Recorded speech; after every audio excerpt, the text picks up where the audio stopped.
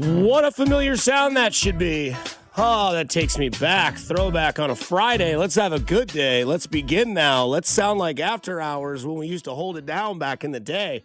Dusty Likens with you. Mac Morey as well. It's the two of us until 10 o'clock today. Let's Bob go. out for the Friday. So should be a fun one.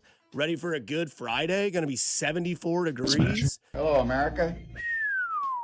Very excited about that. Oh, I sat in the sun yesterday on the patio for hours. It was so nice. can I ask what you had to sip on while you're on the patio? Ooh, baby. Some new Surfside flavors. Mm. So good, dude. Mango half and half, a little raspberry half and half. Oh, God. Yeah, it was great. I'm trying to see the other one. There's like a blackberry half and half. Yeah, mango half and half, raspberry half and half. That's so good, dude. Oh, gosh. You better believe it. That's great. Damn right. And then do you have any left? Nope. Okay. Today was payday, so I'll restock. Reload. Yep. Yeah. We say that on the golf course when you slice it to the right. Reload. You're already going to shoot 97, Kyle. You might as well just put another ball down and tee off, and we'll just give it to you as your drop. No, it's funny. I texted Hannah, and she was like, well, I'm on the way home. I was like, well, I've already started, so you got to hurry up. You're like, I'll save them. You know? You got some catching up to do, exactly, honey. yeah. Yeah. And I am revved up, thirsty, and ready to drown. I think that's a Zach Bryan line there for you, right? So should be a good one. Fear of Fridays, I think is the name of that song. I'm revved up, thirsty, and ready to drown. It's your guy. Big time. Probably is, could be, kind of a scumbag. But you know what? Yeah, I would say, he writes really good yes music. on that. Yeah. Oh, yeah. There's many such cases. Yeah. Yeah. Separate the art from the And there artist. will continue to be Oh, yeah. many such cases. Or you could watch Cardi B do a guitar solo on stage, which is quite entertaining, I should say. Men's wieners. As we are here, it is Mac Morey, myself, Dusty Likens with you on a Friday. Friday. Somebody says from the 660, uh-oh, dad's out. The boys are going to get wild. I mean, you have no idea. There are no limitations on this show. From the 816, praise be to you, sir. 816 says, thanks for the memories you guys gave me and my grandpa over the years. He passed away yesterday. Now he's up in the sky chilling with Lenny Dawson and Derek Thomas. Awesome. There you go, brother. Sorry to hear. Sure, he lived a wonderful life. Thanks for listening, man. The advice I always give to people who lose loved ones or friends or whoever they may be, don't worry about the dates on the end. Worry about the dash in the middle because that's what their life represented was that little dash. 100%. 100%. Yeah, for sure. So Friday, great weather. Should be a good weekend until Sunday. But again, today, good day, fun day. Mac Morey, Dusty Likens with you here on Fescoe and Dusty. Even though you might thought it sounded like after hours, we're going to try to bring that vibe here with you this morning. And I wouldn't be able to start a show off, right, if I didn't talk about the guy that I consistently am always glazing. I know that I'm hard. Field him with plums, baby. I don't know if you guys saw it yesterday, but Jack Caglione. He didn't hit a home run. The other day, he hit a home run, and it went 460 feet, and I believe it was 115 point something off the bat. Yesterday, Jack Caglione had a two-run double, and that ball came off the bat at 120.2 miles per hour. Last season, there were only two balls hit harder in the MLB all season. So you might think to yourself, Dusty, come on.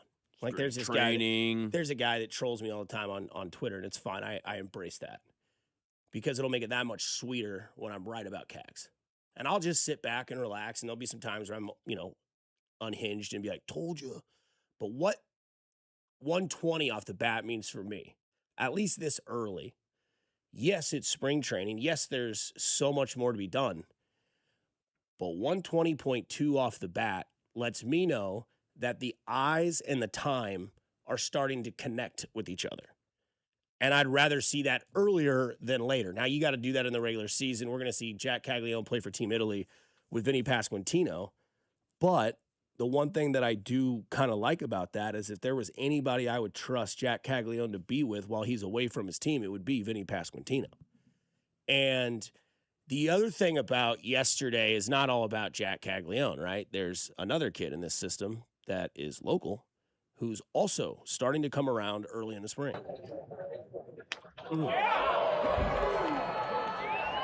Now, there wasn't a, oh gosh, on that one. But it took a while for the fans to kind of wait for the home run. But Carter Jensen goes bridge Yeah. yesterday as well Yes. in spring. So the boys are starting to kind of get into that feel, right? It's like when you don't work out for a while and you go take your jog or your walk, and about halfway through, you're like, whew, been a while since we've done this. And then after you do it repetitively for a week or two, by the time you start doing it more often, you start getting to a different point to where you're like, oh, last week I was getting kind of gassed at this point. Now I'm like beyond that, and you're starting to kind of get the reps feeling and all that sort of thing. Yeah. And that's hopefully what we're seeing in spring. The ball travels farther, I know. The weather's perfect. You're going against guys that may never pitch in the major leagues ever. But if you're hitting the ball 120 miles per hour, you're starting to put the ball over the fence, you're starting to get back into your groove. And that's good to see, because the World Baseball Classic will start a week from yesterday. And then those guys will go do their thing, but Carter Jensen will stay here. But like Bobby, Lugo, Estevez, Garcia, Perez, Vinny, Jack, all those guys are gone. They're going to go play for their teams for a week or two, and then they'll come back, and then the season will start a few weeks after that. But it is good to see this. It's better than being, because see, this is where I always look at the alternative when you see this early glazing happen. Like Cags hits a home run, Cags hits 120. You could be like, yeah, dude, it's spring. But you could also be like on the other foot and be like, well, what if he wasn't doing this? Like, what if he was striking out? What if he was popping out? What if he was swinging at bad pitches? You'd have that same energy? Probably, but he's not doing that. He's doing something that gives you reason to believe that maybe last year was the learning curve, and now all of that is behind him. He's handled failure. He's handled the shock value of being great his whole life, and then all of a sudden showing up to a league where it's like, yeah, everybody's good here, right? College radio classes, we're like, dude, I'm better than half these kids. They're going to grow up and probably be like a news director or something like that. And then, you get your job in Tennessee, and it's like, hey, buddy, by the way, you're hired. But just so you know, how you were probably your number one in your Tennessee class, all these guys that are here now, they were the number ones in their class too. Yeah. Here's the competition. And then you get there and you realize, oh, wow, this guy is really, excelled in this business. Like, he's done very, very well. How do I get to that level? Well, it takes repetition. It takes time. It takes failure. It takes, staring adversity in the face, and then how you regroup from that. So to me, my take, I don't know what yours is, but if I see that he's hitting the ball 120 miles per hour off the bat, hitting home runs of 460 and 115 off the bat, that leads me to believe that Jack's eyes and his mind and his rhythm are there right now. Now it's more about consistency and living up to the moment. Yeah, I mean, I'm just going to take everything with stride, right? So if he was playing poorly, I'd say just keep going. If he was playing great like he is right now, I'd say, all right, keep going, right? Like, keep getting better, keep improving, and we'll see it once the major league starts. Once he actually takes some pro at-bats, I'll continue and add on to the exit velo. Because you were mentioning only two balls hit harder all of last MLB season. Cruz and somebody else. Yeah, let's just take away ground balls. Yeah. Non-ground balls. That was the hardest ball hit all of last MLB season by 6 miles an hour. Now, if you're talking what's a ground ball, this guy did it by, he defined a ground ball as any batted ball with a 10-inch launch angle or less. But 120 miles an hour, that is over 6 miles an hour more than second place on non-ground balls. So, like, if you add that gap to, like, significant, like, that's crazy. Are you more excited for Cags this year or Carter? Excited for Cags. Now, I think the better floor is Jensen. I think there's a better chance that this year Jensen's just a more reliable piece because of that defense. I think, again, I think he's going to be behind the plate more than Salvi this year. I think he's going to be the starting catcher as far as, like, appearances. I really do. So I think in that case, but as far as, like, ceiling, pop, Cags has it. He's going to bring the eyes. I think I'm more excited to see how Carter Jensen does, because I think we know what the ceiling can be for Jack Caglione.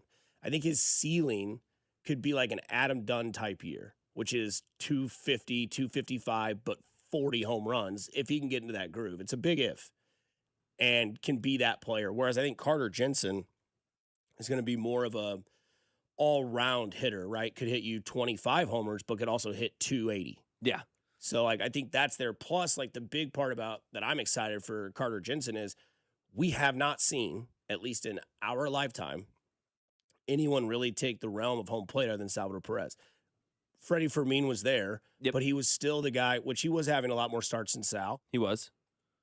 I think he had one more start in his time last year until he got traded. And he was one or two. And he was a veteran guy. Yeah. And so you look back, really good player. You look back at that, and maybe that was more so of like, we don't plan on keeping this guy around, so we're going to showcase him and try to get something for him. Yeah. And they did and when worked. they traded with the Padres.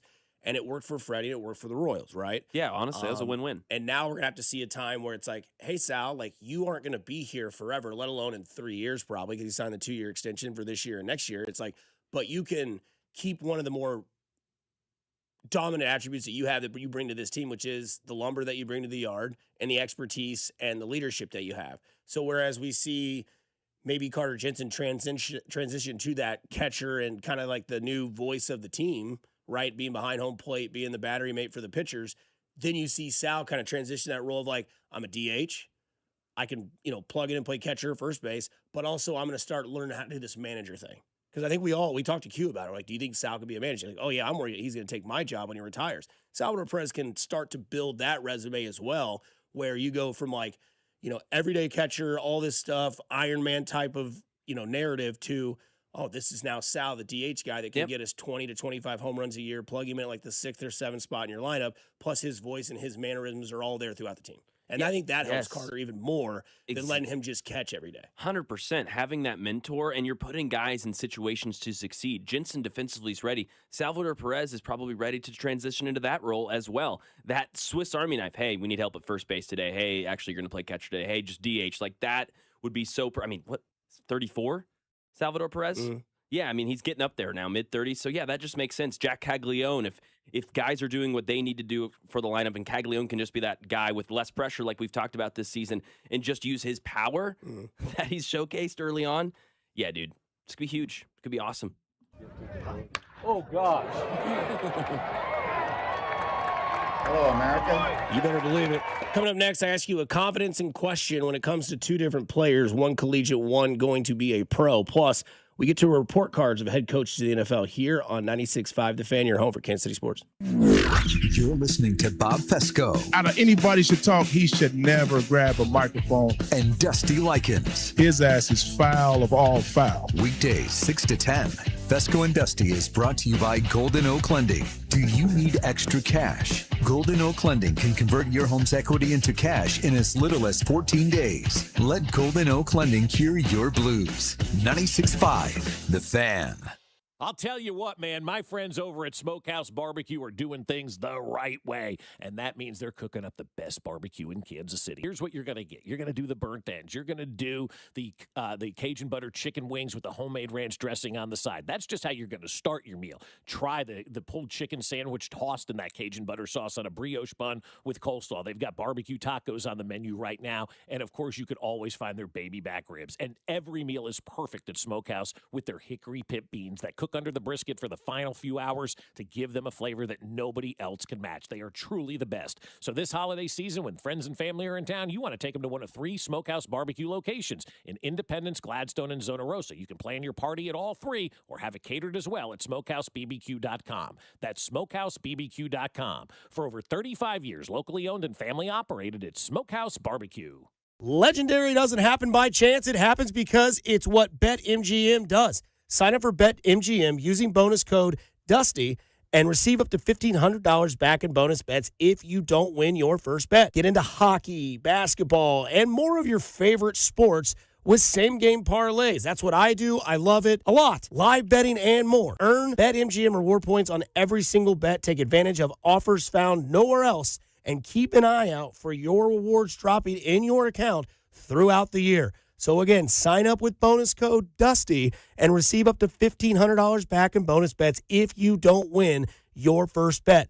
BetMGM, make it legendary. BetMGM and GameSense remind you to play responsible. Gambling problem? Call 1-800-GAMBLER. See BetMGM.com for terms. 21 and older only. Missouri only. New customer offer. Subject to eligibility requirements. Rewards are non-withdrawable. Bonus bets that expire in 7 days. Please gamble responsibly. Oh, how's that flu, babe? Did you take DayQuil Intense Flu yet? Nah, I got this. Ugh, okay, I don't got this. You stay on the couch, and I'll grab the DayQuil. Undo your flu symptoms with DayQuil Intense Flu. DayQuil Intense Flu provides powerful relief of your flu symptoms. I'm ready for that to-do list. Wow, you do got this. DayQuil Intense Flu. The daytime coughing, aching, fever, under your flu, medicine. Use as directed, keep out of reach of children. DQ presents the Spicy Menu. For a limited time, try the new Flamethrower Chicken Strip Basket for $6.99 with spicy, bold strips that heat you up. served with a side of famous DQ soft serve as a dip to cool you down. That's right, dip those spicy chicken strips right into soft serve, plus fries and toast, all for just $6.99. And add a new pineapple lemonade sparkler or cooler made with tahini. It's the limited time only Spicy menu. Get it delivered in the DQ app. Happy tastes good. Participation may vary. This is Blake Fanning with Shawnee Mission Ford. Ford has just announced an additional $2,000 in bonus cash that we are passing on to you, our customers. Shawnee Mission Ford is going to combine that with our large discounts and top trade allowances to save you thousands. You can save up to $9,000 off MSRP on 25 Explorers, $7,000 off MSRP on 25 Broncos, $6,000 off MSRP on 25 Bronco Sports, and $5,000 off MSRP on 25 Expeditions and F-150s. Shawnee Mission Ford, on a mission to do more in 26. Liberty Mutual customized this song for you. Like your car insurance, it's custom too, yeah. Liberty Mutual's got the coverage that could save you money. Thanks to Doug and Limu, well now you can go and take that cruise. Liberty, liberty, liberty, liberty, yeah. You're listening to 96.5 The Fan from the DM Injury Law Studios. Mike's got this. Car, truck, or motorcycle wreck? Remember, Mike's got this. 816-888-7500. Mike's got this. Here's your traffic report on 96.5 The Fan.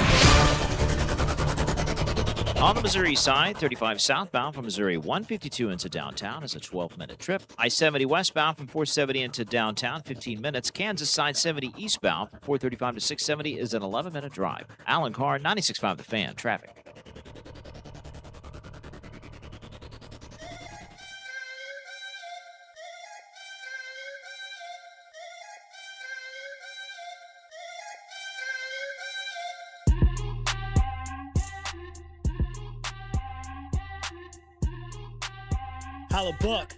Holla buck, shots, holla shots, buck. Almost cussed there. I just sometimes can't control my lips. Hella buck, yo. Stop every puck, yo. Okay. There it is.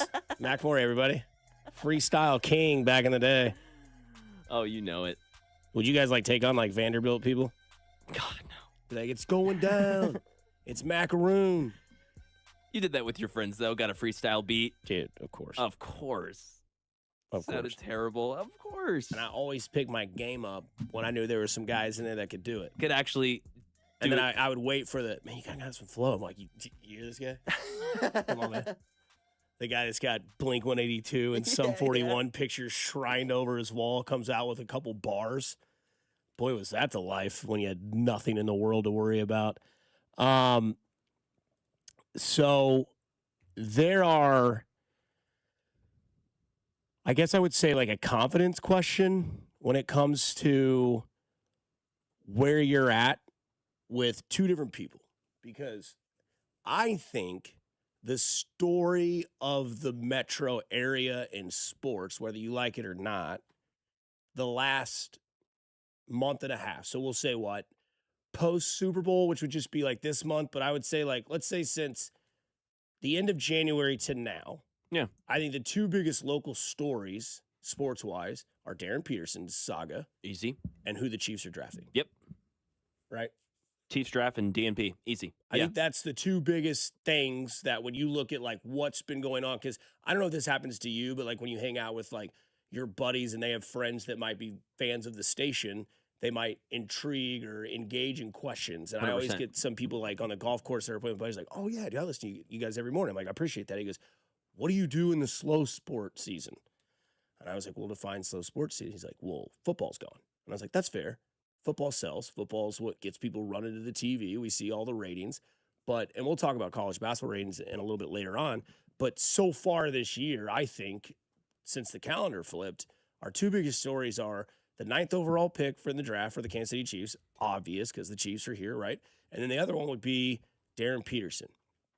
I mean, Nick Wright's doing a podcast on it. Obviously, he's a local guy that's now on Fox Sports. You have Bill Simmons, who never talks college basketball, but now he's in a pickle between, is it DeBanza, is it Peterson as the number 1 overall pick? Colin Cowherd talking about Darren Peterson. Like, when have you ever heard Colin Cowherd talk about a KU athlete? Yeah. Let alone a collegiate athlete that's not playing college football. In February, yeah. College basketball. Like, he is on record, on the herd, talking to his co-host, whatever that, McNamara, J-Mac. J-Mac. Yeah, J-Mac with the news. And he's like, yeah, you know why we don't talk college basketball? And he's like, yeah, because it's not fun to talk. He's like, it's not popular on the national stage. He's like, exactly. But this has now become a national story, so you have to nationally talk about it, was what his perspective was on it. So the confidence question I asked, 913-586-7965, as of today, February 27th, the second to last day of the month, are you more confident that the Chiefs are going to take Jeremiah Love as a running back? Because we had Matt McMullen on, we had Nate Taylor on, and we'll have Mitch Holtis on today. And I, again, will ask Mitch what his opinion has been since he's been down in Indianapolis of Jeremiah Love. Because we all know that how the season ended last year and what one of the biggest holes was on this team, which there are multiple holes on this team right now.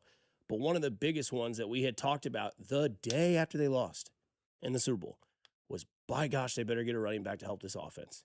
So are you more confident that the Chiefs will take Jeremiah Love at running back, or that Darren Peterson will go number 1 overall in the draft as of today? Because I'm more confident in Darren Peterson. Okay, yeah, I am too. Because I think... I thought you were going to go the other way. Gotcha. I could, because I think Jordan Love... Jeremiah Love, not Jordan, but Jeremiah Love, I'm on record yesterday saying, I know nothing of what the Chiefs are going to do. I don't know their game plan, but now all this talk, I'm pretty sure they're going to take Jeremiah Love. Yeah. But my confidence in Darren Peterson being higher is because there's only one other player that I have to worry about him going behind or before, and that's AJ Dependence. That's my logic as well. But Matt Miller's audio might persuade where you leave today in your confidence. Who should take Jeremiah Love? I mean, I think the conversation starts with the Cardinals at 3. I mean, obviously the Raiders should take Fernando Mendoza. He's a winner. He's poised. He's accurate. He's everything you want in a quarterback prospect, outside of maybe some better mobility. I think the Jets, with the trade this morning, trading Jeremiah Johnson, they're going to go edge rusher at 2. So the conversation for Love probably starts at 3. That's where the Cardinals are. The Titans are at 4. They just added an edge rusher in Jermaine Johnson, which was one of their biggest needs. The Giants at 5, probably not, because we all love Cam Scatabo. But then I think the floor is Kansas City at 9. Yeah. So 3 to 9 is probably where he's at. And being here for 2 days now, I can tell you one thing I hear from everyone else in the NFL is, please do not let Jeremiah Love fall to Kansas City. Don't let that happen. Do not give Patrick Mahomes Jeremiah Love, which, in fairness, we heard the same thing about Xavier Worthy, and it really hasn't made that much of a difference. So I think Kansas City has bigger issues than just, giving Patrick Mahomes a generational running back talent. We've gone from, in 2 weeks, late teens, early 20s, do you take a first-round running back, to he's better than Saquon, he's Bijan Robinson, he could go 3rd overall? Generational style of players, what they're saying. Yep. And we talked to Nate Taylor about it. He's like, guys, he's really good. He's like, man, he's getting a lot of stuff, and not one person's got a red flag. Nope. Like, not one person like, man, he's a great athlete, but the guy's a tool off the field. No off the field. Nobody's been like, yeah, his blocking or his patch catching ability is this. And so, like, it's he's a better pass catcher than Saquon, or than Bijan Robinson. It's kind of like, hey, I really need to get a new washer. I need to get my dishwasher fixed. But, hey, let's go ahead and buy a $175 pair of golf shoes, right? Not that I'm saying that that's me personally. But I'm saying, like, the thing that you have to look at is, how bad do you want to change the theme of your team as a non-running team? Right? Like, you even brought up light boxes, heavy boxes when it came to Jeremiah Love and where that plays to the Chiefs. You think the Chiefs are going to have heavy boxes starting off next year, Patrick Mahomes the quarterback? No. Nope. They're going to say, do it until you prove us. Yeah. And if they do, like, is the safe bet Jeremiah Love at 9? Or is the right move Jeremiah Love at 9? Because you would say, and I would say, defensive line is where you've got to get better, because we've seen the renaissance of running backs kind of becoming more effective in football, but we've also seen for the last 3 to 4 years the renaissance of, like, having a dominant defensive line. Doesn't matter who you have at tackles or guards or quarterback. If we can create pressure, I mean, Denver made Josh Allen look stupid. No, it's the playoffs, and Josh Allen's record would show that. And but Josh Allen was being stupid, but Denver was great. But I don't know how much of that was the pressure of the D-line. Like, knowing that you have that ticking clock, it's like you can sit at your house and play Jeopardy and be great. But the minute you have that button in your hand and you're on the show, it's like, it's like Vern on deck show, right? Vern will give tickets out, and all you got to do is name a pitcher that didn't give up a run in the night before, and you watch the game. But you're on the radio, and you got Vern's voice in your ear, and you're like, I don't know, go, man. Zach Greinke. Yeah, right? And you're like, no, he doesn't play here anymore. But, like, that's the thing, I think, when you look at this whole idea with Jordan Love is, like, do you just take the high road and say, we need a dynamic running back? Everybody else would do it, but are you everybody else? Because and like we talked about, if they were to take Jeremiah Love at 9, we would all be like, man, I really, really, really wanted that defensive end. Now, we got Binkley yesterday telling us all about how, Bane's arms are small. We saw all the memes all over the internet. He's doing the T-Rex meme or whatever Binkley was doing. And then, we saw a lot of people give their opinions on that. And so maybe that took people away, because here's the difference. We're not hearing that, like, Jeremiah Love has small feet. We're not hearing any of that when it comes to Jeremiah Love. Now, again, he hasn't ran the 40 yet, hasn't done the whatever else he's got to do, the cones, the vertical, bench, bench, but he'll all do that. all of it, yeah. But he'll do it all. But the other thing about it, too, is that, like, the first thing we heard about Reuben Bain was arm length. Like, what's a red flag for running backs? Can't block, not good in the open field, can't read holes to, like, hit. Yeah, vision. Like, and those are big problems that we have seen with our running backs in Kansas City. Pacheco, not the greatest blocker, not really good outside the tackles when it has to be a catch play. We don't see those anymore. Why not? I don't know. Needs LASIK. Kareem Hunt is handcuffed to a role that is less than 2 yards. He's a fullback. Yeah. Yet here you have a guy in the draft that can change all of that. Plus, your quarterback's coming off a pretty bad knee injury.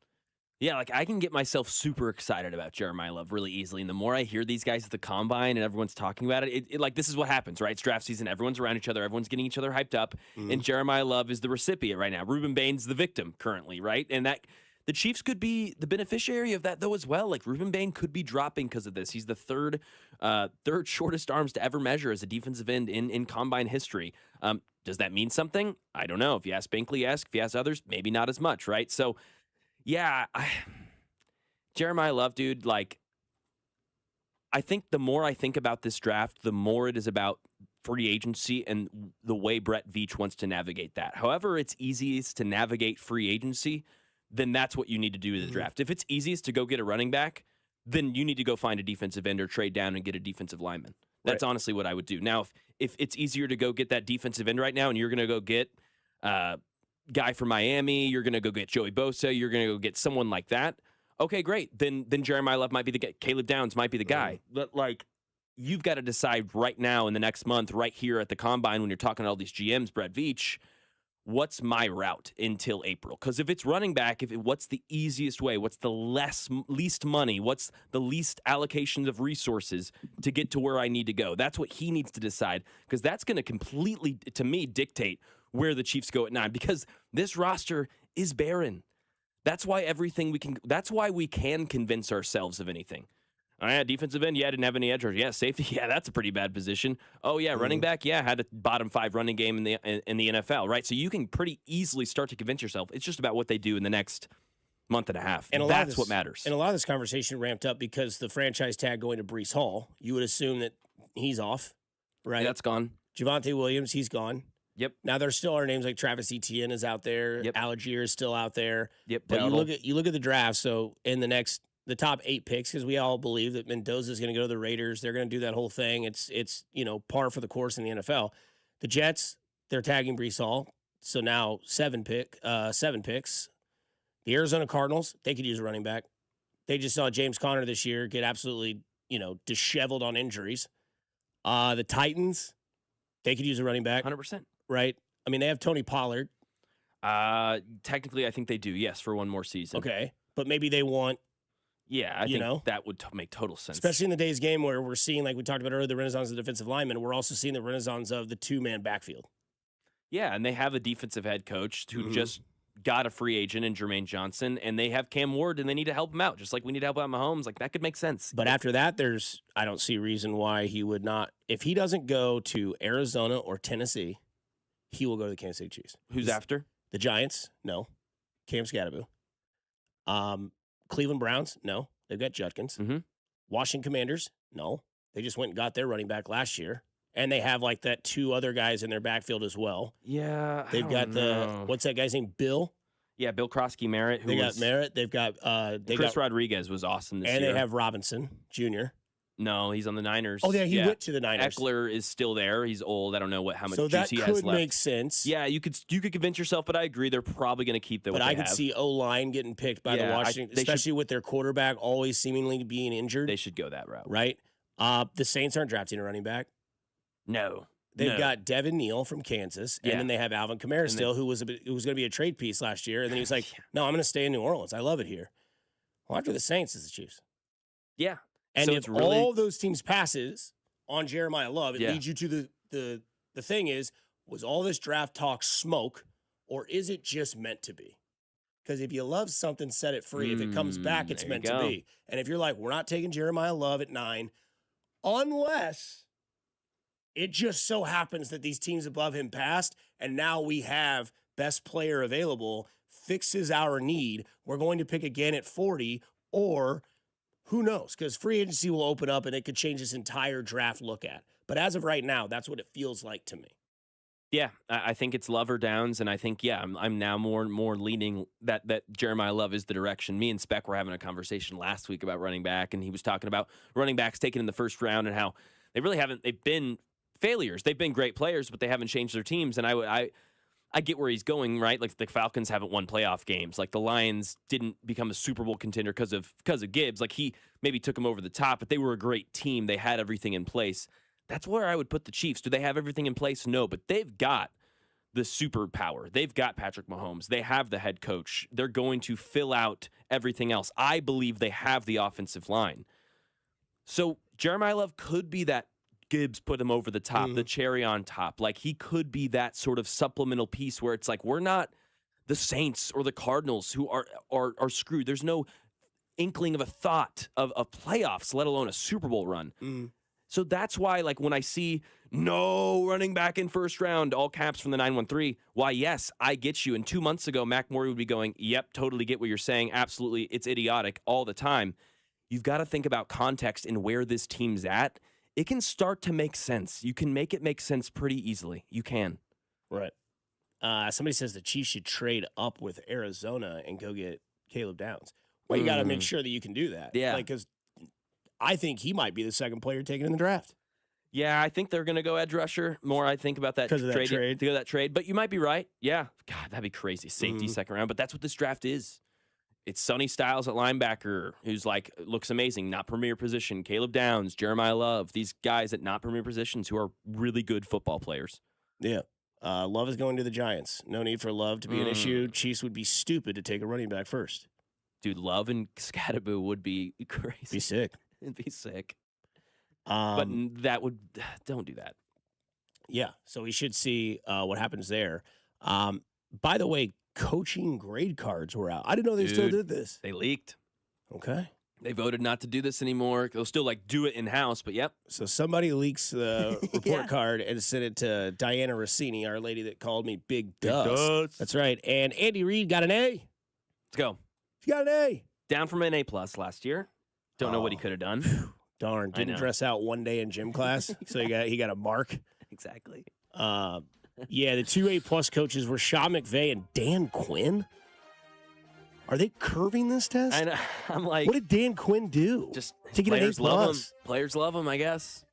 Your A's were Ben Johnson, Dan Campbell, Andy Reid, Kevin O'Connell, Mike Vrabel, Aaron Glenn, Nick Sirianni, Mike Tomlin, and Mike McDonald. Nick Sirianni's shocking. I mean, look, dude. Shocking. Nick Sirianni, you know who Nick Sirianni is? Nick Sirianni's that parent of your friends that was always at Bunko on Friday nights, and you always had your friends go over there in the basement because he was never home. And then when he got home or they got home at 10:30, they knew what was going on, but they went to bed, shut their door, and said, just make sure nobody drives home. Yes. And you know what? dude, your mom's cool. Doesn't matter if she's, a B, always yelling at her kid. Friday night, we can always go to Cole's basement and we can just hang out. And mom will get here, but she won't be here right now. And she'll never come down here. Or every once in a while they come down, they're a little loose. Like, come hang out with us. Yeah, come on, man. That's to me the perception that Nick Sirianni gives to his players. Like, other people see him and be like, oh, he's a loose cannon, no leadership. But you know what? Sometimes likability is more important than leadership. Because sometimes your athletes take that role, right? Maybe that's Saquon's role. Maybe that's Devonta Smith's role. Maybe that's, I don't know, Jalen Hurts' role. I mean, we heard how Jason Kelsey missed playing with Jalen Hurts when they were doing the flag football. We saw the video on Twitter. He's like, man, I miss that voice. It's like, really? He's like, oh, yeah, dude. The guy just, when you hear that voice on the field, you're like, huh? You're alert. Yeah, he commands. But Andy Reid getting an A. We'll take it, dude. This is from the NFLPA, the head coach report stuff. I think it's not necessarily based on, like, their coaching style. It's more so on, like, does this guy make me feel comfortable, and am I willing to play for this guy? Yeah, like these grades, this could be a guy who's, making a grade. He's like, yeah, well, you know what? Andy Reid asked me about my kids that one day. Or like he asked me how my wife was doing when she was sick. A+. Or he remembered a minute thing that I wouldn't think that he'd remember, like where he went to eat. Of course. Last time he was in Kansas City, it's like, wow, you remember that? We haven't been here for 4 years. Like, yeah, dude, I remember everything. And you see this with Andy, right? You've seen multiple times where, like, players come back and the first thing they do is go and attack him and hug him, and it's like a father-son relationship on the football field. You're like, They jump on him, the whole thing. Yes. Yeah. So he's got that sort of rapport. A lot of these could even not have to do with football, right? Correct. I mean, it could just be like as a human being perspective. We like him. Yeah. That's why it's good. Zach Taylor, he's got an A- on that list. That's something where it's like, okay, dude, like, I'm glad you're getting good grades on there because first 4 games of the season, you got an F. Yeah. What would you give Andy Reid's coaching this past year? D. Okay. Tough professor back. I know. Give him a D+ to be nice. Yeah, I mean, we talked about it ad nauseum. We don't need to go into it, but we were greatly unprepared. Yeah, I think he used as much toothpaste as he could and was curling the bottom of the tube all the way to the end, and then finally found out about halfway through the morning, oh, this is empty. What am I going to do? Where you just have to use the leftover toothpaste on the bristles and try to make yourself, or just use mouthwash to get by. Well, mouthwash will give you about an hour. Yeah, dude. And it's not going to get in there. No. You need to reload the tube of toothpaste and get innovative. Change the toothbrush. Change the style. Get old habits out of here. Yeah. And that's, to me, why. Get that floss out. That's why maybe Jeremiah Love forces your hand to change. Exactly. 6-11 was a force to change, right? Had to get a new coaching staff in here. Maybe the way this draft is falling and the way everyone's talking is like, you know what? Damn it, we didn't do it last year. We didn't do it the year before. Let's do it. Yeah. Clyde Edwards-Helaire cannot be a reason to not do it. If that name is coming up in these conversations in that building, that will tick me off. Always. Doesn't matter. What the past mistakes do not matter. And you essentially basically took Clyde Edwards-Helaire in the second round. I mean, it was the last pick of the draft. Like, come on. And also, everybody was picking the fruit off that LSU tree. Yep. We just so happened to pick the rotten fruit. And he was good his first, few games. Like, you were like, perfect. Dude, and then just didn't work out the way you wanted it to. And Jeremiah Love, not comparable to Clyde Edwards-Helaire. Because what you get in layman's terms of arguments is you get, we took Clyde Edwards-Helaire in the first round, 32, and it didn't pan out. And then we took Isaiah Pacheco in the 7th round, and it worked out. No, it didn't. It was okay, but it wasn't. If you would draft, Jeremiah Love is going to get a second contract for the same team. Yeah. If it works out.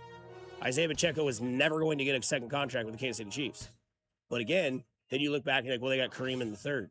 And look how good Kareem Hunt was. Yes, that is a narrative of running backs. Can happen. But again, this is a generational type of running back. So we'll see if that changes. So I find it interesting, man. Me too. I believe that it's going to be there again. We'll have Mitch Holtis on at 7:15 to talk more about it. But coming up on the other year, Mac is obsessed with the year of 2006. It just so happens that's the year this guy over here graduated. That's Mac Morey. I'm Dusty Likens. You're listening to 96.5 The Fan, your home for Kansas City Sports. You're listening to Fescoe and Dusty on your home for Chiefs football. 96.5 The Fan. Fescoe and Dusty is brought to you by Golden Oak Lending. Do you need extra cash? Golden Oak Lending can convert your home's equity into cash in as little as 14 days. Let Golden Oak Lending cure your blues. Fellas, you know what time of the year it is. It's the season of love. Sex, intimacy, and love are essential to fulfilling relationships. Erectile dysfunction, though, can take a serious toll on all of that, stealing enjoyment, weakening intimacy, and placing stress on partners that can feel overwhelming. But ED doesn't have to continue impacting your relationship. Remember, men, it's not just about you. We all understand how important sex is in a relationship for you and for your partner. Erectile dysfunction can take that away, often creating serious strain on the relationship as well. That's why you should go see my people over at Heartland Men's Health. Heartland Men's Health treatments work when the pills or the herbals fail. They have treatments with success rates well over 90%. Some treatments can even have you last an hour or more. Heartland Men's Health is successfully treating men in the Kansas City area. So if ED is affecting you, it's time to get back to the sex, intimacy, and love and bring you closer together. Heartland Men's Health has 3 locations to serve you: Overland Park, Kansas; Independence, Missouri, between Blue Springs and Lee Summit; and North Kansas City. Call them today at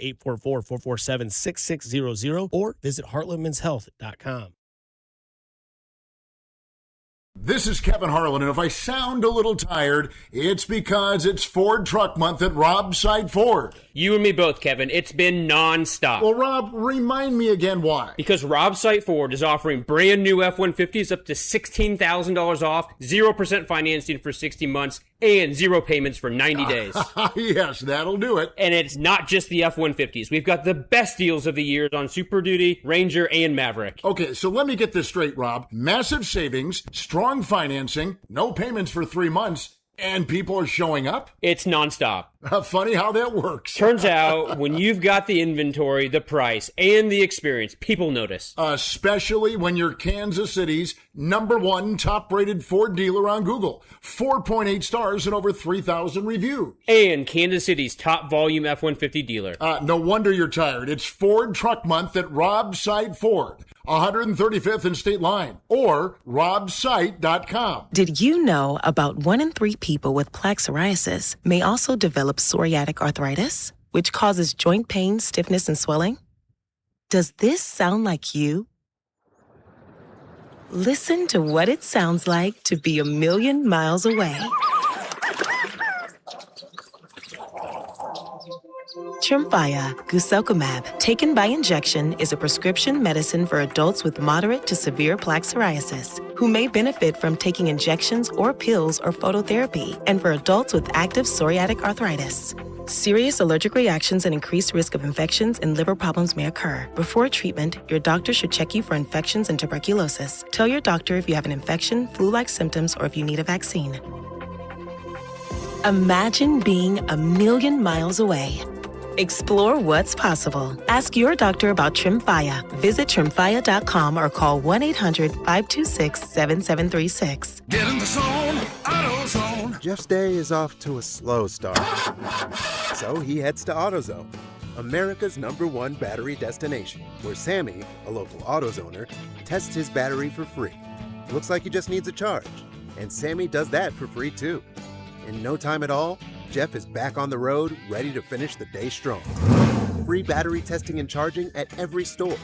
No hassles, just help. Get in the zone, AutoZone. Restrictions apply.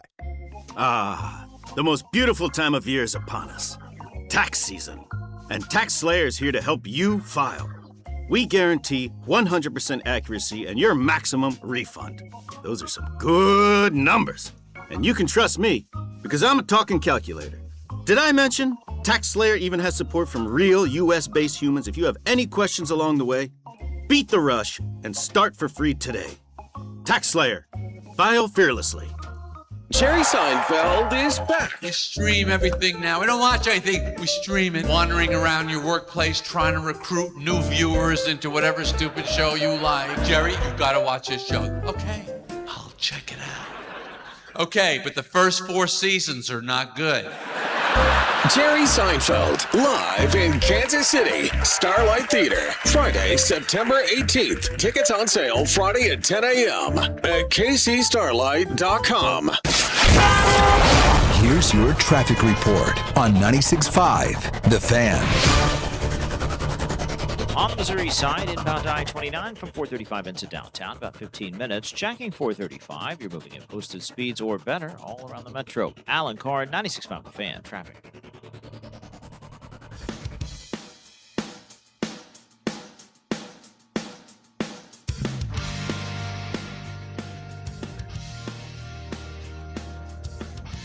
Do you feel like a girl when your handles are them? That's the song, right?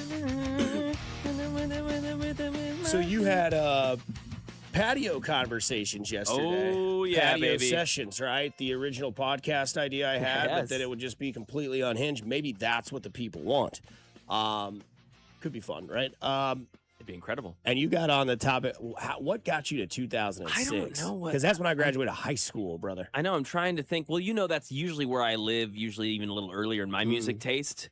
Well, that's why it clicked right away with you and I. Yeah, exactly. It was like, oh, you listen to that? Yeah, exactly, right? Yeah. Like my music age on the Spotify recap was 40. Like they were like, you're 40 years old because that's kind of the because the music I listen to, right? So, I don't know how we got on here. Maybe it was.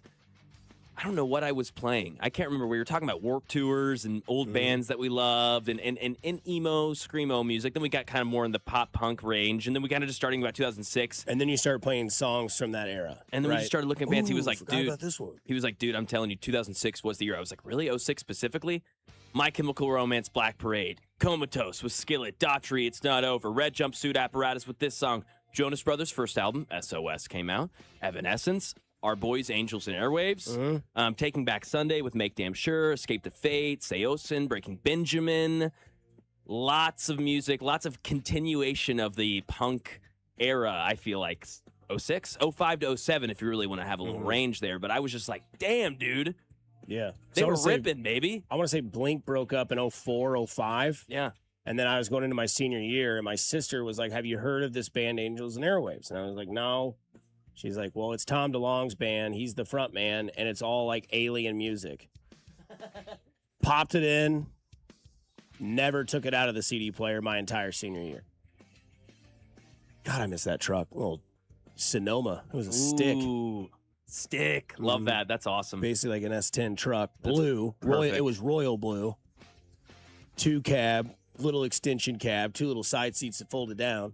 That's where you stash the stuff. And then folded the seat up. But I wouldn't be doing my homework if I didn't give you the top 30, not top 30, but the top 10 TV shows of 2006. You talk about a category that thrived. Number 1, 24, Kiefer Sutherland. Number 2, Psych. Never watched Psych. It's solid. I've watched it bits and pieces, yeah. Number 3 was The Wire. Need to watch it. Big time. But I'm not one of those guys, like, I feel like I am, but I'm not. But, like, I don't do it with TV shows. I'm like, you need to watch this. But you should watch The Wire. Number 4 was The Shield. I don't remember that. I thought that was like a WWE thing with, like, Seth Rollins, Dean Ambrose, and Roman Reigns. If you know, you know. Prison Break was number 5. I watched one episode, and then my buddy ruined that entire show for me. Number 6 was The Unit. Not sure I'm ever going to click on that one. Number 7, Battlestar Galactica. Beats, Bears. Battlestar Galactica. Number 8 was Kidnapped. Never saw it. Number 9, Daybreak. Have no idea. And number 10 was Thief. Didn't watch any of those shows, let alone I was an 18-year-old in high school. So I was probably just watching like Survivor with my family and sports, if any. But I didn't. None of those. So kind of like now. Yeah. Yeah, pretty much. Except you can add Wheel of Fortune in there. Yeah, there you go. Top music of 2006, the top 10 songs. Number 1 is You're Beautiful by James Blunt. One hit wonder, Jimmy. Temperature by Sean Paul. Oh, yeah, it's a good one. Unwritten by Natasha Bedingfield. Number 4 was Be Without You, which is Mary J. Blige. Could be soon Rock and Roll Hall of Fame member. Number 5, Bad Day by Daniel Pounder. Oh, Daniel Powder? Pounder, yeah. Because you had a bad day. Horrible Wow, that was song. 06. Oh, great song. Number Great song. 6 was Promiscuous by Nelly Furtado featuring Timberland. Promiscuous Boy, whatever it is. Over My Head, The Fray, horrible song. Oh, horrible wow, band. the Fray in 06, too. The Fray was so bad that it created Bleachers. Did you know that? Really? Jack Antonoff was the guitarist, writing all the music, writing all the songs, felt underappreciated, and on the end of their first tour, in the back of the bus, he started just writing Bleachers songs. So he wrote Roller Coaster, I Want to Get Better. He wrote both of those songs, and like the next week, he let the band know that he was gone, and Bleachers began, and he never looked back, and the Fray died. Damn, I did not know any of that. Yeah, the Fray's a horrible band. Number 8 was Crazy by Gnarls Barkley. Number 9 was Grills. Hold Top Diamond in the Bottom Rose Gold. Call me George Foreman because I'm selling everybody grills. Yeah, dude. Nelly, Paul Wall, Ollie, and Gip. And then number 9 was Ridin' by Chameleon Air. Okay. Ridin' Dirty. Top 10 movies of 2006. Ooh, probably bangers. I think I've seen them all. Number 1 was Pirates of the Caribbean, Dead Man's Chest. This is most gross money they made. Okay. Pirates of the Caribbean, gross total, $423 million. Yeah. Absurd. Why is the rum gone? Number 2 was Cars. Here's the drop off of gross money, right? So Pirates of the Caribbean was the blockbuster that summer. It came out July 7th, made $423 million. Cars was number 2, made $244 million. Crazy. $200 million drop off, basically. Number 3 was X-Men: The Last Stand. Number 4 was The Da Vinci Code. Number 5 was Superman Returns. Number 6 was Ice Age: The Meltdown. Number 7 was Happy Feet. Number 8 was Over the Hedge. Number 9 was Casino Royale. And number 10 was Talladega Nights, the Ricky Bobby story. Damn. So a lot of Some cartoon bangers, movies, man. Need to see Happy Da Vinci Feet, Code. Kind of funny. Ice Age: Meltdown. You gotta love Sid the Sloth. Gotta love it, dude. And then Cars. Yeah, seriously. Yeah, dude. Top 2 grossing movies that year, Disney. How you doing? How you doing? Yeah, Disney makes about That's a a cool good- $700 million. This is just an overall good media year. You want the next 10? Number 11 was Click. Number 12 was Mission Impossible 3. Jeez, they Number already on 13 3. was Borat. Number 14 was The Devil Wears Prada. And number 15 was The Departed. Number 16, The Breakup. Number 17, Night at the Museum. Number 18, Oh, nice. The Pursuit of Happiness. Number 19, Scary Movie 4. And number 20, Failure to Launch. And maybe the most underrated movie on this list, Inside Man at 21. Pursuit of Happiness being that low is kind of shocking a little bit. Yeah, it was a good Will Smith movie. Yeah, it was a great Will Smith movie. I'm just surprised it didn't gross better. Yeah. Somebody says The making it- Shield is better than Chicago PD. Oh, good to know. Never seen both of them. Yep, never. Yeah. Is it better than Chicago MD, Chicago More of a Blue FD? Bloods guy myself. What was I gonna say? Oh yeah, they're making a new Devil Wears Prada coming out. Yeah. The second one with, is it Glenn Close who plays her? Anne Hathaway and Meryl Streep. Meryl Streep is who Yeah, it is? Meryl Streep. Yeah. Wood. Absolutely. Yeah. Hello, America. I think there is a movie called The Devil Wears Nada, though. But I think it's a different type. I think it's I think that's. Somebody says, shout out to the Roman Holiday Blue Springs metal band. Let's from those go, days. dude. There you I go. bet they ripped. We had a couple buddies that did the Screamo bands. Hell yeah, dude. It was kind of funny. I was a Warped Tour. It's like, where am I at, dude? It's my favorite genre of music for about 10 years. I loved it. That's so funny. Oh, man. And 06 was a great year for it, and a great year for all music. Obviously, we just named a bunch of bangers. But dude, these those first bands that I mentioned, all those bands don't sing like that anymore. Write lyrics like that, like I don't know. That stuff just had more meaning. It felt like than a lot of the music today. Think about me every night. Ooh. Oh, okay. Somebody says, is this 98.1? Do better. Get bent. Seen that text too many times. Do better. Do better. Come on. If you're going to troll and you're going to hate, give me better than that.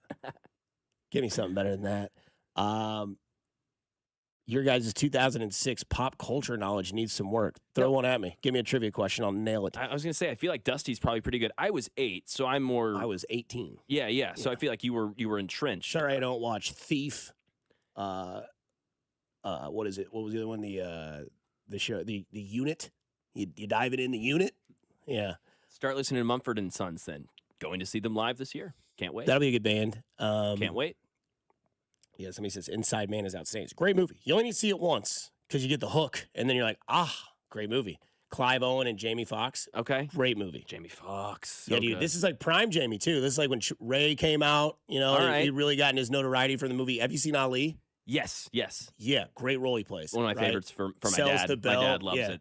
Plays the hammer trainer. Mm-hmm. And then, then it just started happening for Jamie. I mean, he had done a lot of stuff before that, right? Like his stand-up routine is awesome. He's a Swiss. I mean, he can do everything. He can sing, he can act, he can dance, do it all. Be a comedian. He's hilarious. Play drama. Yeah. Yeah. Dude, Twist, Netflix. I've thought about you because I finished it the other night. I watched the last episode 2 weeks ago, had 25 minutes of the last episode left. Totally forgot about it till yesterday. Watched the last 25 minutes. His or hers or his and hers. You should watch it. Speaking of hooks and twists, I don't think you'll know what's coming. You should watch it. Netflix. Okay. Give it a go. You seen Saw, the first one? I have not. Watch that. You talk about a twist at the end. Okay, is it really is it super like No. Okay. I like scary, but Saw can get a little like the first one's great. Then they Okay. start kind of like jumping the shark with more and more like innovative ways to like gruesome you out. Yeah, exactly. The I don't first need one, the- like obviously there's a guy that I'll ruin this for you. There's a guy that saws his foot off. Okay. Okay. Wow. But that doesn't do anything to the movie. Somebody says, "Do you guys like Alabama Shakes?" Of course. Saw him live once, yeah, in high school. Yeah. Big old Brittany at the lead. I said, Absolutely. come on, Brittany. Absolutely. Yeah, she has a good solo album as well, if you like that. Ooh, okay. Uh-huh. Did not know that. Arm length. Does it matter? Why are measurements a key? Well, we dive into it next because Jay Binkley was calling this guy T-Rex all day yesterday here on 96.5 The Fan. That's Mac Morey. I'm Dusty Likens, your home for Kansas City sports. This is Fescoe and Dusty on your home for Royals baseball. 96.5 The Fan, brought to you by Golden Oak Lending. Do you need extra cash? Golden Oak Lending can convert your home's equity into cash in as little as 14 days. Let Golden Oak Lending cure your blues. Some flavors just take you to another place. Like the Filet-O-Fish, a crispy fish fillet made with wild-caught Alaskan pollock on melty American cheese topped with tartar sauce, all on a soft, steamed bun. It's crispy, flaky perfection. And right now, I can mix and match two favorites, like a Filet-O-Fish or 10-piece Chicken McNuggets for just $6. This deal is the catch of the day. So get to McDonald's fast. Ba-da-ba-ba-ba. Prices and participation may vary. Cannot be combined with any other offer or combo meal. Single item at regular price. Do you owe back taxes or have unfiled tax returns? The IRS won't quit until they get your money. Here's great news, fresh from those in the know. Major changes have happened at the IRS. If you owe more than $10,000, you may be eligible for a 99% reduction of what you owe. Haven't filed a return for a while? Their happy clients are talking. The IRS was going to levy my bank account, but Guardian was able to prevent that and fix all my IRS issues. Thanks again, Guardian Tax. Need relief from crushing tax debt? The IRS now has special programs. Guardian Tax knows all about them. Personal or business, this is the fresh new break you've been hoping for. We aren't the company you call when you need a hug because you're scared of the IRS. Guardian Tax is the company that wins when you need it most. Guardian Tax Service is really great to work with. They really help me out. I'd recommend them highly. Call now for a free confidential consultation. 800-499-1424. 800-499-1424. 800-499-1424. This update is brought to you by Ollie's Bargain Outlet. The smartest people on earth know how to spot a good deal. That's why they shop at Ollie's first. You'll save up to 70% off the fancy store's prices. So you go, you smart and savvy shopper. You know where the real deals are, where they sell good stuff cheap. Ollie's! Good stuff cheap! Here's your traffic report on 96.5 The Fan. Kansas side, Fairfax, North 7th Street trafficway southbound, bogs down across the bridge, stays very slow down past Sunshine Road with an accident. East side, 70 westbound, sluggish at the Blue Ridge cutoff. Past that, looks good into downtown. Alan Carr, 96.5 The Fan, traffic. If you're looking for more NFL draft coverage, go subscribe and follow the Character Concerns podcast with Bink and Chris on the Odyssey app or wherever you get your podcasts. This is your home for Chiefs football. 96.5 The Fan, KFNC FM and AM, HD1 and HD2 Kansas City, an Odyssey sports station.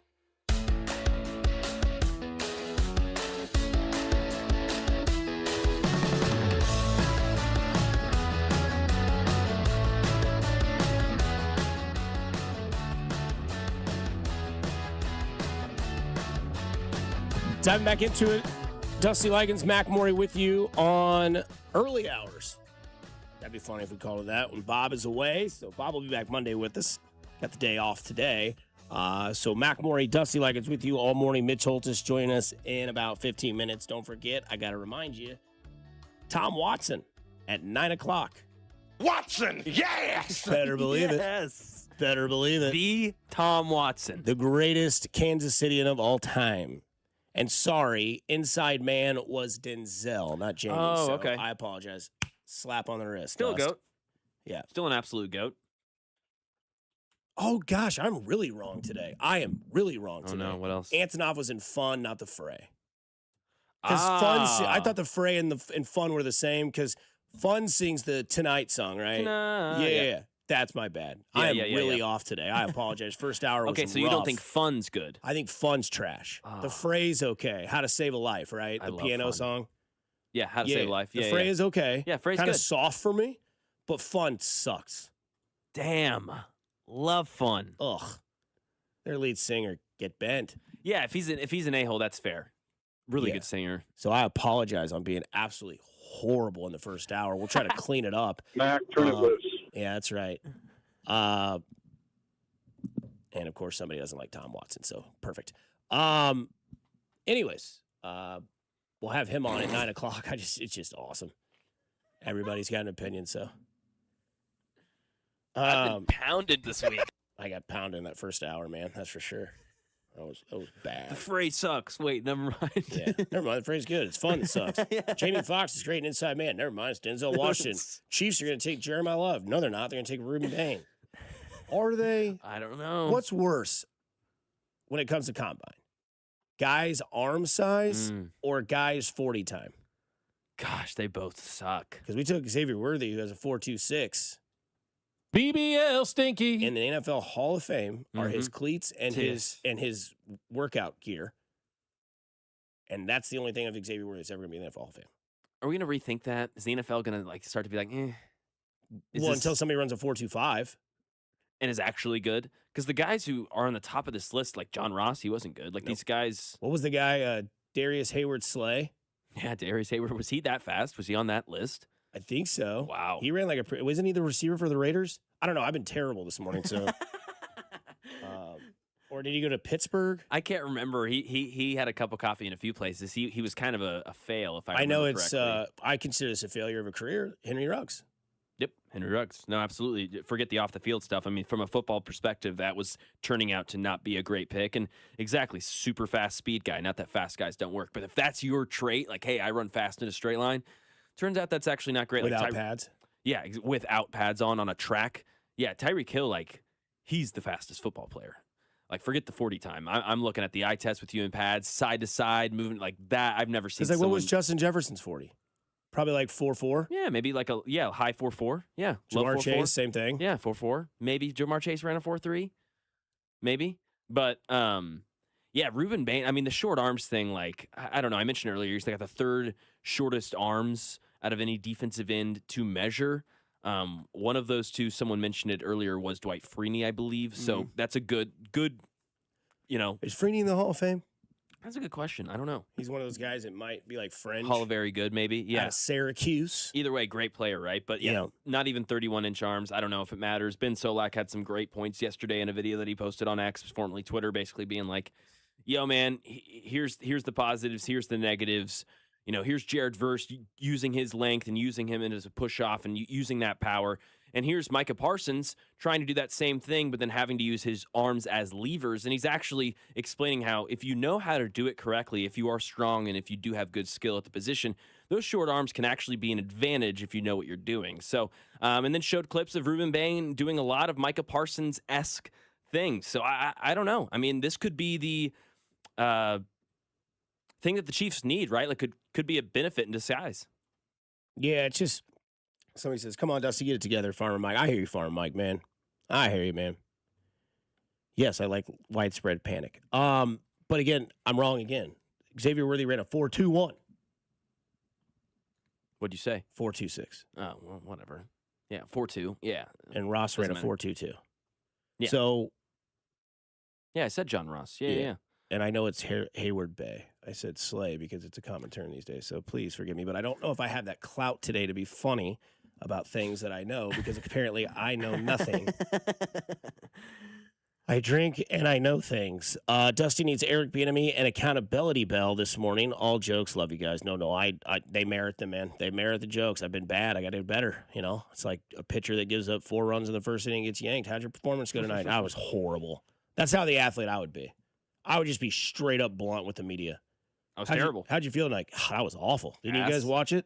How much more great would your career be if you were just like the most self-deprecating, great with media athlete, but you were still good? Yeah, but you were like legit, real. Like, let's say you were Cole Reagans, but instead of being like the humble, quiet guy that he is, someone's like, Mac, you know, the 2 home runs in the first and the bases loaded walk-in run in the third. Yeah, wasn't that terrible?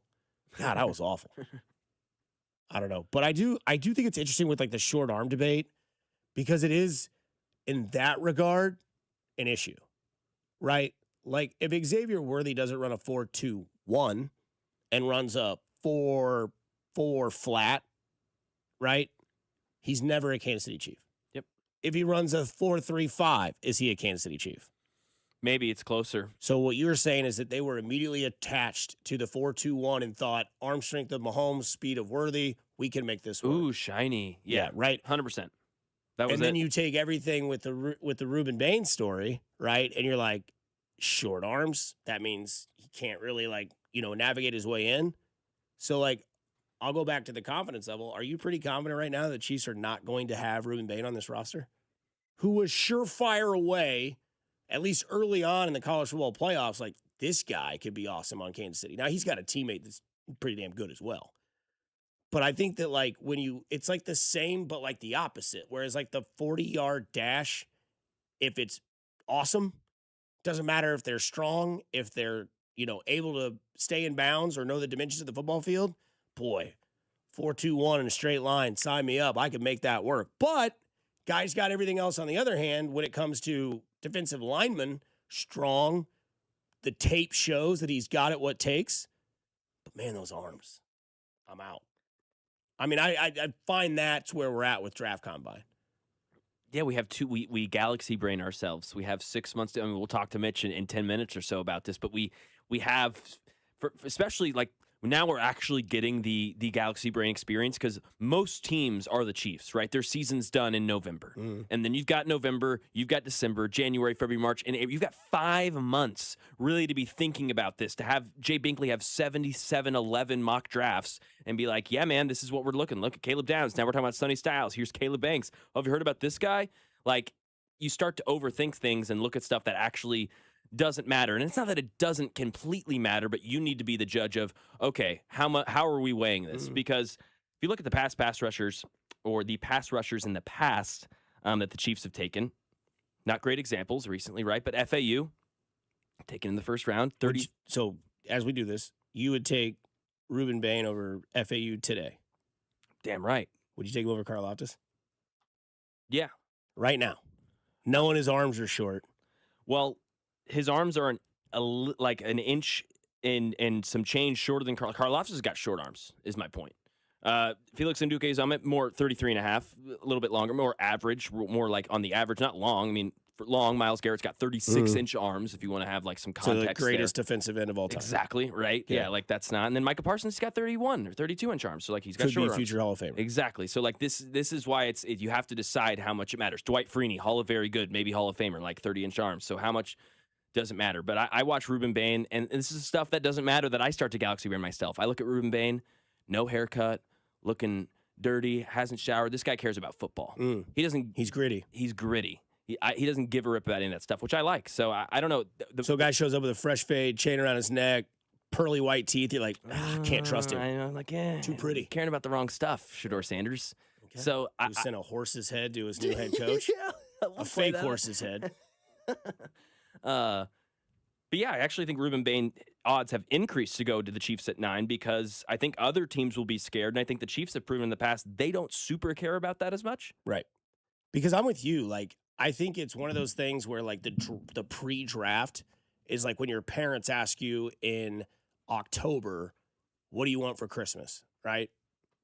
and you're like, I got 5 things, but I got one that I really, really want. But by November, the third thing on your list is now elevated to the first thing on your list because you might have seen something come out about it. And then by the time you get to December 12th, you're like, well, now the thing that was always at number 2, now I wanted to move it to number 1 because you've given yourself too much time to talk yourself out of every case scenario. Now, again, partially with the draft and mock drafts like this is there's one thing that's number 1. Everyone's ego is around mock drafts because they want to be right and they want to be right early, right? Like you go back to when Binkley was like, they're going to take this Mahomes kid out of Texas Tech. And everybody's saying, nah, I don't know, man. Like Deshaun Watson's out there from Clemson. I think he's the guy. I think that's where they're going to go. I think that's the pick that everybody was like, nah. And then it's all of a sudden like Binkley's like, well, I'd taken Patrick Mahomes in whatever, February, and it lasted the whole way. Whereas, like, now you're like, I think the Chiefs are going to do this. And then you see stuff develop, right? Like, you see the Rashee Rice off the field news. You're like, oh, man, maybe they take a wide receiver now in the 9th overall pick. And then you see Breece Hall gets the franchise tag. All right, now maybe we take the running back that everyone's saying could be the next man, right? He's in the same conversation now that they're putting out names like Gibbs, Bijan Robinson, and Ashton Genty. I think he's better than Ashton Genty. I think he played at a better university and a better, not a conference, but he played better talent in college, in my opinion, than Ashton Genty did. But again, the Ashton Genty needs offensive line in Vegas, and if he gets that, he'll be okay. Yeah, but I don't think he's trash. No, I think he's the 3rd best on that great list. But if you were to say in like 5 years from now, not 5, but if you were to say like in 3 years from now, the top running backs in the league are Bijan Robinson, Jahmyr Gibbs, Ashton Genty, and Jeremiah Love, and be like, oh, they took him at 9th. Nowadays, I'd remock that, and I think Jeremiah Love should have gone 2nd to the Jets, or he should have gone 3rd to the Cardinals, or whoever it may be. One of the best players. And you're like, hey, they stole that there. So I think that's part of it. Yeah, the galaxy of the mind part, the tiredness of like, okay, well, what if I do this and create content by saying the Chiefs are going to take a safety in the first round at 9? Oh, I didn't think about that. Yeah, our safeties kind of sucked last year. And then Spags, where does Spags go? Oh, his quarterback on the defense is the safety position. So Galaxy of the Mind, Mitch Holtis, the voice of the Kansas City Chiefs. He will join us next here on 96.5 The Fan with McMurray and Dusty Likens, your home for the Kansas City Chiefs. This is Fescoe and Dusty, brought to you by Golden Oak Lending. Do you need extra cash? Golden Oak Lending can convert your home's equity into cash in as little as 14 days. Let Golden Oak Lending cure your blues. Your home for K-State Athletics. 96.5 The Fan.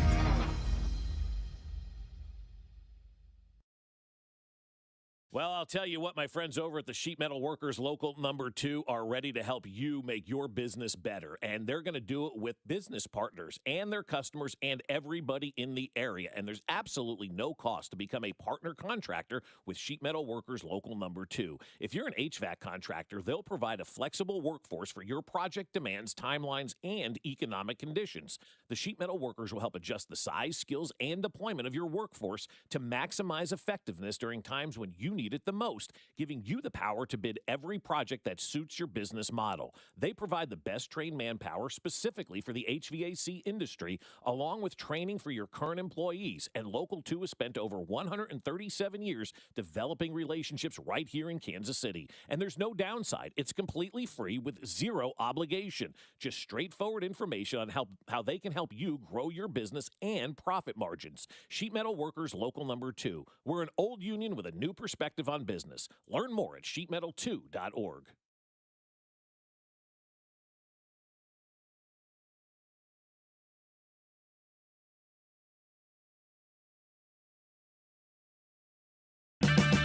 Check engine or ABS light on? Take the guesswork out of your warning lights with O'Reilly Veriscan. It's free. Ask for O'Reilly Veriscan.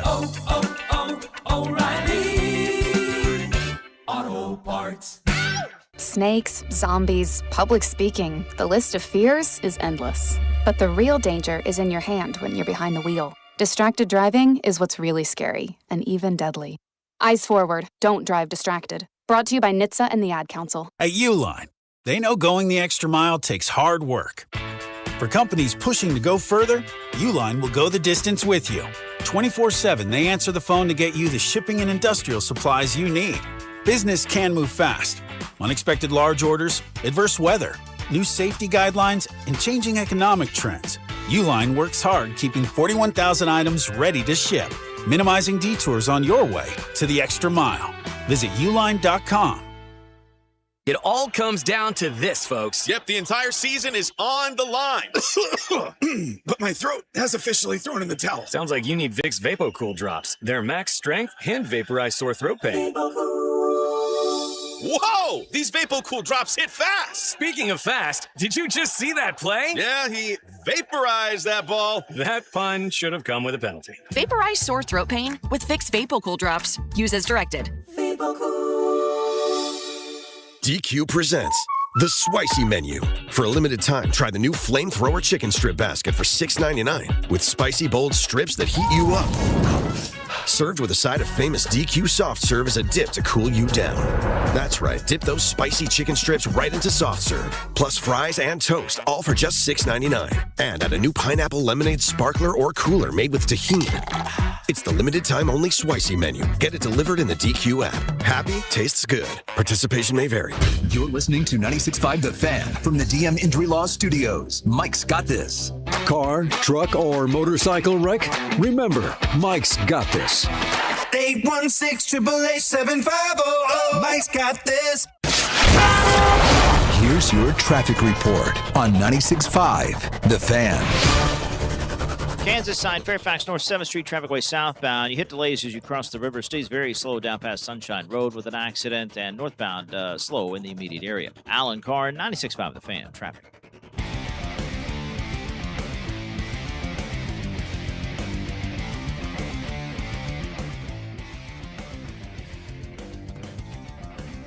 Back at it here on 96.5 The Fan. Your home for Kansas City sports. Dwight Freeney, Hall of Fame, 2024. There you go. Short arms. And he also ran a 4.4, apparently. Yeah, he was a freak, dude, out of Syracuse. That's nuts. Yeah, he was like the guy you could play with back on Madden when you could just rush with the DN back when you were like the elementary style, and then everybody started playing with like the middle linebacker or the safety, and then that's when you knew you were done if you were playing Madden. Yeah, someone else, yes. Like, oh, you're watching my entire offense, and you're picking the ball off, and now I can no longer just bull rush with my D end and then trap you into the cover two, pick to the corner, and then see a house call. Yeah, Dwight Freeney, freak. Somebody says, who's going to catch the football, guys? Duh, Jaden Royals. But yeah, a lot of issues that the Chiefs need to, figure out. And it's that time of the year. They've had a lot of time off to look at this. They have the highest draft pick in the Veach era at 9. Prior to that, they traded down to 10 and took Patrick Mahomes in 2017. So seems like a good number. Now, we looked at past history with the 9th pick. For the most part, it's been pretty damn good defensive players. Yeah, obviously misses here and there, but yeah, the percentage was actually... Had like the names like Pat Surtain was in there. Yes. And Leonard Floyd, I believe, was in there. Jalen Carter in that name. Yep. 9th overall to Philadelphia. Because that's going to piss me off if like the short arm narrative gets like Bain to drop to like the Philadelphia Eagles. Because Drew had mentioned this yesterday. He's like, watch the Eagles get him and just be like, yeah, or the Bengals. And Drew. Yeah. But yeah, you're right. The Eagles, yeah, exactly. They get another one. They get Jalen Carter, another one. Jalen Carter falls, and then Ruben Bain because of some stupid thing that we'll ask Mitch about, right? And see, okay, are we overthinking this? And what does he think about it? And what do the Chiefs think about it more importantly? Because we can have, Binkley, whoever can have any of their opinions. What does Brett Veach and Andy Reid and Spagnuolo Is it ironic that Binkley probably has the shortest arms of everyone here that does work? I'm not being a Richard, but I would assume Binkley has the shortest arms. Well, I was trying to tell Spec yesterday with you, man. Let's bring back the combine. Let's get measurements in here. Let's go. Yeah. That's not because I think I'd win the 40-yard dash. You knew who won the first 6'10" combine? Who? Cody Tapp. How? I mean, he won it, dude. He nailed the Wonder Lick. He's a great athlete. He is, dude. I mean, like when you've got it, man. I mean, you do the Wonder Lick and you get people to just And then Brandon Kiley, who's now in St. Louis and used to be Carrington's producer, he won the second one, but that dude was a freak. He was. Oh, dude, six pack. I was about to say actually. Yeah. No, dude. Yeah, all props to Cody, man. He won the first combine. I mean, he was going up against Carrington and Binkley and Vern. Yeah, somebody says draft Jeremiah Love, trade McDuffie. I don't think they're trading Trent McDuffie anymore, man. I don't think that's in the cards. I think they're going to lock him up. Again, that's what I said. I mean, obviously, if you listen to the first hour, I do nothing what I was talking about wrong on so many accounts. And then I said that yesterday about the Chiefs. I don't know anything what they're going to do. It's also fibbing season where they spew a lot of stuff to kind of get people to move in certain ways, playing their cards close to their chest.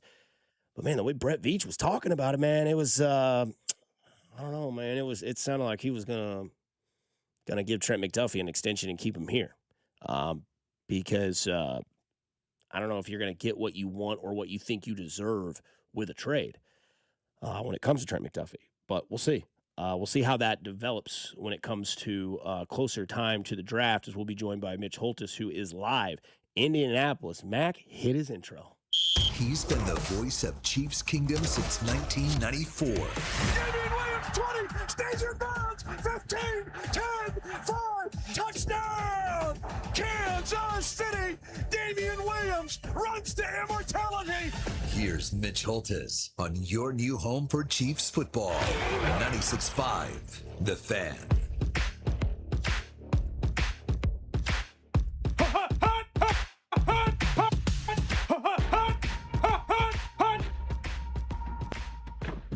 That's right. The voice you hear on Sundays, Thursdays, Fridays, Tuesdays, hell, Mondays sometimes with the NFL schedule these days. It is Mitch Holthus, that wonderful voice I haven't heard in quite some time, and I don't have to be focused right now. Mitch, how are you doing on this wonderful Friday? Well, I was going to tell you, this is breaking news. I probably shouldn't. I'm probably going to get fired for this. We're going to play Tuesday morning on Hulu. Oh. It'll be in Sri Lanka against the Washington Generals. Okay. What time Tuesday morning? During 6 and 10 or after that? Central time. No. The good thing, it'll be before your show because it'll be at 3:34 Central time in the morning. And that's on Hulu on Tuble. On Hulu. That's it. Yeah. Welcome to the Chiefs world the last 3 or 4 years. Anyway, Indianapolis has been good. Honestly, full disclosure, 33 years in this league, my first combine. I'd always been in college basketball. Yeah, I did college basketball for 40 years. Dang. And so 20 games packed in 20 days or 25 days. Or we had these Super Bowl runs. And so it's like, whoa, okay, what are we doing here? It's been great.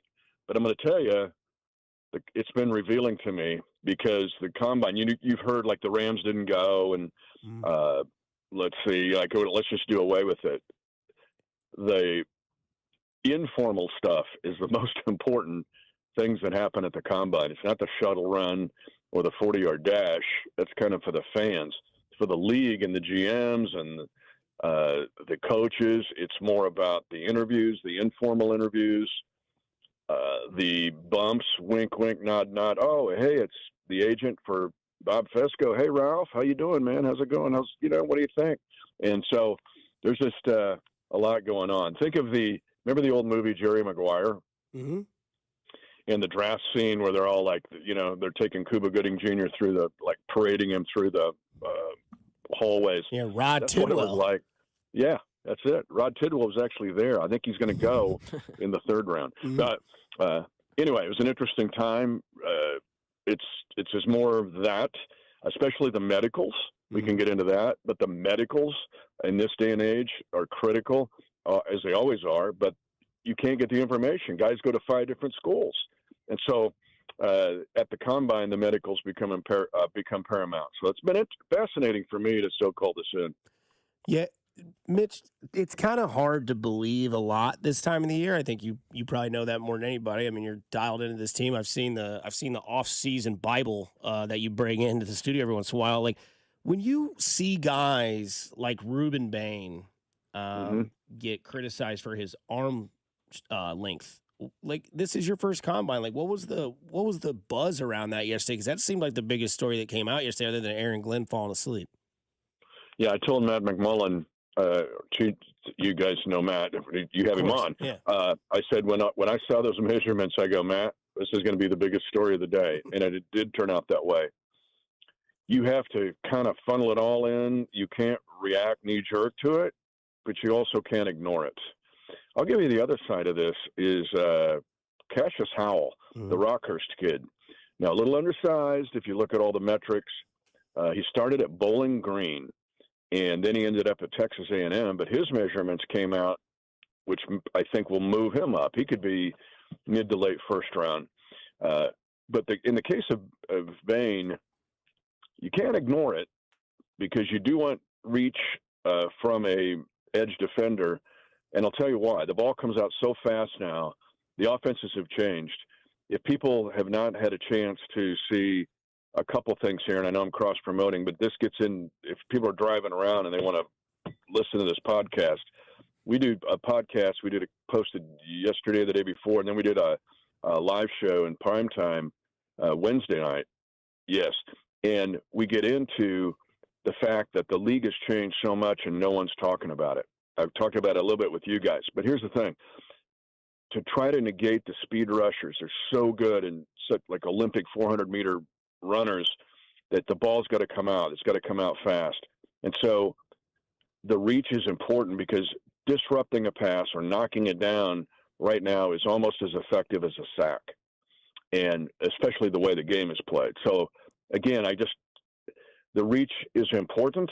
Is it everything? No. When you look at Bain's tape, that's what you have to trust here is his tape because he's dynamic. But does that translate to the NFL?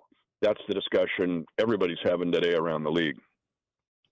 Mitch, what are you getting? Because we talked to Nate Taylor yesterday about the Jeremiah Love buzz, and he basically told us, guys, I haven't heard a bad thing about the kid. It's got to be as advertised. What are you getting buzz-wise around Jeremiah Love? I haven't heard a bad thing about him. I think he's as good as advertised. Yeah. The issue here, you guys, is that he's the only one. Mm-hmm. And I don't mean that we might take a running back in the third round, but after Love, I mean, you go down to Price, his teammate, but that's going to be late second. So, and here's the other phenomenon I hadn't really thought about. I think the Players Association is really smart to have free agency before the draft because right now, if you're the Chiefs and you're looking for a running back and you're thinking, man, Love would fit this offense, it'd be great. Are you going to wait till the end of April and watch everything fly by here in the next 2 weeks? Or are you going to say, we're going to make this our priority because I can't take the chance that Love will be there at 9, which I don't think he will be. He's going to come off the board before that, probably at 8, maybe 7. But after Love, if you're looking for a running back, you better go to the free agency market. Yeah, we've heard this week that he could be right there with Saquon Barkley if they were coming out of the same draft as far as prospects are concerned. Would you agree with that? Yeah, and I'll tell you why. Okay. What I like is his versatility and his ability to be a factor in the passing game. And that's what the NFL has become with this new era, at least for a while until it'll adjust back. But this isn't the 2019 Chiefs anymore. This is people playing two deep safety at 40% rates, and ball's coming out fast. We'll run bubble tunnel screens. We'll also have designed kind of tricky plays to the running back, which are disguised screens. The Broncos did a really good job running these. Somebody else did a great job. Actually, the Patriots did. But with Love's case, he can be an all-purpose guy. He's not just, hey, I'm going to run inside the tackles and be King Henry here. He's got the ability to be a pass receiver and an all-purpose guy. And that's where I think that he just immediately affects your offensive iPad because it's not just your run plays, it's your pass plays. And then a Chiefs fan favorite that we've heard a lot about, social media, we get it in the text line all the time, Emmett Johnson out of Nebraska. What do you think about him? Mm-hmm. You know, he could be, you always hear this is a cliche value pick, but I think that's where he comes into play here. He's not going to blaze the 40 time, I don't think, but he's a guy that's been highly productive. He's a guy that also can be involved in the passing game. His game against Cincinnati at Arrowhead when he busted a hundo. But you're looking at a guy that can be some all-purpose, 46 receptions in 2025. As a running back, you're going to look at the rushing and receiving totals both. Because if it's just one or the other, they become a specialty back. If you're going to have a 3-down back, you got to have both. Mitch, I want you to do me a favor here and put on your general manager glasses, because I believe that all these general managers have traits that they stand by, or maybe it's like their core values. Can you take a running back with the 9th overall pick if you're the GM of this team? It's really funny how the NFL changes. 3 years ago, no, they would have put you up on a stick. But after Barkley's 2,000-yard season, now it's back to being in vogue again. That, and then what I've said, the league changed so much of the last year and a half, and honestly, much of the pundits didn't really talk about it. It was disguised. And next week we're going to have Cynthia Freeland on. I think she's just awesome. And her and I talked about it formally and off camera, if you will, or off mic, and she just went off on that. How the league changed, how it's changed, and it's probably going to cycle back somewhere when the offense is figured out. But now it's okay to take a running back because teams are playing. They're going to rush 4. I'm going to drop 2 back in coverage. Dare it, run it, or throw it to your running back. But now some of the offenses are getting tricky with, I'm going to run, I'll throw a 3-yard dig route, or I'm going to pass, and then I'm going to run it. But it's still based on control. That's why the Chiefs, to improve, and I know I've harped on this, and Spags will figure this out, but teams just held the ball on us all year last year and then scored. We were last in the league in allowing scores at the end of long drives. And 4.5 minutes were the average scoring drive against the Chiefs last year, and that was at the bottom of the league. So what teams do, they play to control, score in the red zone. We have the ball for 8 minutes. You only have 7 minutes. Mahomes, do something with it. So that comes into play of where the running back then becomes a weapon. So as a general manager, you're asking me, do I take a running back at 9? Yeah, if it's the right guy. If Love's there, he'll be hard to turn down. Not saying Brett will take him, but they're working really hard scouring what's there in the running back class. And I know the Jets are going to tag Breece Hall. That'll make him too expensive. But, we can talk about Algier. We can talk about Etienne. There's others that, and if Love comes off the board, you better have insurance for that and have your running back room pretty much put together going into the draft. You look at the Chiefs. Is their major focus of fixing what didn't go well last year, getting that safety that tends to be the quarterback for Spags, or is it maybe reinventing that defensive line to get pressure to make safeties maybe that you have a little bit better? Become more like the Seattle Seahawks. Yeah. All 3 levels. You got killers at all 3 levels.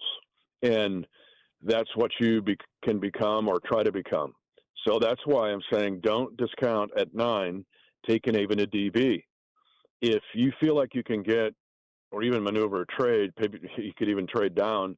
Or at 40, what do you get for an impact up front defender? I'm saying there's also awesome DBs that are going to be sitting there at 9. Here's where we can get tricked too with the NFL, and we talked about putting a letter by a guy. To put an S by Caleb Downs is really a misnomer, because in the world of fans are like, oh, he's a safety. You can't take a safety at 9. You can take Caleb Downs, who looks more like a corner than a safety.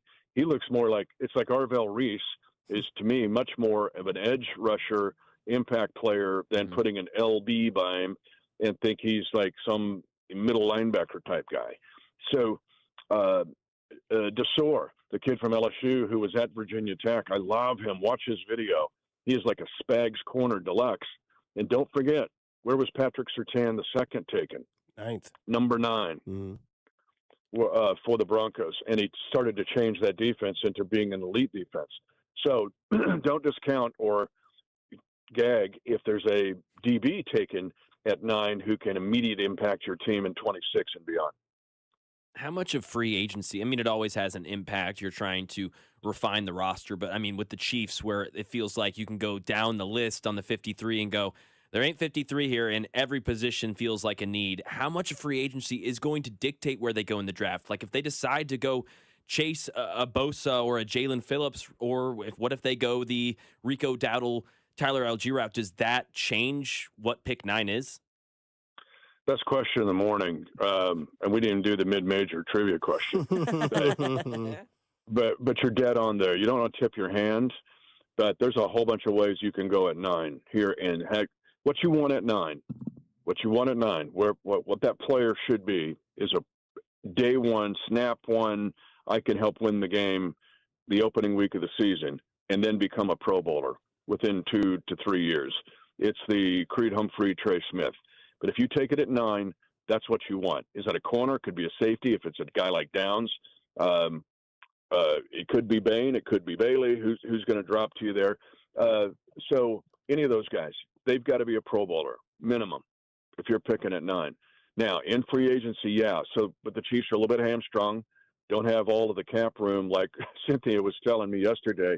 Like the Raiders have, I think they're like below the floor. Like they've got to spend $30 million by Tuesday, or they're going to be in trouble. Like so, there's some teams that have just all this money to spend. Some have to be very creative, and that's where Brett Veach is right now, and Chris Shea and the others, which is just God, these guys are brilliant. I just don't want to take them for granted. But you're right. So this is one or the other, and free agency at certain spots, just like I said, running back. You can't count on running back in this draft to get you a day one, win the game on the first week kind of guy. You can in free agency, and so it's both.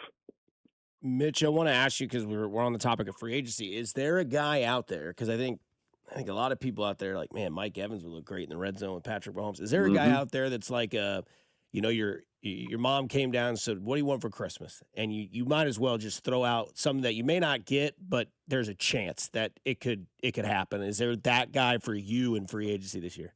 Let me give you the surge. Oh, free agency, yes. So let me give you the Surgeon General's warning here. Mm-hmm. Did you ever think you were going to get something for Christmas and didn't get it? Yes. Okay, just keep that okay, because I'm going to give you an answer, but I also have to prepare my heart, soul, and mind that we're not going to get him. Right. Travis Etienne. Okay. If you told me right now, Travis, I'm buying all you guys breakfast after the show. Nice. If you give me Travis Etienne, day one, snap one, the defense has to account for him as a runner and a receiver. And he does not have to do it all.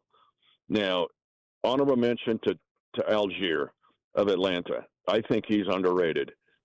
And there's something to him. And I remember getting ready to play him 2 years ago. And I didn't, study him a lot. But that week I'm going, this guy's pretty good. And he would look good in red, white, and gold. So not as flashy maybe as Etienne, but could be effective. Day one, game one, snap one. The defense is going, oh, crap, the Chiefs have this guy. That's what I want, and I'll take either one of those guys. No doubt. We've talked running back and defense.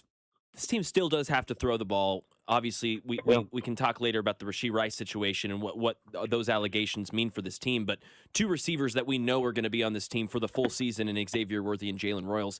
Is that a Mike Evans free agency? Is that a keep Tyquan Thornton situation? Maybe that and a Carnell Tate-McKyleman? Where are you at with those guys in the draft?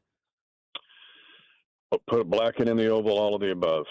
It's all of that. And that position's almost a discussion in and of itself because of the dynamics that you laid out. Now, the testing of Bain became today's story. The testing of Mekhi Lemon will be the story after he tests. Because Mekhi Lemon, to me, okay, let's back up the truck talking about wide receiver. Here's the other global discussion. I think I had this Matt McMullen, and I had it with Matt Miller of ESPN, or might have been Mark Ross of NFL Network. Okay. The league changed who were the top two receivers in the league? Jackson Smith-Njigba and Puka Nacua. What did they run at the combine? What's their 40 time? 4.55. Right? This isn't Worthy busting a 4.21. Okay. Mekhi Lemon, how big is he? Is he 5'11"? Is he 5'8"? Is he 6 foot? We don't know. We're going to find out. He's going to measure. Toughness, route runner. Go back to a tweet that I had after the Chad O'Shea. I don't know if you guys got to watch the Chad O'Shea Defending the Kingdom that Matt and I did, the new wide receivers coach. Yeah. And a lot of people got kind of fired up about that because of what Chad's going to bring to the room. but I put down going into the draft, look at these things. Who's going to make a tight window tough catch? Who's going to make a tight with Hufanga 2 inches from you, but Pat's going to put the ball where it can be caught? Who's going to catch it, knowing they're going to get hit by Hufanga, or who can catch it, maybe make Hufanga miss in the next fraction of a second and get 7 more yards? I just defined Puka Nacua and Jackson Smith and Jigba of 2025. Now, I love Lemon in that regard because he looks like a young Juju Smith-Schuster. He looks like a little bit of it could be a Puka Nacua, but what's he going to measure? 5'8"? I don't know. Now, Tyson's there too. People are in love with Tyson. There's an explosive element to him. His medicals are going to determine a lot. It goes back to getting an accurate medical read because he wasn't always he was at Colorado before he was at Arizona State. So what do we have on getting a read on medical and the character of the guy? Tate feels like, a bigger version of Lemon, but there's some drops in there. It's not necessarily a guy that does he look like Puka Nacua? Maybe so. I don't know. But he looks more like a run, let's go numbers to boundary, let's throw the ball deep. And that's where the deep throws are coming from now in this new era of football, is if you're taking your shot, you're going numbers to boundary. Because in the middle, there's safeties waiting for it. And we saw it all throughout the playoffs. We saw it all throughout the season. I like Tate. I don't think he'll be there. But I just want to see the Lemon measurements because I'd get super fired up if Mekhi Lemon's walking into that wide receiver room going, I will give you 80 catches. I'll give you 1,000 yards. I'm going to give you first downs. I'm going to give you yards after catch.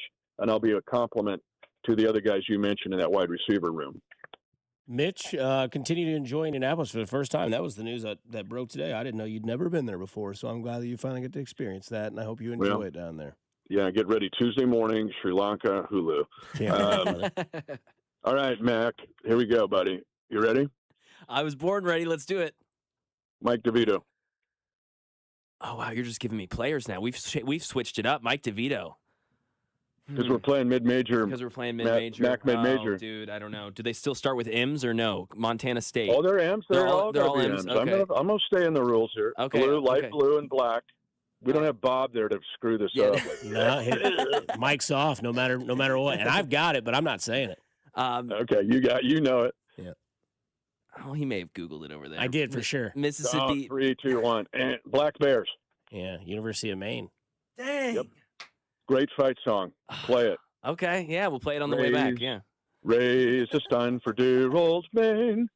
I love it, Sing Mitch. till the rafters ring. So, yes, great fight song, but I hated it because Osborne, one of our arch rivals, 30 miles south, played it. But I love it after I left Osborne. Great player, too. So, love Mike DeVito. He's the best. All right. All right, Mitch, we'll talk to you soon. Mitch, thanks, man. Stay focused, boys. Yes, sir. Appreciate you.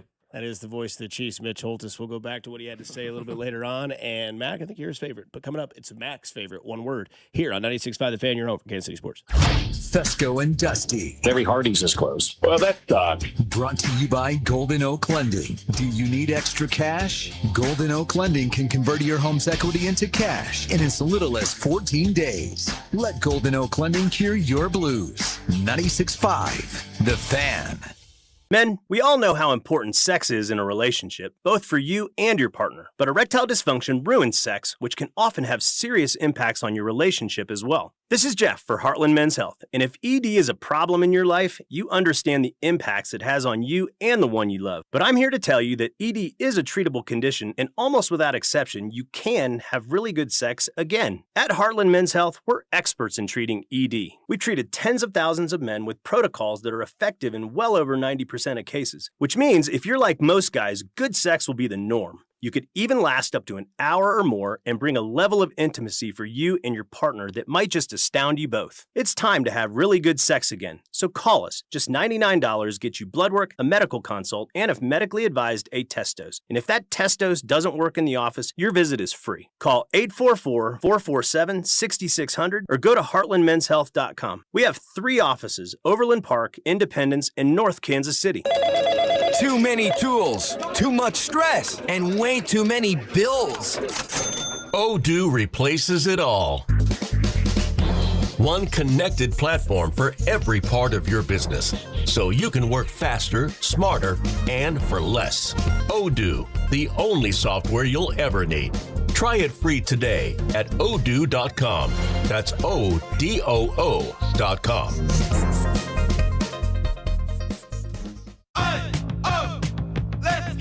You're still grooving, still connecting, still loving, still turning up, still thriving. You still got it, but your immune system, it weakens as you age. That's where vaccines come in. They help train and strengthen your immune response to fight off respiratory illnesses like flu, pneumococcal pneumonia, RSV, or COVID-19. Ask your doctor or pharmacist which vaccines you need. Book in minutes at vaxassist.com. Sponsored by Pfizer. My name is Whitney Allen, and I'm a widow. My husband, Ryan, died. We never thought we'd ever have to use life insurance, but the unexpected happened. With Ethos, signing up was fast and 100% online. You can get a quote in seconds, apply in minutes, and get same-day coverage. No medical exams, and you can get up to $3 million worth of coverage. I'm grateful we were prepared. Get your free quote at ethos.com/game. That's ethos.com/game. Paid spokesperson. Time spent on application may vary. Online health questions required. Get in the zone, AutoZone. Welcome to A to Z Savings, our biggest sale of the year. Happy to be here. Can I get some rotors? Would you like brake pads with that? How much are the brake pads? Free with Duralast rotors. Free. Really? Really? Free. I also need some oil. Would you like an oil filter with that? Yeah. How much is that? Free with the oil. Free. Really? Really. Free. It's part of A to Z Savings with hundreds of deals. From A to free. Get in the zone, AutoZone. Ends March 9th. Restrictions apply. Here's your traffic report on 96.5 The Fan. Kansas side, 435 southbound, off again, on again, heavy from Johnson Drive down past Shawnee Mission Parkway with construction. Lee's Summit, US 50 westbound, slow rolling from 3rd Street up to Chipman. Alan Carr, 96.5 The Fan, traffic.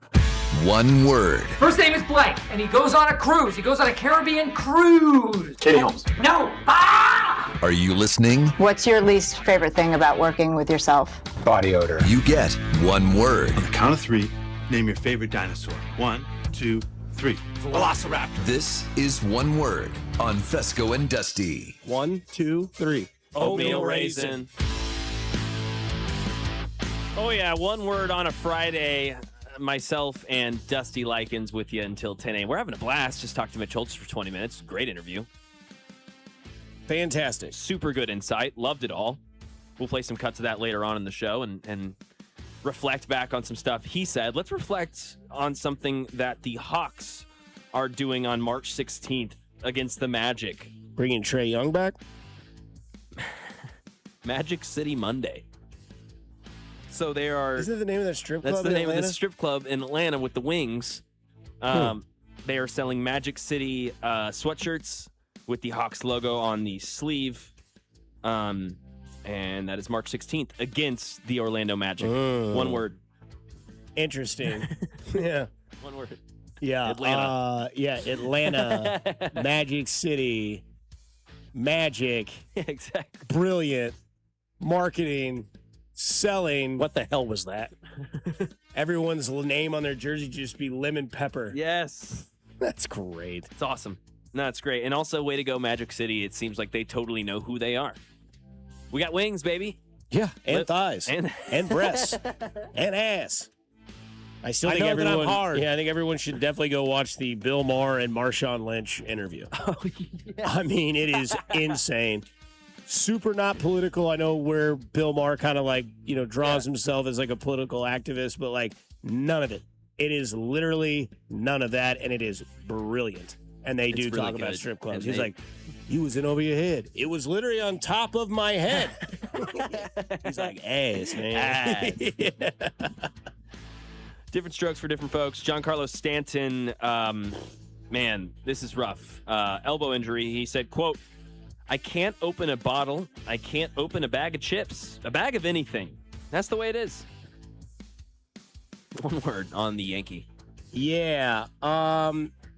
Concerning would be the easy way out, because I brought this up yesterday because I'm like, some of these stuff these days on the internet, you just can't believe, right? Like since the internet's been around, it's like, I don't know if that's true. And you have to go find all the, and then it was you find one and it's on Talking Baseball. Then you find another one and it's all this. Yeah, I mean, it's real. I mean, that is brutal, dude. If you can't, I mean, opening chips can't even explode the bag, where you you just have it be an air pocket, then not even that. You want to know a fun stat about Josh Verner? Oh yeah. Every please. bag of chips he gets, he opens upside down. Because the salt and the stuff. Everything shuffles back, and he opens it from the bottom. Josh Verner's On Deck show was on last night, 6 to 9. Damn it. He's You so missed good. it. You had Bobby Witt Jr. and he had Carlos Estevez, and that's every Thursday here at 6 o'clock with Josh Verner's On Deck show. Yeah, he's the smartest man alive. He's just the man. He impresses me in a new way every day. He wears hats even though he decided himself to go bald. He is the most interesting man in the world. I didn't see this an hour ago. Dallas Cowboys plan to place the franchise tag on wide receiver George Pickens today. One word. Expected? Yeah. Yeah, we thought this was coming, right? Yeah. Cool. Yeah, he's good. Not great. He's good. I mean, I bet Dak probably like, dude, just pick this up, do it again. Yeah. Jerry will pay Trust you. me, Jerry will pay you. He loves offense. Yes, Hates exactly. defense. Look at Micah. Look at you. Look at us. Offense, defense, Todd Monken, Shedeur Sanders. Shedeur got Todd Monken a birthday present, new head coach of the Cleveland Browns. This was Todd Monken explaining it. In fact, for my birthday, I got this package. I thought it was for my wife. It's like this package and opens it up. It's like this porcelain, like horse head. And it's from Shedeur. He sent me a gift on my birthday. And I asked him, I said, what was the meaning? He said, well, I just really liked it. He said, I got myself one. I said, well, great. In fact, one word. Confused. Why would Shedeur give himself? Because, the Godfather, right? That's what I thought it was representing. There's no way. He's not that clever? No. You don't think his dad showed him the Godfather? Yeah, maybe you're right. I'll give Dion some credit. You're right. But I mean, when he says that he has one too, I'm like, he's lying. He knows what he's doing. Yeah, come on, bro. Which I think is clever and confusing, because it's clever if he did it from the Godfather and then just lied and said he had one. It's confusing if he's like, yeah, dude, we're just a couple dudes rocking some porcelain horses' heads. Sup, man? Sup, dude? I just love Todd. He's like, yeah, that's it. Got me a horse head. Yeah, Cool. Todd Monken sounds like a guy that talks in every single clubhouse after a round of golf with everyone at the table. No, you bogeyed. It's like, oh. All right, Todd. Thanks, man. We talked about it a little earlier. Head coach, GM. I mean, report card grades are now fully leaking, or full report card grades for NFL teams are leaking. They said, hey, we're not going to publicize any of these anymore, basically because owners were embarrassed. One word on head coach report card grade leaks. Andy Reid went down from an A+ to an A. Other guys who received an A: Ben Johnson, Dan Campbell, Kevin O'Connell, Mike Vrabel, Aaron Glenn, Nick Sirianni, Mike Tomlin, Mike McDonald. One word. I mean, A for awesome. I mean, as long as you just have this one bad year and it was just a lot that went wrong, but yet you still have everybody's back around you. Because, I mean, we saw that the other grades on the list, and Andy Reid far and away, I mean, the highest graded person on that list. So, I mean, I think when you look at everything that he presents, yes, the knowledge is there. It's one bad year. It's a hiccup, we hope. We hope it's not, like Colin Cowherd was saying, too many holes. Coach's getting older. He's 68. Can he still do it? You would hope that gets fixed. But one thing which is awesome, and I think is underappreciated that you don't have to worry about fixing, is Andy Reid himself as a human. So A for awesome. Yeah, valedictorian, right? I mean, you said it. It's a good point. It is impressive with how depressing this year was and how down bad the vibes were. Which makes it that much more important to be that person to that be they that can guy. go to and be like, man, this sucks. It does. Yeah, it but does, hey, man. We're going to get there. We're lesson. going to keep working. And yeah, exactly. To remain positive and keep those guys. I mean, he has relationships with them, which goes beyond, hey, we're 6-11. You had coaches getting fired calling him about advice. Literally. So, I mean, NBC bringing back its classic NBA coverage broadcast March 3rd as Bob Costas, Doug Collins, and Mike Fratello are going to call Spurs versus Sixers. It'll tip off with an hour-long NBA Showtime hosted by Hannah Storm alongside Isaiah Thomas and PJ Carlsimo. Sure. Is this a one-time thing? Sounds like it. That's fine. You're fine with it one time? Nostalgia. Yeah, one time. I'm good. But I don't need. You don't need this every time. I don't need this every Sunday night or every Saturday night. Yeah. I'm good with it just being a one-time thing. That's fair. It's like the when they do baseball at the Field of Dreams, or they do keep it special, keep it rare. One time. Yeah. Do it. Then it can be something that you look forward to every year instead of trying to overdo it and then it becomes stale fast. It'll lose its luster so quick. Very That's quickly. fair. You're right. I'm really excited to see Doug Collins and Bob Costas. But if that was every week, I'd be like, all right. It doesn't have the same. No, it's appeal. not the same anymore. Last, sticking here in KC, baby. College game day coming to KC for the Big 12 tournament on Saturday. Of course they are. Brett Yormack, Big 12 commissioner, GOAT sports commissioner in college, by the way. He says, as the second best basketball league in America behind the NBA, the Big 12 looks forward to hosting ESPN College Game Day. Yeah, first time in 20 years they've been here. Second best basketball league in the world, he said, behind the NBA. The Big 12? I mean, who's the first and second pick in the draft? Yeah. No, Where do they play? Yeah. I ain't saying he's wrong. I just love that's part of the reason I like this guy. He makes takes and stands on them. Drops it on the table, baby. What's up? Yeah, I mean, look, you have Bill Self alone in Kansas. You have A.J. DeBanza at BYU. You got Iowa State, who's fun because their fan base is kind of fun to continue to watch them, pour out their support. Houston's up there. Still right? really good, yeah. Arizona might be the best team in the land. Exactly. It's them, Michigan, or Duke. I don't know. Pick your poison. Those are three of the number one seeds in the tournament. KU plays Arizona this weekend. Plus, once you get past, Wednesday at the Big 12 tournament, Thursday, Friday, Saturday is electric. Ooh, baby. I know that I'm hard. Absolutely should be. I don't know why you wouldn't be because it is going to be a fun conference tournament. So it's really going to get you into that because Saturday tomorrow we'll talk about more. Electric. Right? So electric. We'll leave it there. We'll come back and talk about college basketball, and can it sustain what it's currently doing here today in the world of college basketball. 96.5 The Fan, your home for Kansas City Sports.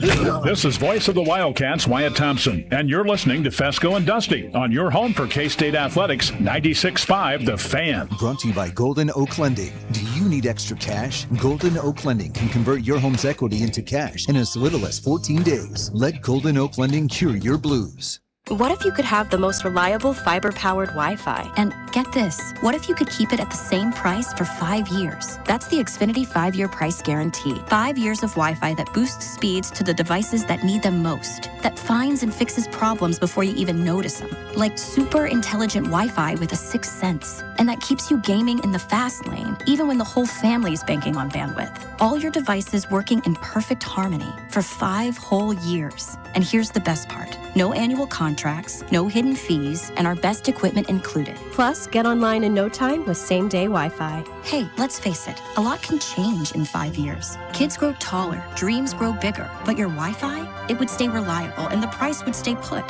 The Xfinity 5-year price guarantee. Lock in your price and unlock the possibilities. Xfinity. Imagine that. Select plans only. Restrictions apply. Most reliable Wi-Fi based on Open Signal Awards USA Fixed Broadband Experience Report, May 2025. Actual speeds vary. Xfinity Internet powered by fiber and connected to the premises by coaxial cable. Never have I ever called my sister from the finish line of my first marathon. Hello? You won't believe where I am. Are you running? Mile 26. I'm gonna make it. Switch to T-Mobile's 55 Plus plan and get iPhone 16e with its advanced camera system on us. Plus 2 lines for just $30 a line. Guys, I can't believe it. I knew you could do it, babe. That was amazing. Mom, how do you feel? I feel great. I can't feel my feet. Let's take a picture, and then you may carry me to the car. Share every stride, every mile, every memory on America's best network. Switch to T-Mobile's 55 Plus plan and get iPhone 16e on us and 2 lines for just $30 a line. With 24 monthly bill credits and 2 eligible port-ins on Essentials 55 Plus for well-qualified customers with autopay plus taxes, fees, and $35 device connection charge. Credits end and balance due if you pay off early or cancel. Contact us. Finance agreement 128 gigabytes, $599.99 required. Best mobile network in the U.S. based on analysis by Ookla of Speed Test Intelligence Data 1H 2025. Visit T-Mobile.com. Here's your traffic report on 96.5 The Fan. Brought to you by DM Law, Missouri side 35 southbound with an accident past Penway. Left lane block delays back into downtown building from beyond 670. Give me one good reason why I should call DM Law. How about 3 great reasons? 1, it's easy. 2, it's fast. 3, the results. Mike's got this. 816-888-7500. Mike's got this. The choice of a lawyer is an important decision. It should not be based solely upon advertisements. Alan Carr, 96.5 The Fan. Traffic. Hey, Royals fans, it's Vern, and the Hot Stove Show is back Thursday night starting at 6 o'clock right here on your home for Royals baseball. 96.5 The Fan. KFNC FM and AM, HD1 and HD2 Kansas City, an Odyssey sports station. Let's begin now.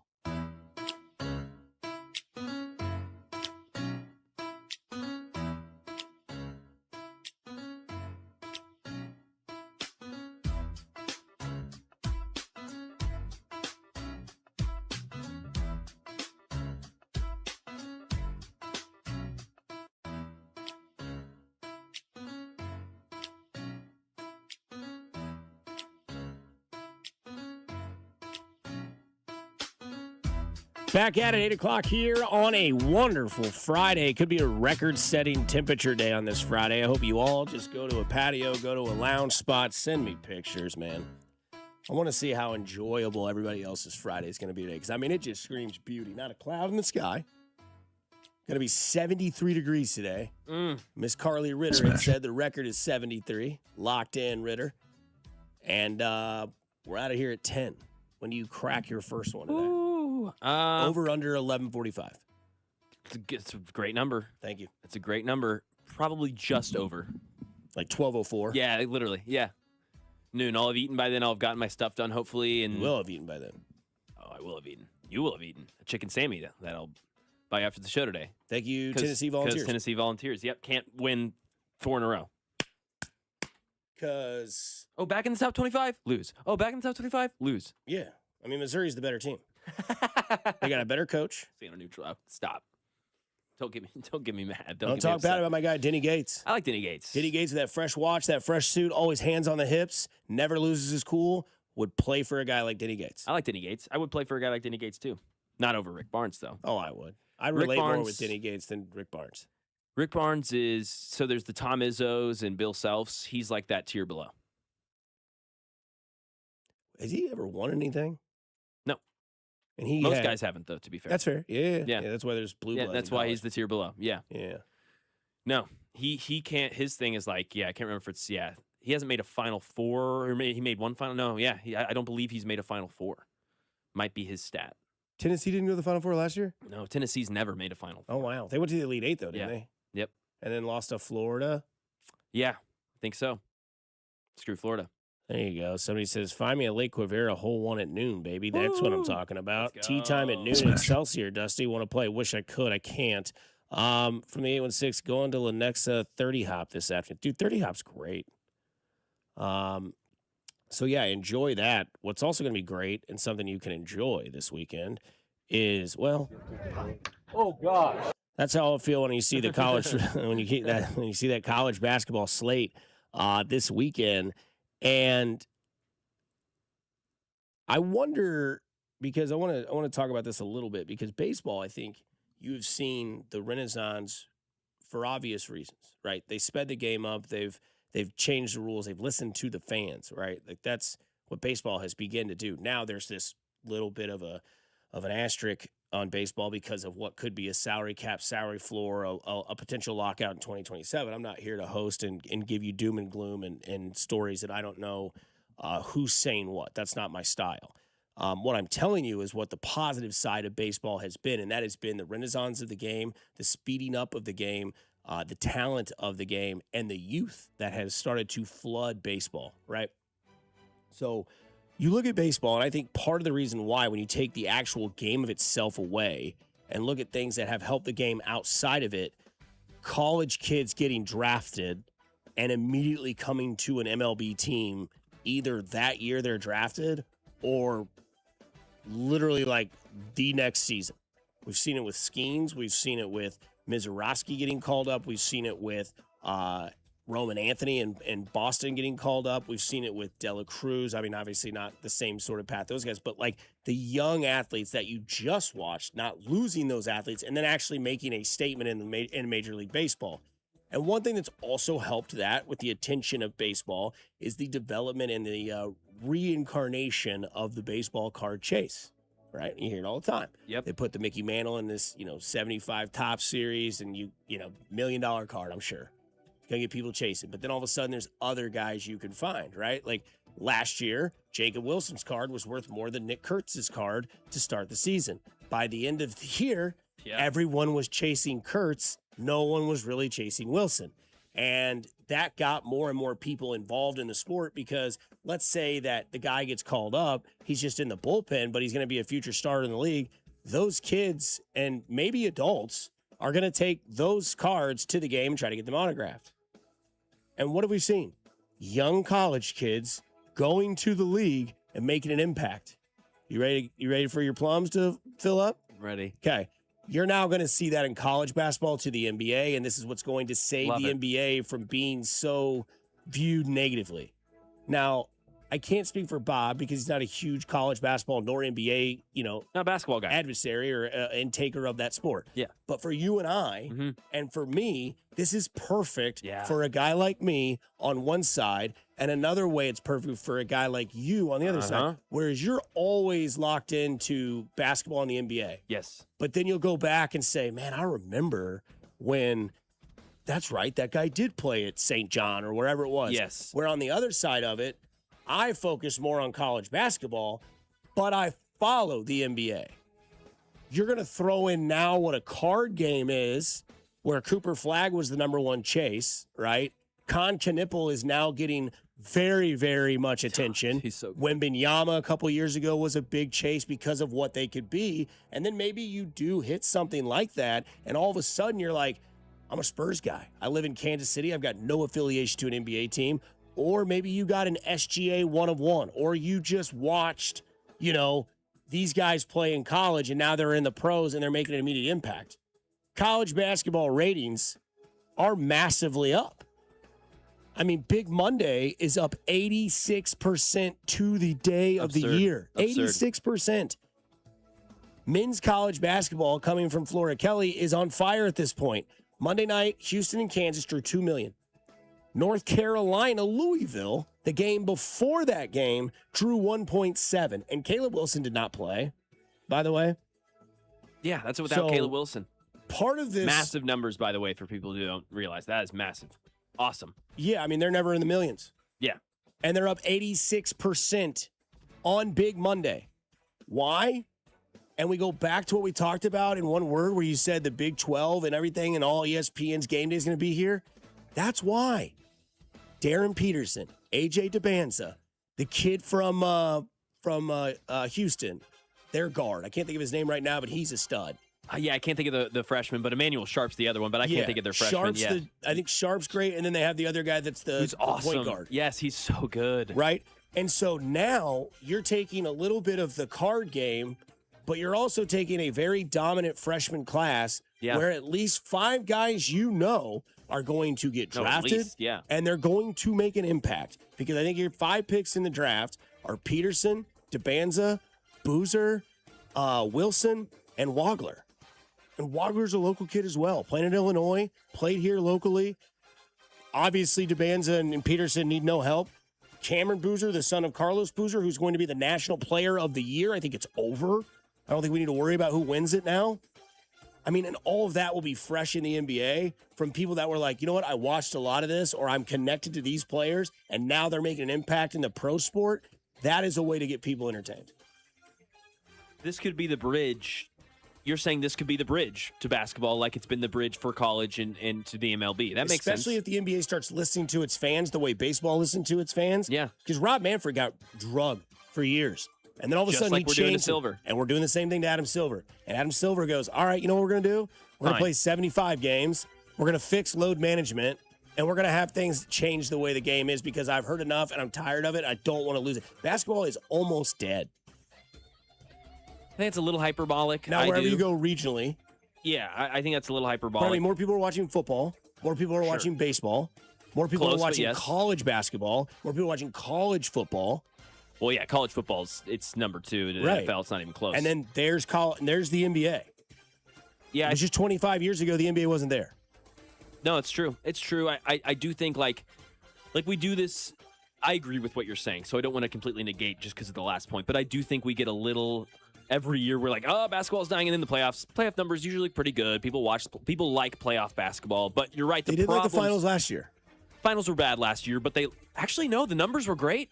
But the fan perspective didn't want to see We Oklahoma didn't want versus to see Indiana. it, but people watched. Yeah. People were there for that Game 7. I don't know about Games 1 through 6, but that Game 7 until Tyrese Halliburton, Achilles. And Game 7s will always sell. For sure. We got a Game 7 in hockey. We got a Game 7 in the World Series and get a Game 7 in the NBA. Best two words in sports, arguably. So, yeah, it does get me excited. I mean, when I think about it, because I'm a guy who's watching both, but college basketball has brought me in more. It was my favorite sport growing up. When I was growing up here, I was a college basketball guy. 6 to 11-year-old Mac, that was his sport. And so it's really fun to see me getting back into that. And that's going to bring more people to the NBA. I'm totally with you, dude. And I'll start buying cards. You mentioned, like, Caleb Wilson and things like that. I'm like, all right, I kind of want to get his card. Coleman University 2026. That's what you'll want. That's what I want to get his card. Like, obviously, like, you talk about fanhood, like Tennessee Volunteer. Nate Ament's going to be a top 12 pick. He's one of those freshmen. Like, would love to get his card. Don't know how he'll do in the league. But, yeah, man, like, that's exciting. This and the is good really, thing, really huge. And the good thing about that is you got 10 guys you could chase. Yes. Whereas last year, Cooper Flagg, and then maybe Con Knibble if you were following If you were in. Wembanyama was the guy a couple years ago. Baseball, at one point, it was Paul Skeens. It was Jackson Holiday. It was whatever it may have been. Caglione was a popular one. And in basketball next year, you've got 10 slots out of 32 that you're able to be like, all right, I really don't want to get, the Lakers because they don't really have anybody. But, like, there will be 10 to 12 freshmen that will be sought after. Now, obviously, some will have more, value. Obviously, Peterson, DeBanza, Boozer, Wagler, those type of guys. Caleb Wilson will have a higher ceiling of card value. But I think when you look at today's world, I think it's okay to take a medium from everything and put it right into one and watch it all work out. 100%. Now you just have to have that commissioner that looks like Voldemort kind of figured out and get his head out of his ass. We'll see if that can happen. We will see if he's able to do that. And I think, you mentioned Bob. Maybe that doesn't get him ultimately into it, but it gets a guy like Bob's kids into it, which ultimately gets Bob into it, right? Like, you've got to start with the youth. You've got to start with the young guy. And what I love about cards, like you mentioned, does like it's not just young guys. Yeah, obviously 10-year-olds, 20-year-olds, but like you and all of your friends, Gold and all of his friends, like that's a thing that can reach so many demographics. From the text line, Rick Barnes made the Final Four with Kevin Durant. Didn't he know they lost in the second round? But I did get another text.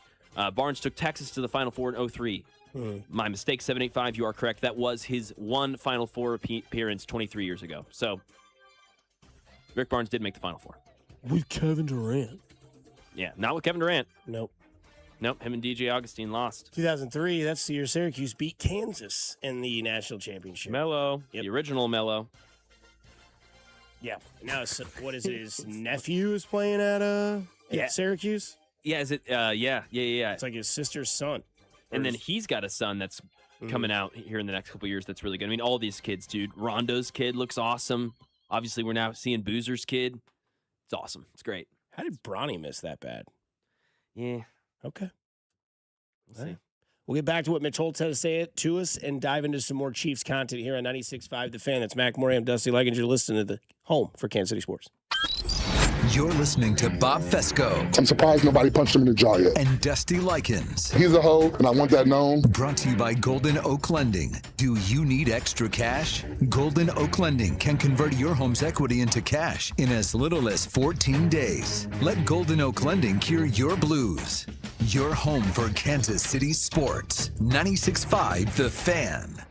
If you're planning a spring break getaway or just itching to get out of town now that the weather's warming up, let me make your trip to the airport easy. Before you take off, book your parking at Park & Go. Spring in Kansas City can mean rain, wind, you name it. But at Park & Go, your vehicle stays protected with all covered parking. No coming home to a layer of pollen or storm debris. I love that. And the convenience, it's unbeatable. You pull in, a friendly attendant directs you to your spot, and their free instant shuttle pulls right up to your vehicle. They'll even help you with your bags. It's quick, it's easy, and it gets you to the terminal fast. When you land back in KC, the shuttle's ready to take you straight back to your car. No waiting around. Plus, when you join the Frequent Parker program, you earn points towards free parking. That's real savings every time you travel. Covered parking, top-notch service, always the best price. Make spring travel simple. Reserve your spot today at bookparkandgo.com. Park & Go, family owned and operated. Did you hear? Allstate car insurance now costs even less. So when you bundle with home, you can save even more. Check Allstate first to bundle and save with a new lower auto rate. You're in good hands with Allstate. Not available in every state. Only applicable for new auto insurance business. Rates will vary by several factors, including how you purchase the policy. Potential savings may vary. Allstate North American Insurance Company and Affiliates, Northbrook, Illinois. That sound? Yeah, that's not a good sign. Hey, it's Drew Brees. And when your car starts making noises like that, a big repair bill might be coming right at you. But with CarShield, you don't have to fear unexpected breakdowns. CarShield helps protect you from expensive auto repairs. I spent my career making tough calls, but this one is simple. Visit carshield.com now and join the team that's helped millions of drivers save. Coverage varies by plan. View contracts and exclusions at carshield.com. You like saving money, right? We all do. That's why Allstate just lowered the price of car insurance. Not, but wait, there's a catch. Lower. Actually lower. So if you're shopping around or just want to see how much you could save, check Allstate first for a new lower auto rate that could save you hundreds. You're in good hands with Allstate. Not available in every state. Only applicable for new auto insurance business. Rates will vary by several factors, including how you purchase the policy. Potential savings vary. Allstate North American Insurance Company and Affiliates, Northbrook, Illinois. Ah, the most beautiful time of year is upon us. Tax season. And TaxSlayer is here to help you file. We guarantee 100% accuracy and your maximum refund. Those are some good numbers. And you can trust me, because I'm a talking calculator. Did I mention TaxSlayer even has support from real US-based humans if you have any questions along the way? Beat the rush and start for free today. TaxSlayer. File fearlessly.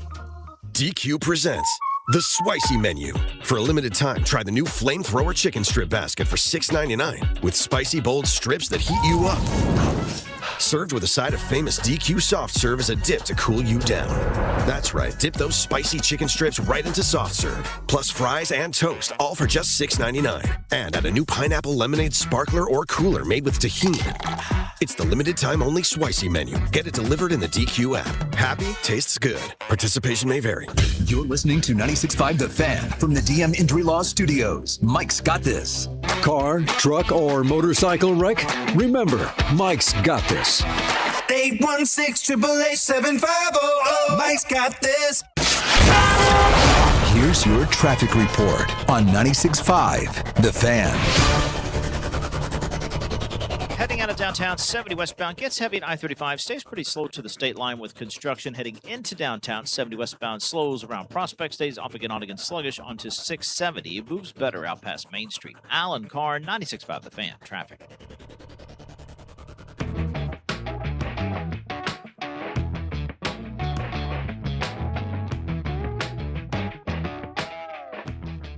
Coming up a little bit later on today at 9 o'clock, we'll be joined by golf legend, Kansas City legend, Tom Watson. Yes! Believe it. What do you do when Bob's gone, Dusty? Bring on golfers. That's what I do. So The golfer. That's right. The golfer. Yeah, I can't wait to talk to him. That'll be great. I know. I wonder if he's got any like Ralph Lauren stuff he doesn't wear anymore that he'd be willing to. Is that First question? Hey, Tom. Good morning, man. So, you got any of that Ralph Lauren stuff that's maybe too big for you these days? You want to get rid of? And there's just like the scene in the Santa Claus where he's like, "I got a delivery for you. It's quite a bit." And it's like the list, and it's all the boxes later. It just says from Tom, and it's just like boxes of like cashmere, Argyle polo sweaters. Dusty, I'm coming over to your house. Okay.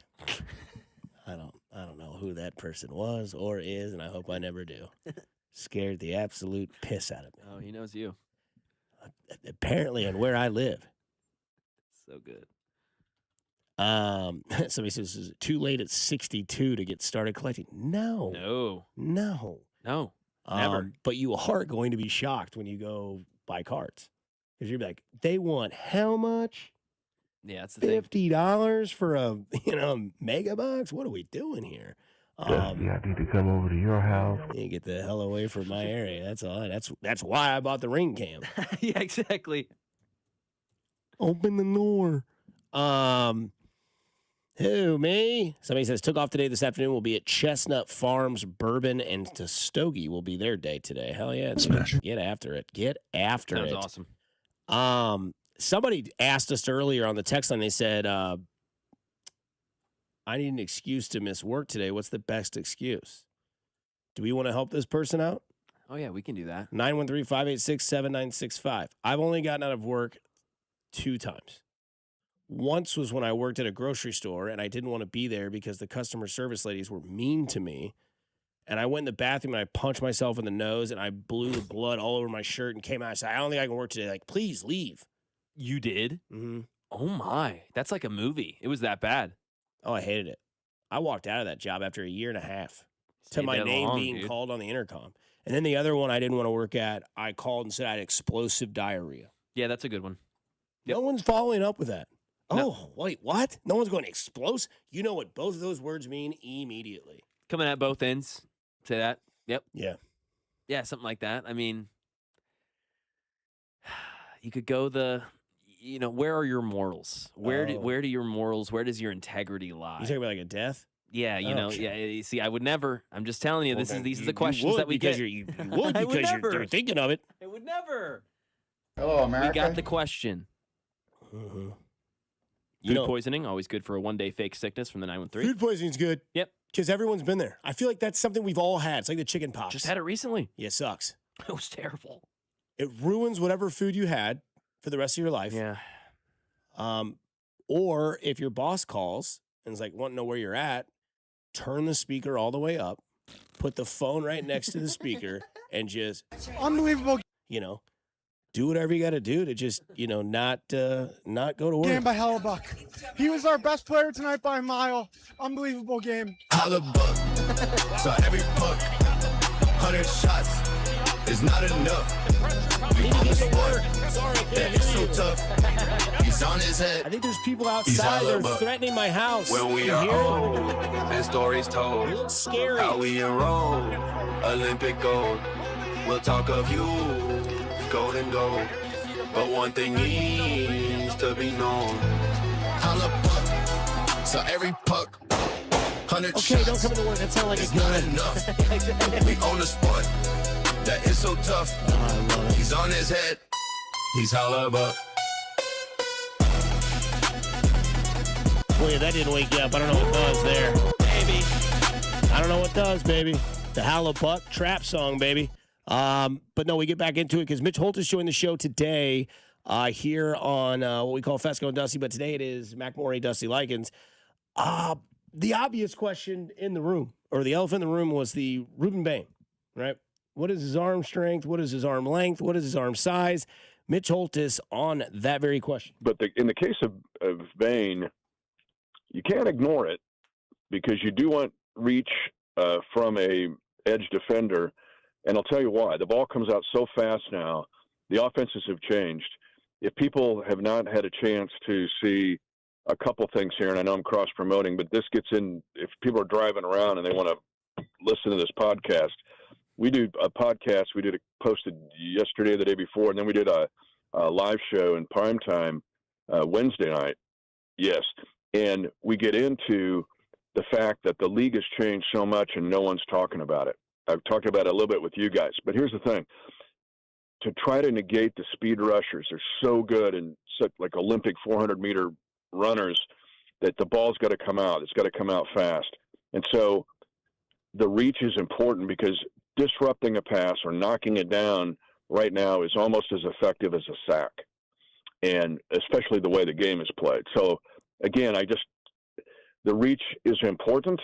Is it everything? No. When you look at Bain's tape, that's what you have to trust here is his tape because he's dynamic.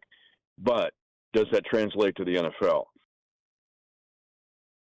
So he's like us. Yeah, which is great, right? Yes. Because when you hear Humbling. because I mean, he's like us with the response, but he's not like us when it comes to like the football view.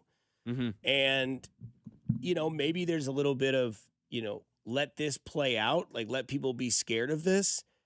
And hearing how people were talking about Ruben Bain before all this came out, it would sound like if he was at 9, he fell. Yep.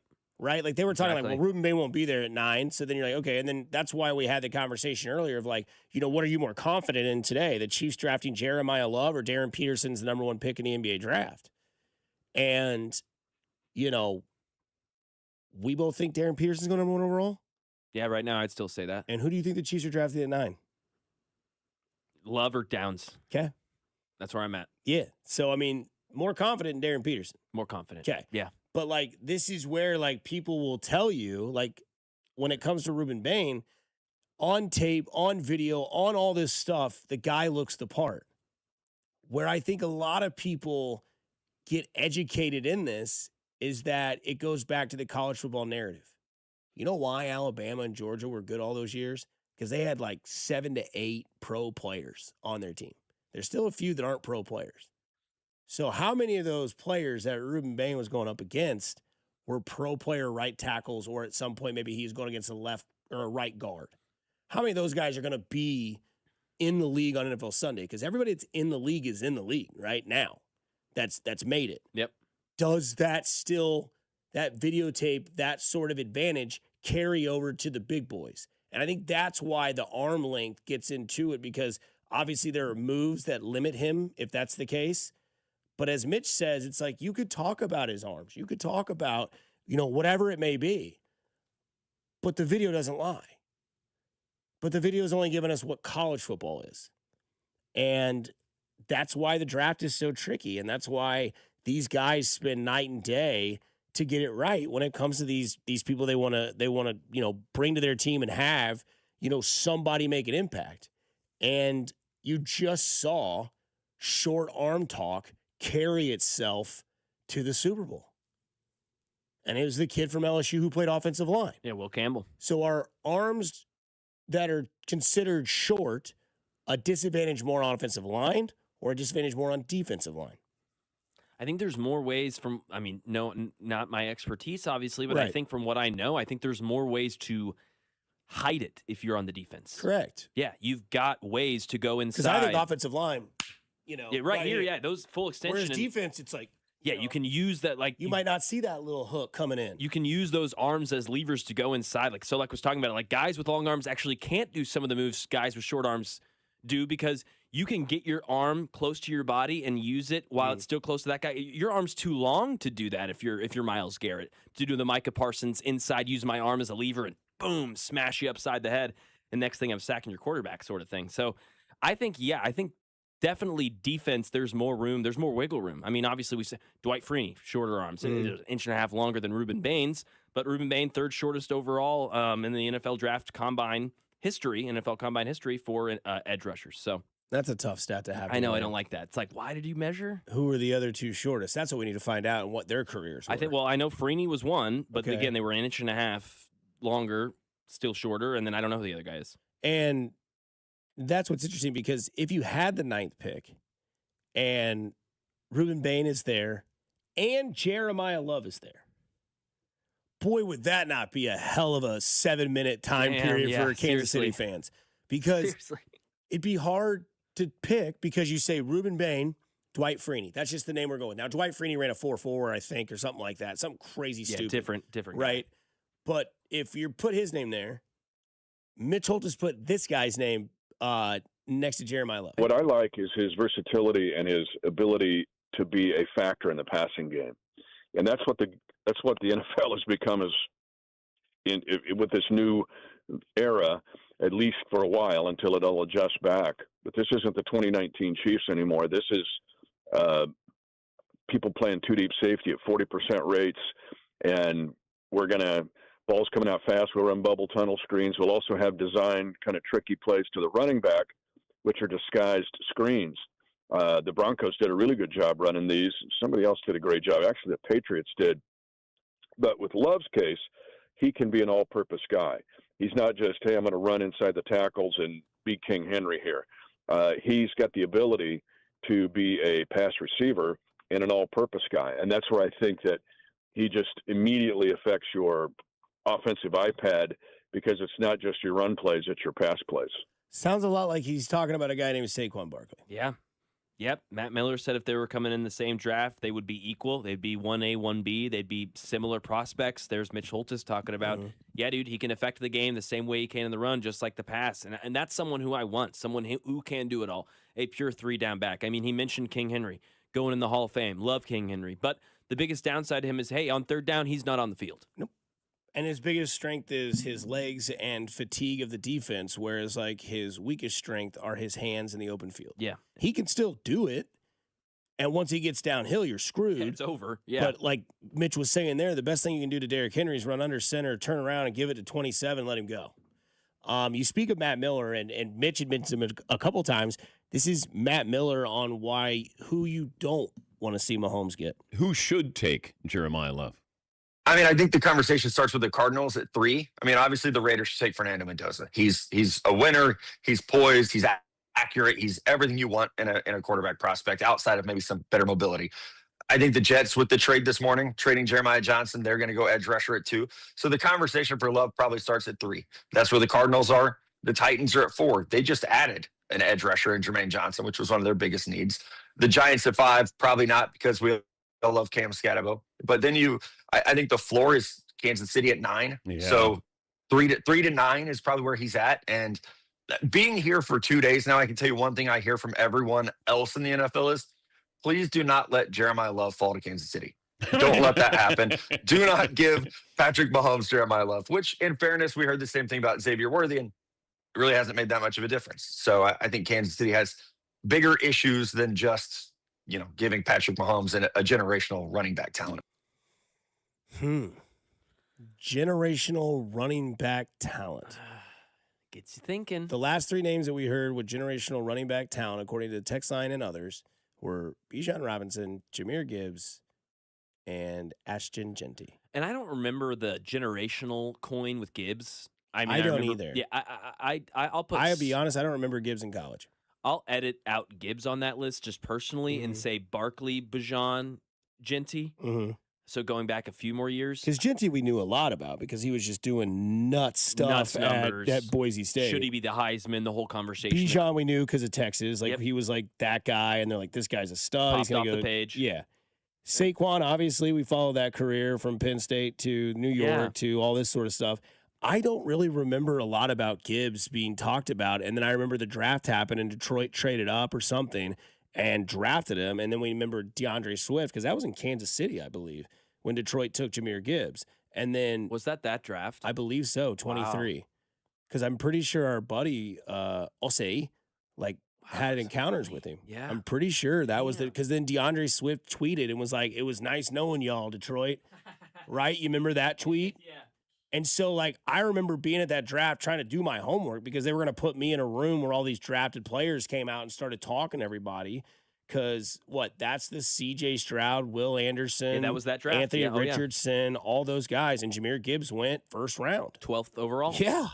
Yep. Traded up to get him. Yeah, for sure. And then traded Swift. And I remember him being obviously a good prospect, but it was like, whoa, reach for Gibbs. That's really high. Maybe late first round. And then kaboom. Generational, I don't remember. Obviously, went to Alabama. We know Jahmyr Gibbs. I'm not saying he was trash, but generational. It's very rarely used word, or should probably be used even more rarely. Should be more used. Less kind of what was elite. Elite. Elite. Yeah.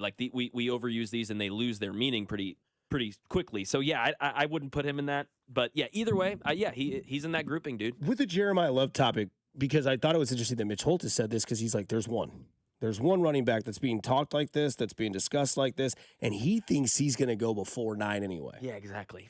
Is it a blessing if he goes before 9 so you don't have to have this conversation in your head?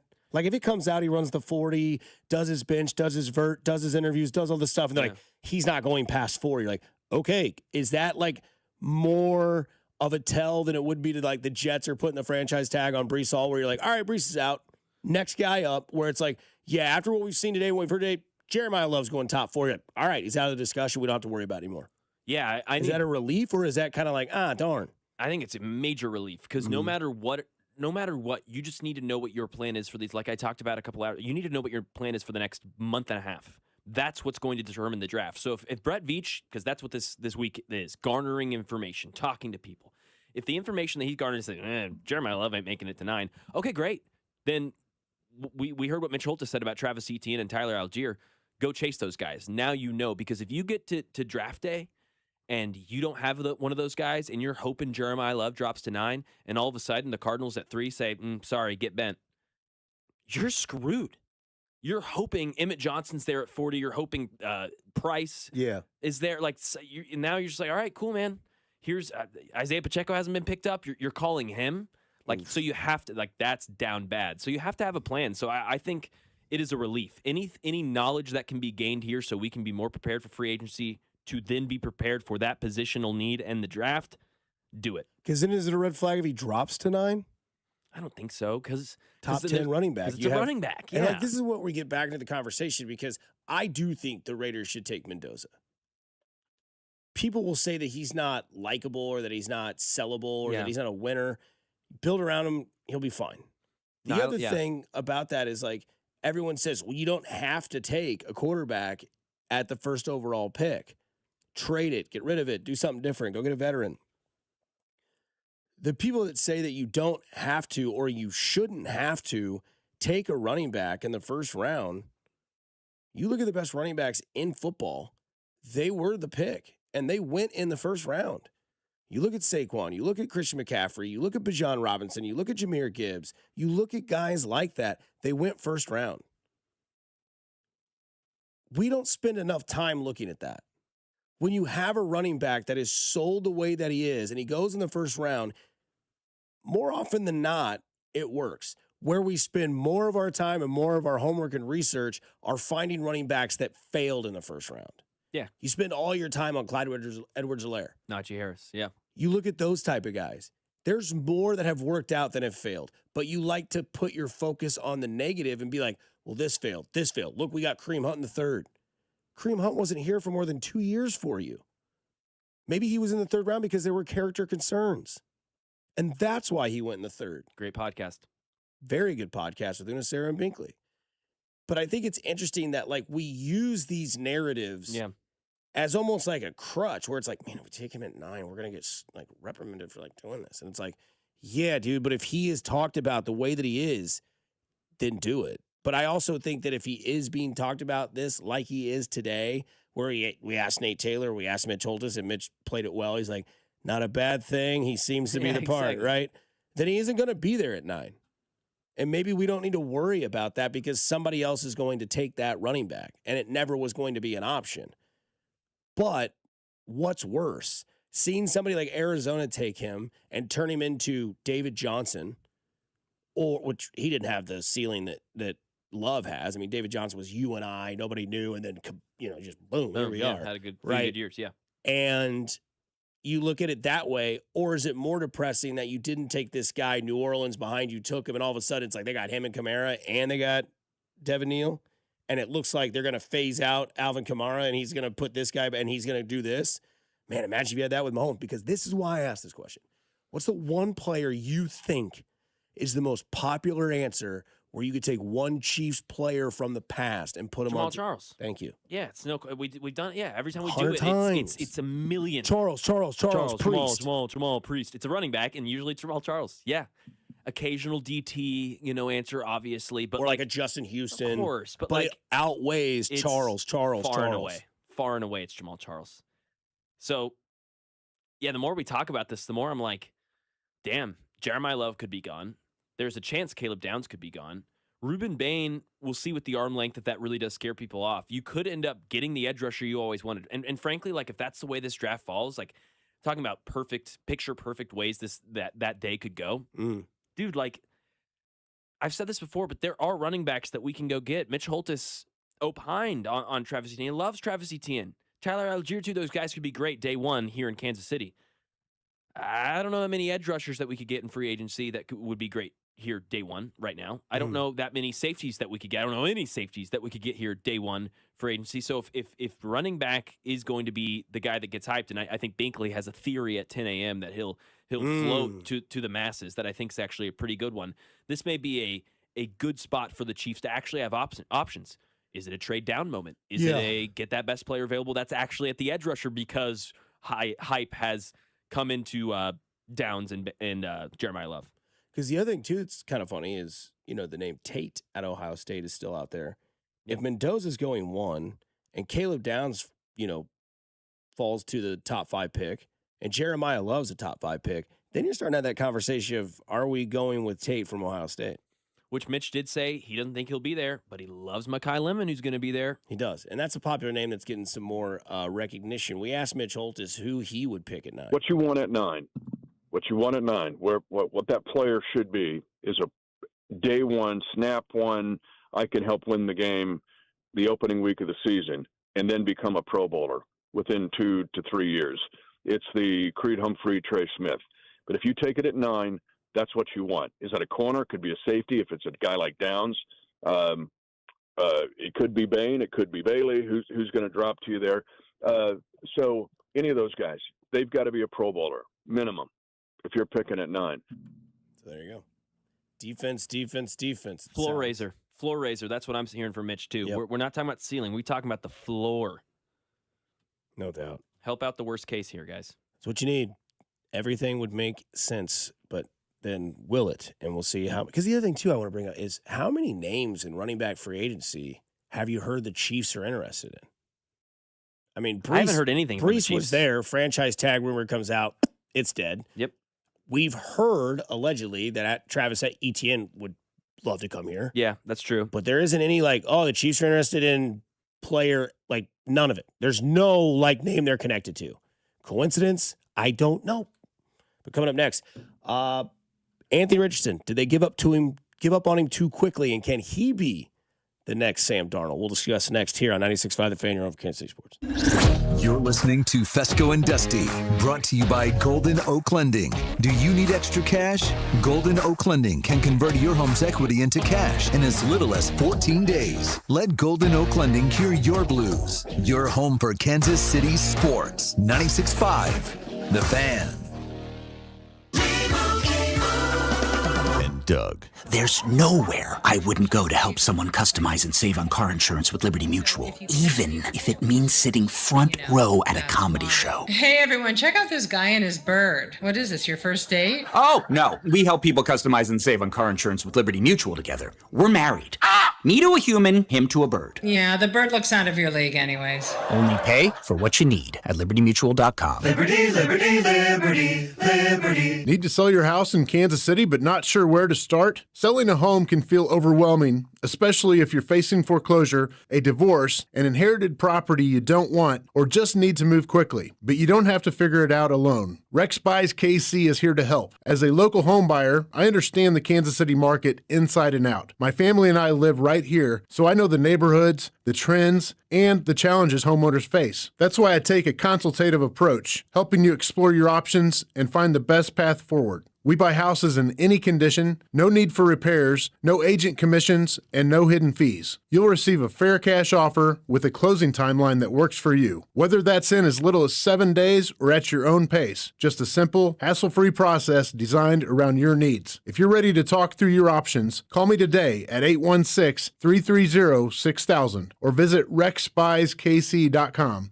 Let's find the right solution for you. Rex Buys KC. Local, fair, and focused on you. We all hear the radio ads about the IRS. They tell you to be afraid, to be scared, and they try to frighten you into calling. I'm not here to do that. Tax Relief Advocates is different. TRA is here to tell you that if you owe money to the IRS, whether it's $5,000, $50,000, or $500,000, we have a solution. It doesn't matter if you're sitting in your car, at work, or with your kids. No matter where you are, call now. 800-575-9834. Don't lose hope. TRA can eliminate or reduce what you owe to the IRS. Generous programs are now available that can give you a fresh start. Our passion is taxes and helping individuals fix their IRS problems. We have over 1,000 5-star reviews on Google and an A+ with the Better Business Bureau. You don't need to be afraid of the IRS any longer. End your tax nightmare today by visiting us online at TRA.com or call 800-575-9834. That's 800-575-9834.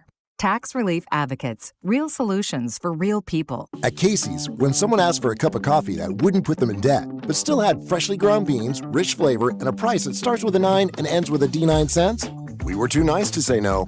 Now get a small coffee, just 99 cents. Limited time only. See store for details. Here's your traffic report on 96.5 The Fan. Heading out of downtown, 70 westbound, briefly sluggish at the state line with construction. Kansas side, 635 southbound, slow rolling down towards I-35. Alan Carr, 96.5 The Fan, traffic.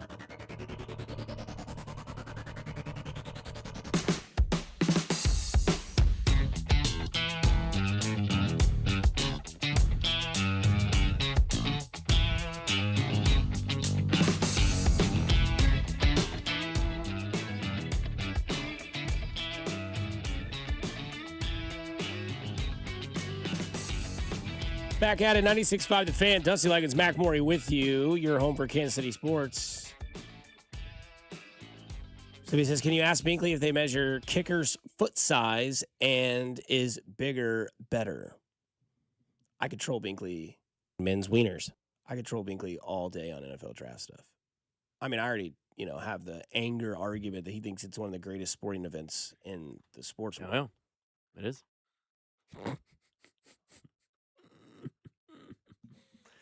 Yeah, he said, top 3. And I don't think it was 3. Yeah. I can't remember. Somebody says, Albert Breer just posted about the Chiefs and Kenneth Walker yesterday. Check C-Dot's Twitter. Albert Breer's Twitter. I did see something about Kenneth Walker possibly becoming available, and the Chiefs would be interested, but, cool, So with 31 other teams. Yeah, a lot of smoke. I just don't know how much fire is actually there. I don't think he's going to be a Seahawk, right? Yeah, he's going to set the market. The biggest thing I would say as far as news with the Chiefs right now is just all right, who are they interviewing? Did guys say they had good interviews? So Reuben Bain loved his interview with the Chiefs. Colonel Tate said he had a great time with the Chiefs. Things like that. It's even that, though, okay, cool, they're interviewing guys, right? We don't know if they'll like them. We don't know how it really went until, if ever. Mm-hmm. Now I just want you to ask Binkley troll questions. Yeah. I'm trying to think what would be another on punters, do they check their toenails? Yeah. Do they check the width of the top of their foot? You got a flat foot, you got a Fred Flintstone thing down there, you could just absolutely boot it. Or could you imagine if you had a clubbed foot and you were a field goal kicker? Yeah. You'd go top 5. Have to have. I mean, you're kicking with a metal ball, dude. You got no toes, just club foot Carl out there, just boom. I'd take that over Brandon Aubrey. Can I ask you a question? Because we had this discussion the other day coming out of the garage.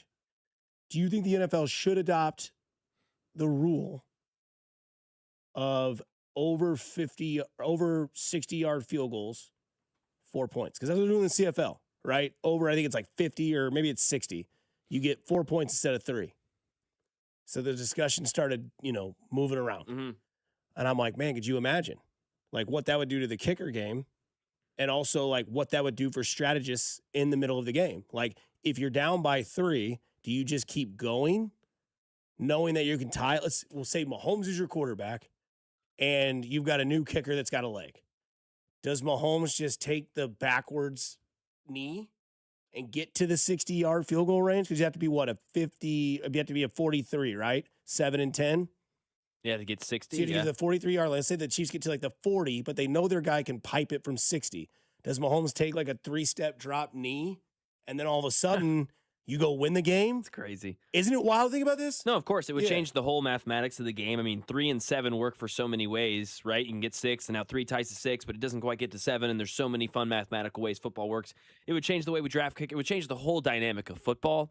So I'm going to say no, because kickers being that important, I'm good. I don't watch football to see Tyler Loop or Brandon Aubrey go out there. Super awesome in the way they've refined their game in the last 30 years. Marvelous, right? Incredible. Because the gamble you have taking the step back to kick the 4-point field goal would be, what if you miss it?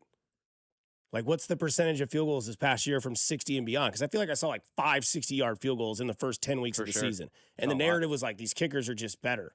Or because they can have their own football to kick, right? Kickers can do that, thing, right? Yeah, it's the new way of football. Rule. So it would be interesting. Somebody says I would rather them make field goals less than 40 yards, 2 points. That's interesting. That's a good one too. That's interesting, because then there's more penalty too. Mm-hmm. Somebody says play Cody's football cadence. I'm okay. Do they check centers on how strong sweaty their knuckles are, or sweaty their ass gets? Yeah. If he's a sweat dripper, shotgun quarterback. Exactly. Yep, exactly. So Sam Darnold, speaking of changing the way that people look at football, right? Because I think Mac Jones has now been adopted to this name. We'll see Malik Willis maybe. Malik Willis is going to get what they say, $33 million a year. 30 a year. Yeah, nuts.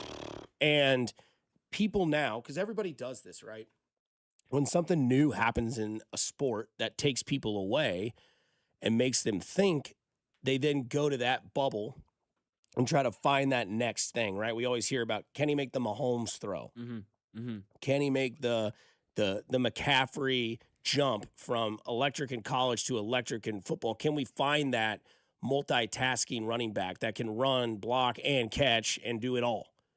Now it's like, okay, where is the Sam Darnold? Where is the option that can get us there and possibly do it, but not have to break our entire roster up with it? Because all these teams that have great quarterbacks tend to like fall off once they pay said quarterback the ton of money. Now, obviously the Chiefs didn't do that. They're an anomaly in that situation. But again, you look at teams that have done that, right? Like the biggest question for Cincinnati last year was, well, they gave Burrow all that money. There's no way they're going to give Chase and Higgins that money. Well, yeah, they are. They're just not going to give the guy on the end, Trey Hendrickson, the money. Yep. So now it's like, can you go find the guy that if he's in the right system with the right talent around him, can you pay him half price? Because Darnold didn't like break the bank for Seattle, did he? No. It wasn't like a huge contract. It was too much for Minnesota to take, which then made them look like fools. Yeah, I want to say it was like 3 for $60, like 20 a year, maybe a little more. I'll look at it. Right, like I could be wrong. If you can take the discount with somebody who's got it. Now, Sam Darnold, obviously a former 3rd overall pick in the first round by the Jets in a terrible system that is the New York Jets. No, I was wrong. He got the 33, so 3 for 100. He got the 33 a year. Yeah. But still not. He wasn't getting that 40. He wasn't getting 42, 45, stuff like that we were seeing other quarterbacks get. Tua. And Kevin O'Connell, you trust his opinion when it comes to talent at the quarterback position? Oh, yeah. Maybe he loses a little bit of credibility with 9. Maybe that wasn't his pick anyway. That's why the GM in Minnesota is no longer there. But Kevin O'Connell is there. Hey, do me a favor and remember something. Okay. You're a bad dude. Yes, sir. And you're going to play a long time in this league. For sure. All right? Go to work every day. Good things will happen for you. I still believe in you. I know these guys too. Shane does too. Yes, sir. And this organization loves you. Go to Yes, work. sir. Appreciate okay? that. Yes, sir. Yeah, always, sir. All love. Appreciate it. And that's Kevin O'Connell talking to Anthony Richardson, who has now been told he can seek options with other teams. Thank the God. Indianapolis Colts are moving on from him. Good. It was over for Anthony Richardson the minute he took himself out of the game. Yeah. He was like, I'm tired. He got lost in the moment. Fair or not fair, that was the case, yes. And the criticism was never going to be able to come back from. Yep. Right? It's like Darren Peterson, kind of. Once he took himself out of the game to Bill Self, people will go to that the rest of the time. Like the staleness of like, oh, send me a picture of Darren Peterson's street clothes. Like, all right, cool, that's great. It's ran its course. But it's never going to stop because of that moment. Anthony Richardson's time in Indianapolis was over the minute he took himself and subbed himself out of the game. Yeah. Then it would even double down when they realized they could put Daniel Jones in at quarterback and be successful. Yeah. Why did they make Daniel Jones successful? Because he had Alec Pierce. He had Jonathan Taylor. He had a really good offensive line. He has a really good tight end who they drafted as a rookie last year who's going to probably excel even more next year. And they made it work. What can you do with Anthony Richardson? Okay, Daniel Jones' time in New York was over. Ever since Daniel Jones fell on that run, it was like, this guy's a joke. This guy can't do it. But it was a bad system. It was a bad team. Maybe it wasn't that bad of a team. It was just a bad system. Dayball just didn't know what he was doing with Daniel Jones. It's fair to say that. And then you look at where Anthony Richardson can be. And can he be a piece? Like, do you think Anthony Richardson would work in Minnesota? Yeah, I think Anthony Richardson would work in a lot of places. I think Anthony Richardson... I think a lot of the same things that I did 3 years ago about Anthony Richardson, because not a lot's changed. He hasn't played mainly any football, and that's not really because he's bad. That's because he's been injured and because he took himself out of a game and a narrative took over his whole career. I mean, I've gone on these rants before, but I'll do it again. I mean, we are too quick to call it with these guys. We are too quick. I mean, this is young. Right? We do it every year. I mean, Mac Jones is going to have a resurrection. We'll see what Malik Willis is able to do. That's a guy out of Liberty who never got a chance with the Tennessee Titans, a badly ran organization. They didn't even let him throw the ball. No, and he never got the chance to do it. And now all of a sudden he's with a good offense, with a good team and a good franchise in Green Bay. It's like, wow, he looks pretty good. Yeah, no blank. Mm-hmm. He was out of Liberty, and you took him as a 21-year-old to a bad franchise and stuck him behind a bad offensive line and didn't really teach him anything. But there's a lot of raw skill there. Anthony Richardson, same thing. 15 games played since high school. 6'5", can run a 4.4 and can throw the ball farther than anyone else in the league. And he actually has accuracy. Like he can put it on a dot. You've got to be able to refine that. And a guy like KOC absolutely can do that. But we are too quick to say. I mean, like Darren Peterson at least will get a chance this next month to change the perception of him forever at KU. Will he be able to do it? Larger chance not than yes, but he still has that chance. Anthony Richardson and so many other quarterbacks in the National Football League never get that chance. Ever. It's a very quick judgmental position. He sucks. Maybe so. Yeah. But did he actually get a chance? I don't know. Like, he looked pretty good last time he played in San Francisco before he got injured. The second time, not the first time in the pouring rain, but the second time I thought there were some flashes, and then I never saw him again. It's just interesting that like we give guys like Kyler Murray the benefit of the doubt. Yep.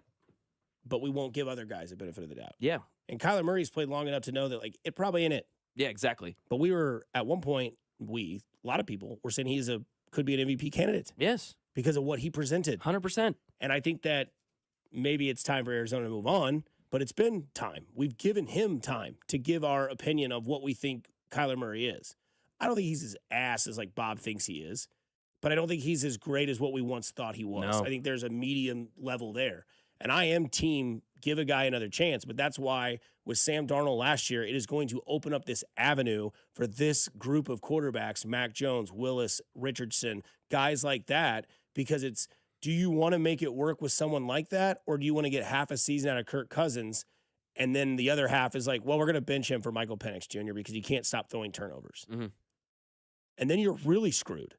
Whereas, like, you take a flyer on a guy who's cheap and he doesn't work, you can still draft a guy and bring him in. Whereas, like, you bring a guy like Kirk Cousins, that's 8 games, and then what? You're lost.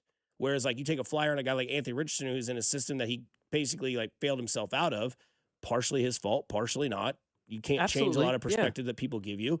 And then now you get that renaissance of a career with somebody like Justin Jefferson on the outside, Jordan Addison on the outside, whoever they go with at running back could be a piece in their offense as well. Good defense to back them up, things like this. Yeah. And then you build around that guy, and you're realizing that there are certain quarterbacks that you don't have to build around, that you can put MVS, Kadarius Toney, Sky Moore out there, and it just works. Different.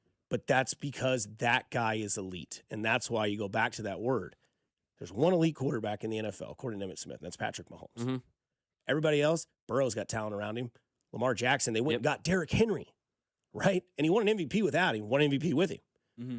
But Lamar's looked better with Derrick Henry. Am I wrong? No, I think so.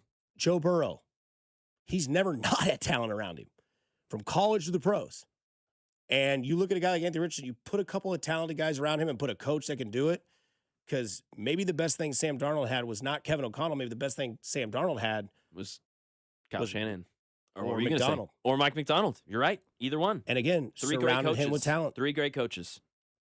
It works. Yes. Maybe it's a chance. A guy that could really be a great coach with my golf swing joins us next. That is Tom Watson. Yes! Better believe it. Tom Watson, Kansas City legend and golf legend here. Multiple major winner. Tom Watson will join Mac and myself next on 96.5 The Fan, your home for Kansas City Sports. Watson. Yes! You're listening to Bob Fescoe. Out of anybody should talk, he should never grab a microphone. And Dusty Likens. His ass is foul of all foul. Weekdays, 6 to 10. Fescoe and Dusty is brought to you by Golden Oak Lending. Do you need extra cash? Golden Oak Lending can convert your home's equity into cash in as little as 14 days. Let Golden Oak Lending cure your blues. 96.5 The Fan. Some flavors just take you to another place. Like the Filet-O-Fish, a crispy fish fillet made with wild-caught Alaskan pollock on melty American cheese topped with tartar sauce, all on a soft, steamed bun. It's crispy, flaky perfection. And right now, I can mix and match 2 favorites, like a Filet-O-Fish or 10-piece chicken McNuggets for just $6. This deal is the catch of the day. So get to McDonald's fast. Ba-da-ba-ba-ba. Prices and participation may vary. Cannot be combined with any other offer or combo meal. Single item at regular price. Staples presents That Was Easy. So I opened a restaurant and needed everything. Menus, signage, catering brochures. Everything and then some. I went to Staples. They printed it all and even suggested takeout menus. One money pit with a side of fries. But now at Staples, you get up to $125 off custom print orders. $125 off. Now you're cooking. Brand your business in a big way at Staples. That was easy. Shop Staples in-store, online, or in the app by 4/4 to unlock. Exclusions apply. Visit staples.com/print for details. It all comes down to this, folks. Yep, the entire season is on the line. But my throat has officially thrown in the towel. Sounds like you need Vicks VapoCool drops. They're max strength and vaporize sore throat pain. Whoa! These VapoCool drops hit fast. Speaking of fast, did you just see that play? Yeah, he vaporized that ball. That pun should have come with a penalty. Vaporize sore throat pain with Vicks VapoCool drops. Use as directed. Here's Here's your traffic report on 96.5 The Fan. Kansas side, K10 eastbound, heavy approaching K7 with an accident in the interchange there. Off to the right shoulder, but folks are jumping out of that right lane, and that's keeping things heavy. Otherwise, things move pretty well all around the metro. Alan Carr, 96.5 The Fan, traffic. The Drive's Papa Shot Tournament is Wednesday, March 18th at Draftcade starting at 6:30. This is your home for Kansas City sports. 96.5 The Fan, KFNC FM and AM, HD1 and HD2 Kansas City, an Odyssey sports station.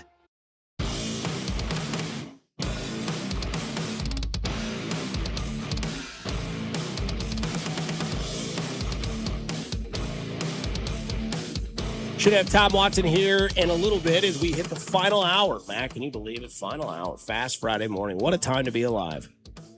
Friday. 73 degrees. Come on, Friday.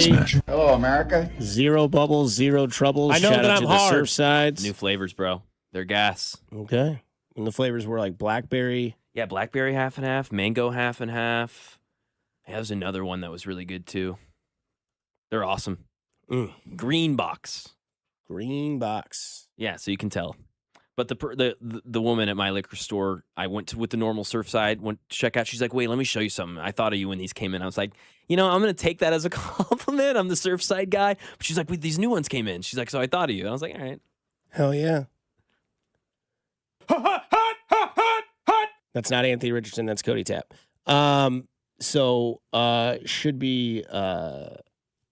Should be a fun day to enjoy. Again, at Dusty Likens or Mac Maury on Twitter. Send us what you're doing. We've already got pictures of people at the golf course today, which I am insanely jealous of because today seems like the most perfect day to golf. Doesn't look like there's a lot of wind. A little breezy. Might help you on those long par threes. Get that wind behind your back. Tee it up a little higher. Put it up there and let it fall down on that green. You never know. But it is that time of the day where we are joined by one of my favorite athletes to ever come out of Kansas City. Tom Watson joins us now. Tom, how are you on this wonderful Friday, sir? Good morning. Good morning. Yeah. So when you think of Kansas City and you think of golf, what's the first thing that comes to your mind? The first thing comes to mind is, really the first thing comes to mind are the memories I had growing up playing the game of golf around Kansas City. The junior programs that I participated in, playing golf with my father and his friend, Stan Thirst, the pro, who was my great friend and mentor.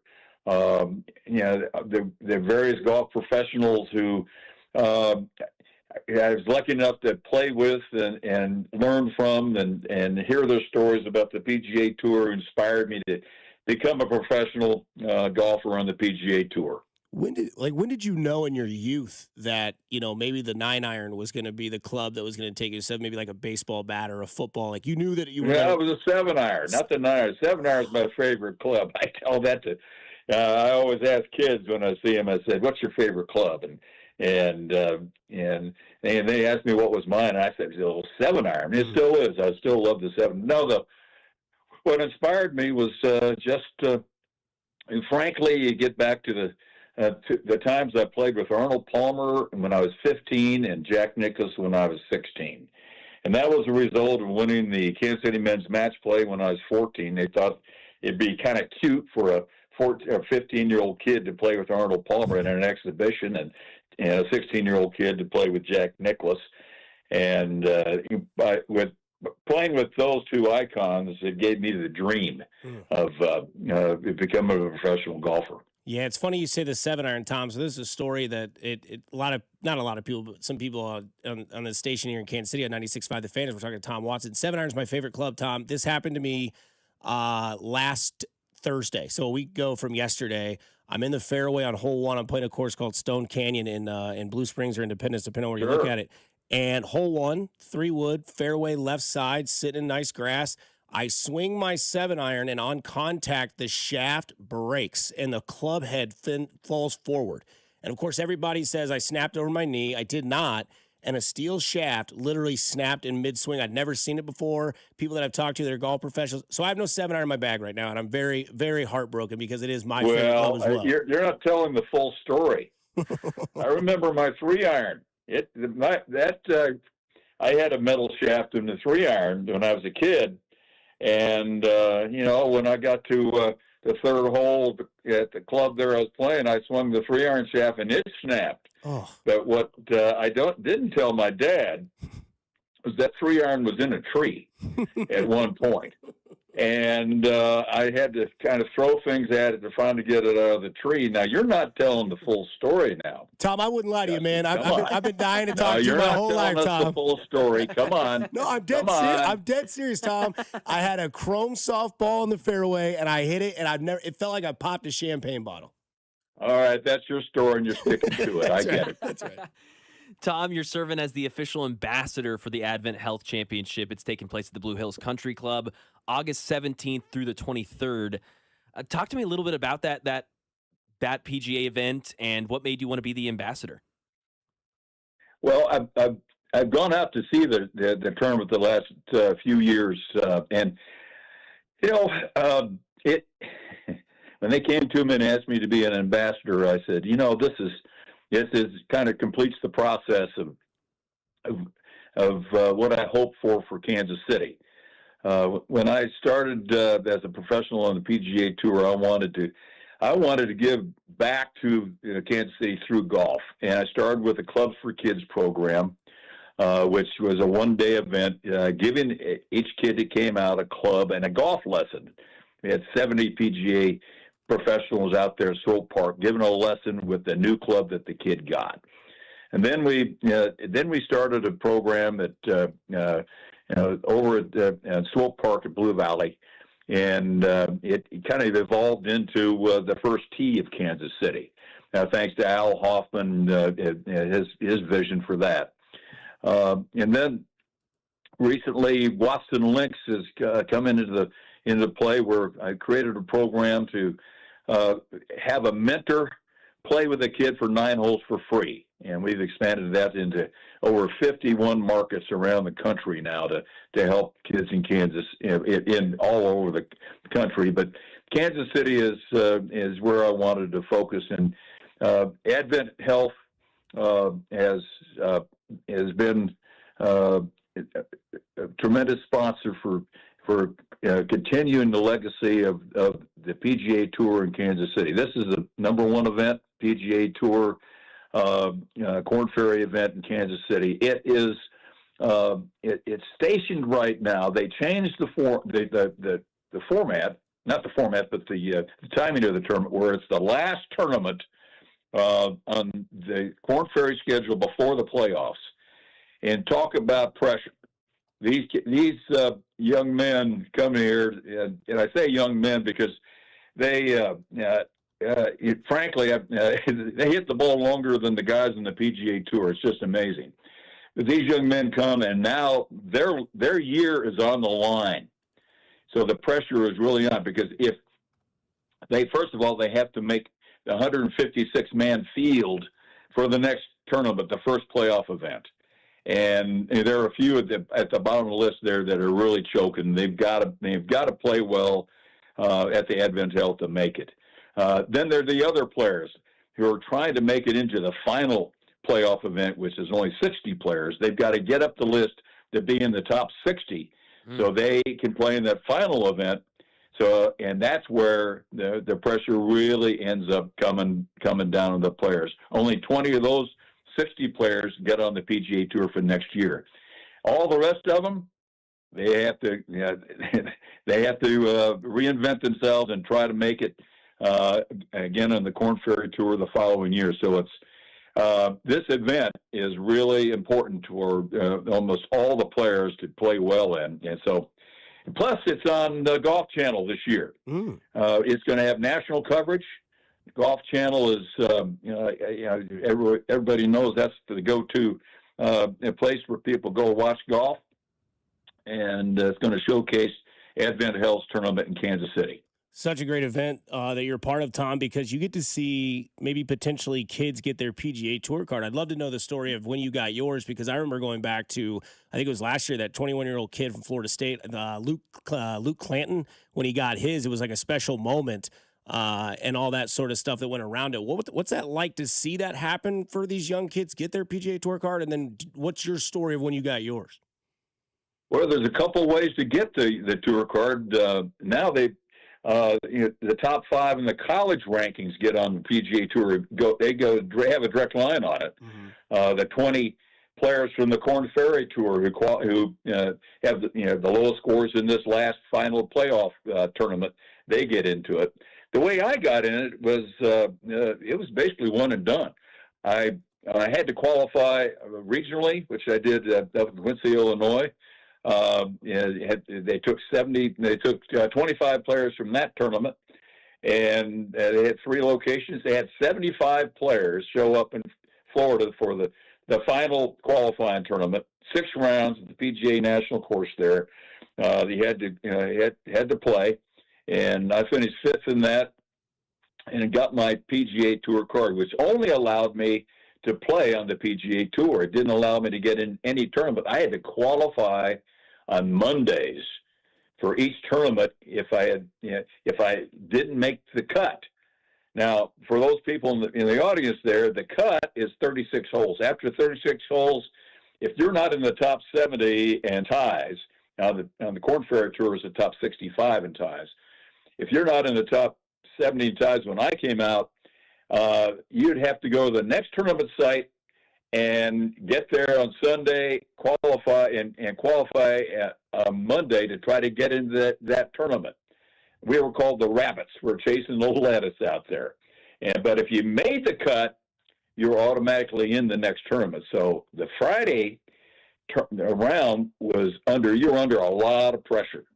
And I think that really helped me develop a way of dealing with the pressure, because every tournament had that pressure. They don't have that pressure today on the PGA Tour because it is an all-exempt tour. You're in every tournament, or most every tournament. It's going to change, but you're in most every tournament, so you don't have to worry about the 36-hole cut. So I know I'm long-winded about this, but that pressure is there for these players at the Advent Health in the last tournament of the year. They have that kind of pressure, that 36-hole cut pressure.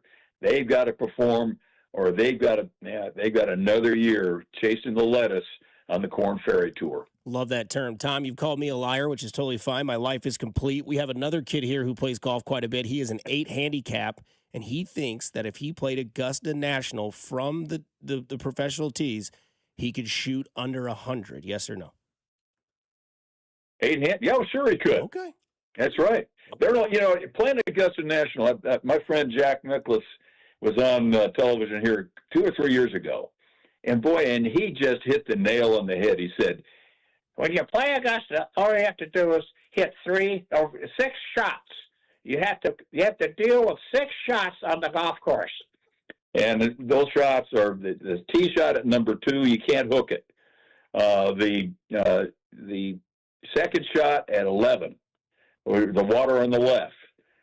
The shot at 12, the difficult par 3 over Rays Creek there with the water. You've lost more tournaments. You saw that when Tiger won his tournament here 4 or 5 years ago. All 4 leaders hit the ball in the water at number 12. Then 13, you've got the water off the tee and the second shot. And then finally, the final 6th shot you have to play, you have to hit the ball over the pond in front of the 15th green. Mm-hmm. And sometimes that is really hard to do. Tom, you're a KC legend. You're dear to my heart, man. I appreciate you coming on the time and talking on this show. We appreciate you, and keep doing great things, especially the Advent Health Tournament and watching these guys from August 17th to the 23rd at Blue Hills Country Club, brother. We appreciate the time. Be easy, take care, and stay safe out there, Tom. Thanks, Tom. All right. Thanks for having me on. Appreciate it. Watson, yes! I mean, the Jack Nicklaus impersonation. We're playing it when we come back. It's the best thing of the week. I'm spent. I'm done. You guys come in here. You can do the rest of the show. 96.5 The Fan, your home for Kansas City sports. You're listening to Fescoe and Dusty on your home for Chiefs football. 96.5 The Fan. Fescoe and Dusty is brought to you by Golden Oak Lending. Do you need extra cash? Golden Oak Lending can convert your home's equity into cash in as little as 14 days. Let Golden Oak Lending cure your blues. Sex, intimacy, love. These three things are critical to a good relationship, and that's the problem with erectile dysfunction. It often destroys sexual enjoyment and intimacy. It stresses the love between partners, often to the breaking point. This is Jeff for Heartland Men's Health, and if you're suffering with ED, you likely know exactly what I'm talking about. But I also want you to know that ED doesn't have to impact your relationship anymore. At Heartland Men's Health, we're ED experts, with our focus on men's sexual health. We've treated tens of thousands of men and have treatments that are effective in well over 90% of cases. I promise you, if you're like most guys, you can get your sex life back, perhaps even performing like you haven't in years. So if ED is affecting you, it's time to get back to better sex, better intimacy, and deeper love. Call us. Just $99 gets you blood work, a medical consult, and if medically advised, a test dose. And if that test dose doesn't work in the office, your visit is free. Call 844-447-6600 or go to heartlandmenshealth.com. This is Blake Fanning with Shawnee Mission Ford.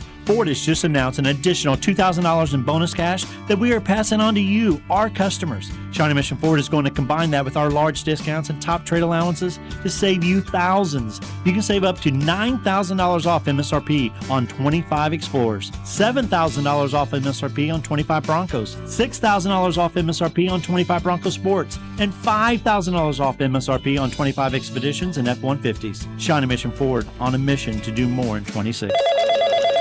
Spreadsheets, clunky software, 100 different logins just to run your business?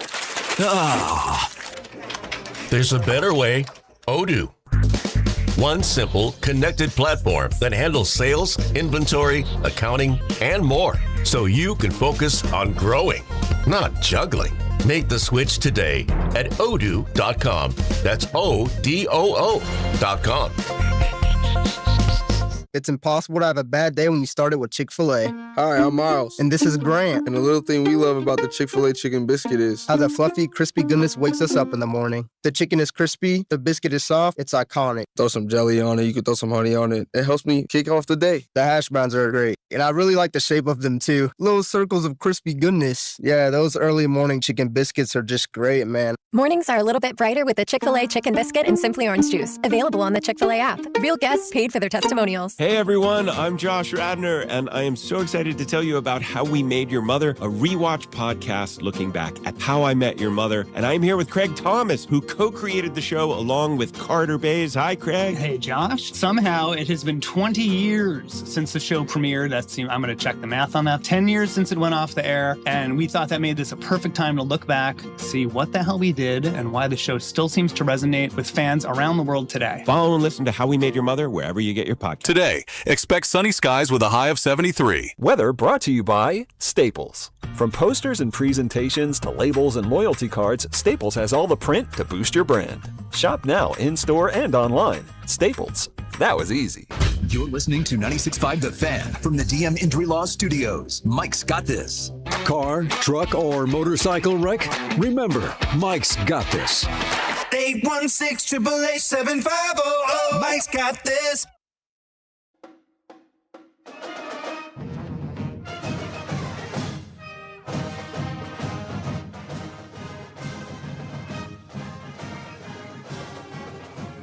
This is Maine's fight song.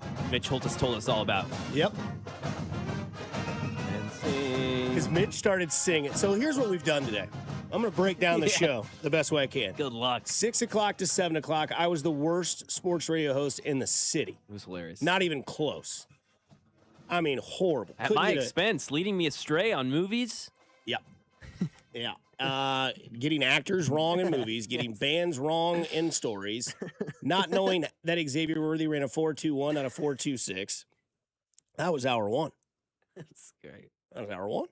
Hour two, Mitch Holtis started singing. Oh, yeah. Like, Mitch was singing. Yeah, I got to pull that.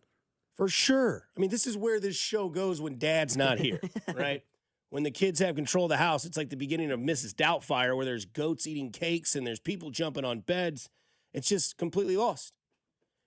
And then in the 9 o'clock hour, we're joined by golf legend Tom Watson. Not only does he call me a liar, saying I'm not telling the truth. Yeah. Hand of the Lord above, I am. Dusty Likens in my life and sport, my two most memorable moments in my sports career doing radio on the air. Getting roasted by Denny Matthews and getting called a liar by Tom Watson. Yeah, has to be. Insane. Has to be. And then you get him doing impersonations. When you play Augusta, all you have to do is hit 3 or 6 shots. You have to deal with 6 shots on the golf course. And he just pulled that out of the holster. My friend Jack Nicklaus once said, well, when you're on the... When you play Augusta, all you have to do is hit 3 or 6 shots. You have to deal with 6 shots on the golf course. That's awesome. I mean, hello, America. Let's go. Hello, America. Coming up in about 25 minutes, we'll do our Richard of the Week. You might blame me to be the Richard of the Week here because of how bad I've been today, but also because I've given Drew all the fuel in the world. We have another kid here who plays golf quite a bit. He is an 8 handicap, and he thinks that if he played Augusta National from the professional tees, he could shoot under 100. Yes or no? 8 hand? Yeah, sure he could. Okay. That's right. Alex Gold is rolling in his Canadian bed right now. That's just Tom's just not being serious. He's being nice. No, he's not. He called me a liar, Alex. Not only that, he's... When you play Augusta, all you have to do is hit 3 or 6 shots. You have to deal with 6 shots on the golf course. Did you have on your bingo card that you get an impersonation from Tom Watson or an impersonation from Cody Tapp?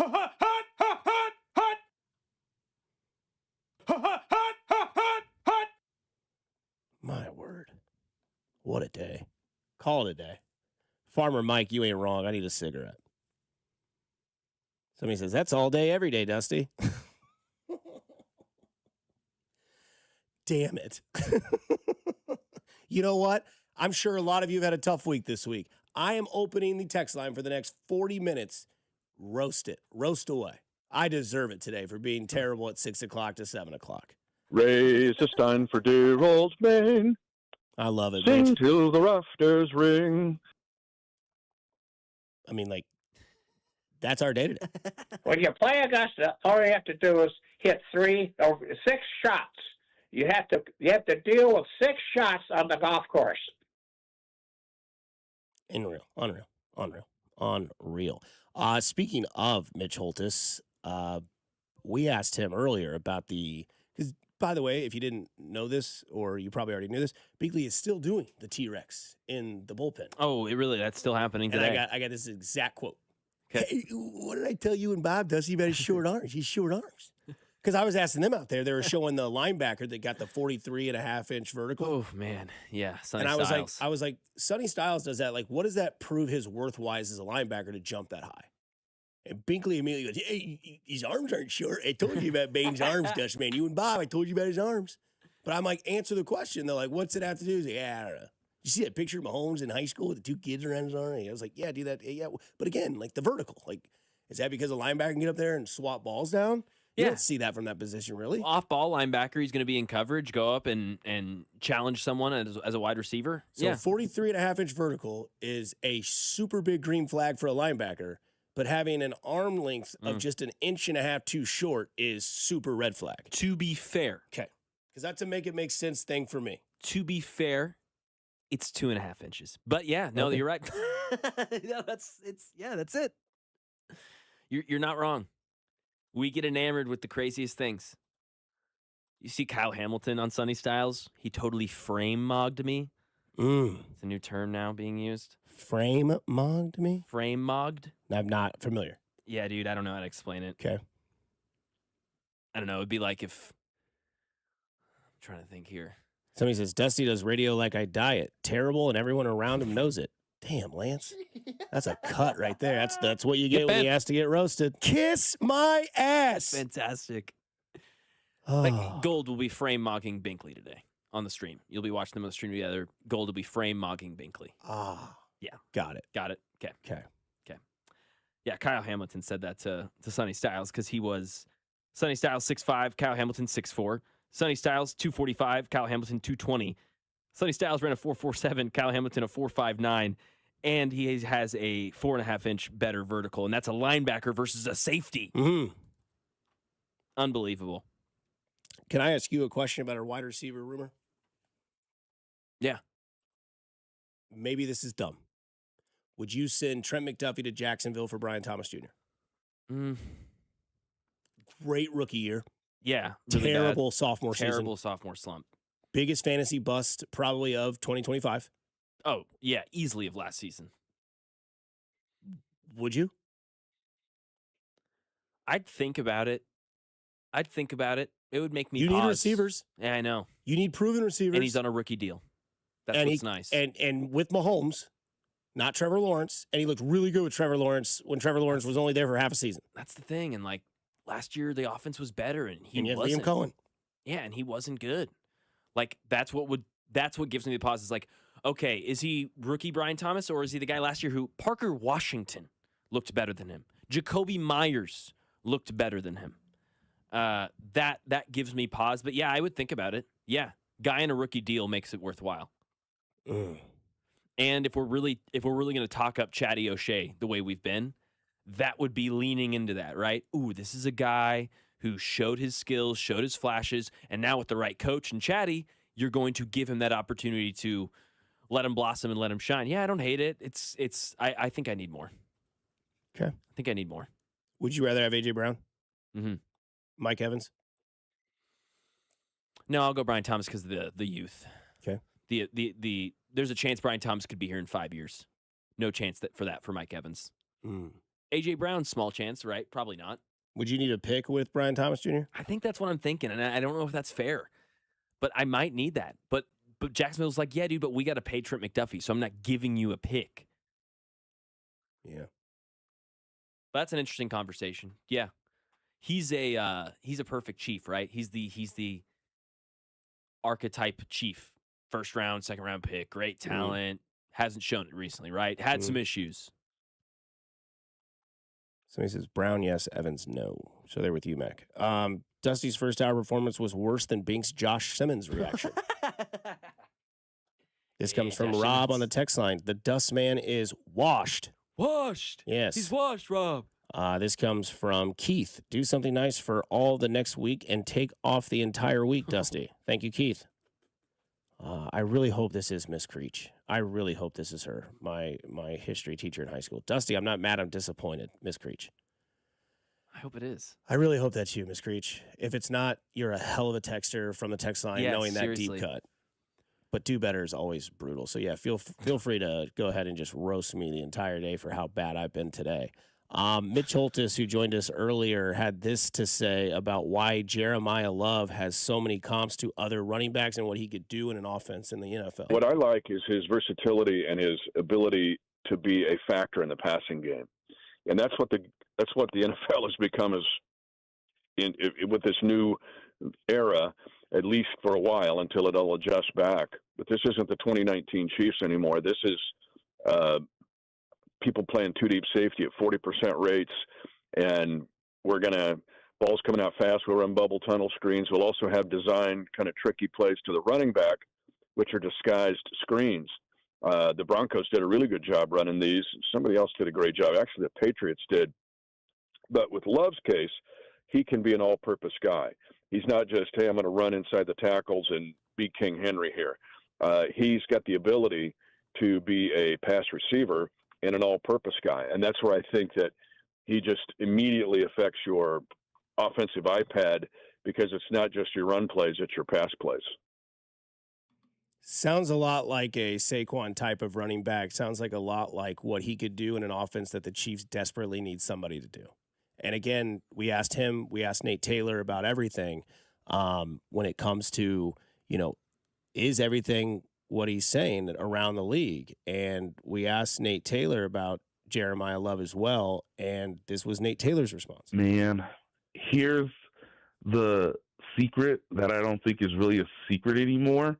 That dude is talented. He's incredibly intriguing, and I haven't met a soul here in Indianapolis that's like, I don't really buy into the whole Jordan Love hype or Jeremiah Love hype. Yeah. Nah, man, everybody loves that dude. Like, his dynamic ability, his playmaking, there's a reason, and I even wrote this today on ESPN.com, there's a reason why they say we got to get more explosive in the running game. Well, there's really only one draft prospect who could offer, true elite level of explosiveness out of the backfield, and that's Jeremiah Love.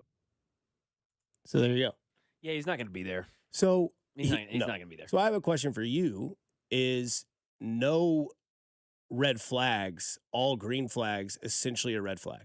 Like, if there's nothing bad to say about this guy, and everyone's saying the same thing, and nobody has anything remotely close to, well, his thighs could be bigger, right? Is that more of like, all right, if everybody's in love, I'm staying away? Like, if you're at the buffet and everybody's getting chicken, and nobody's touched the steak, are you like, well, everybody's getting the chicken, it must be good? Or are you like, you know what, nobody's gotten the steak yet, I'm going to try it? Yeah, I'm getting both. Buffet.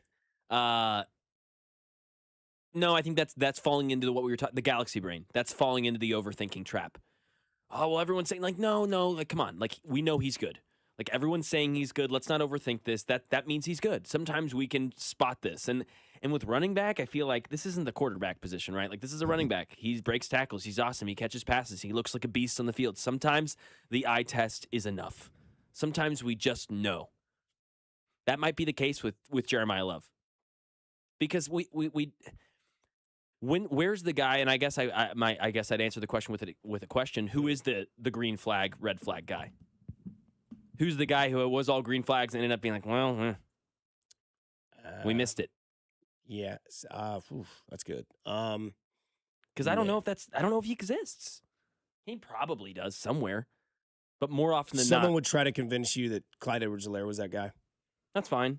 Because he could catch, he could run. He was on that That's team true. that had the best offense, and then he got to the league, and you're like, see, there was somebody on that team that wasn't going to be great. But even him, you could come out and be like, he's small. True. You could be like, he's small, he's 5'9", whatever. Can he block? Yeah, can he block? Is he going to be able Not to? hearing any of that with Jeremiah Love. No, nothing. None of it.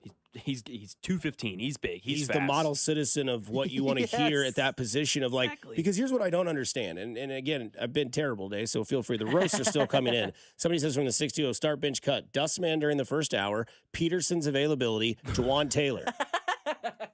Very well done. We're here all day.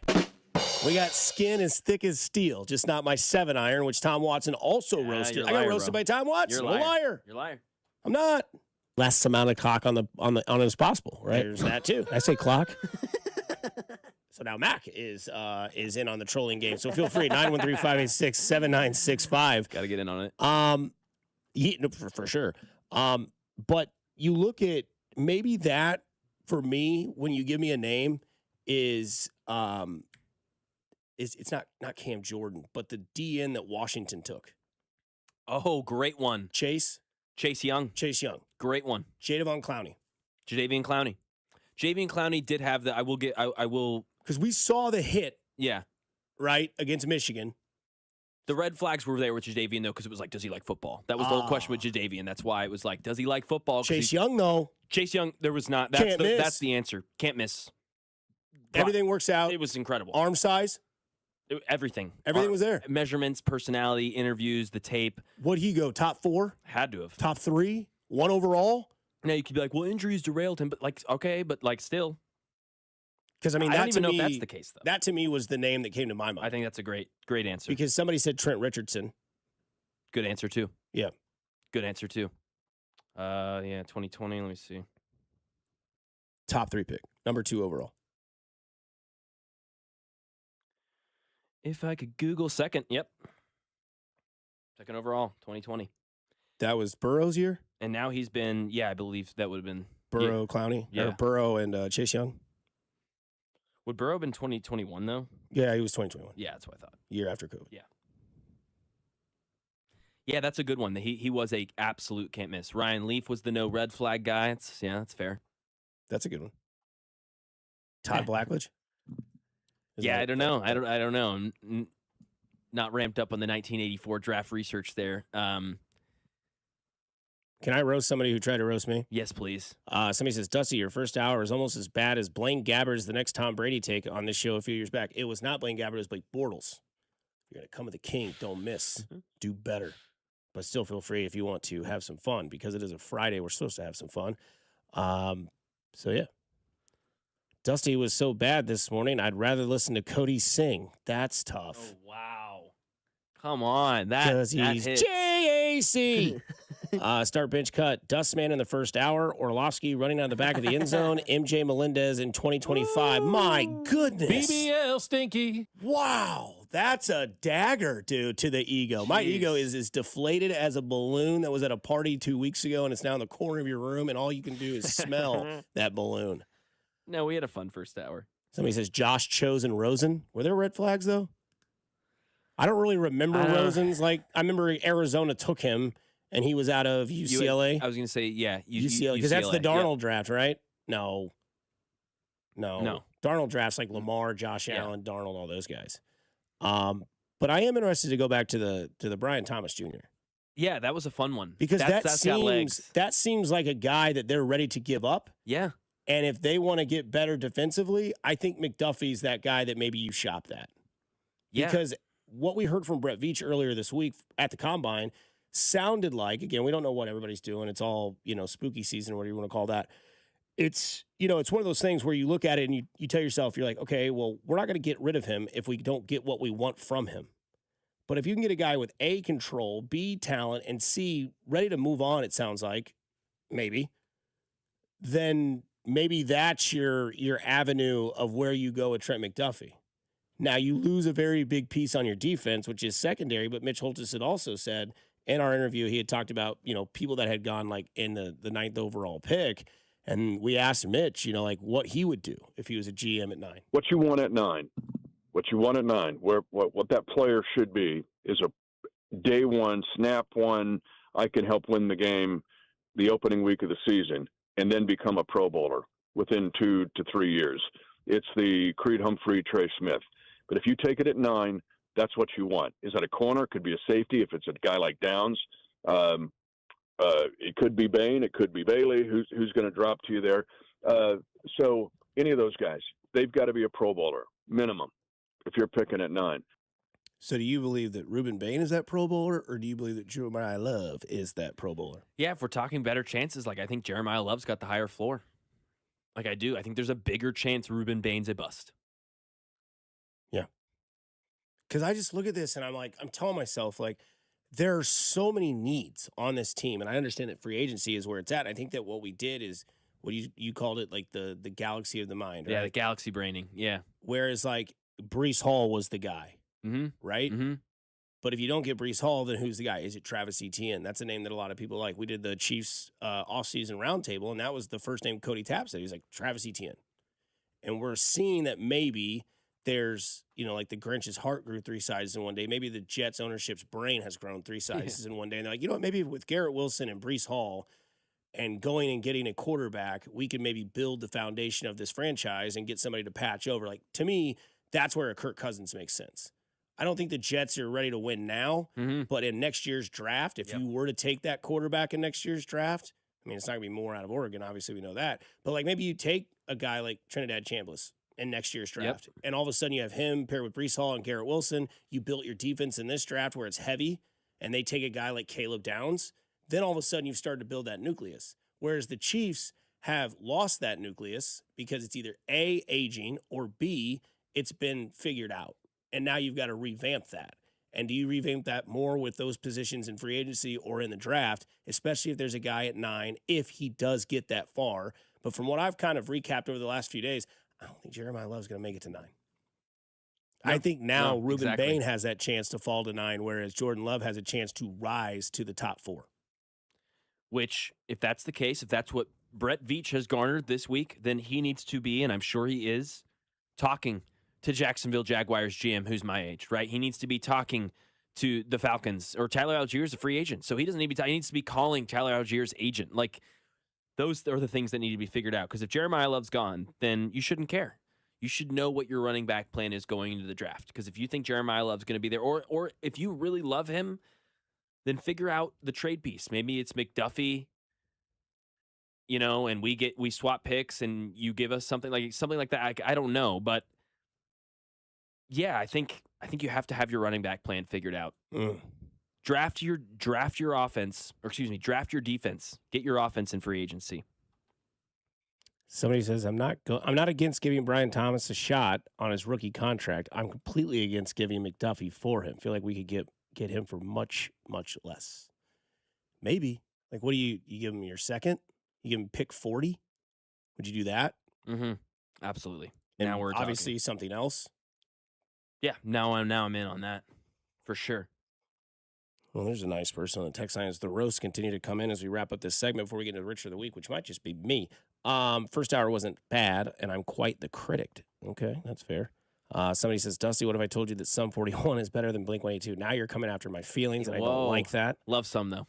Great band. Yeah, great. Somebody says, Dusty was so bad, I considered changing the dial to listen to SSJ breathe into the mic.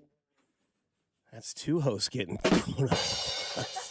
BBL Stinky. Listening to you this morning, Dusty, made me feel like you did when you got a $0 tip all night at Jack Stack. Why did I even turn on the radio? Ouch. Oh, that hurt me.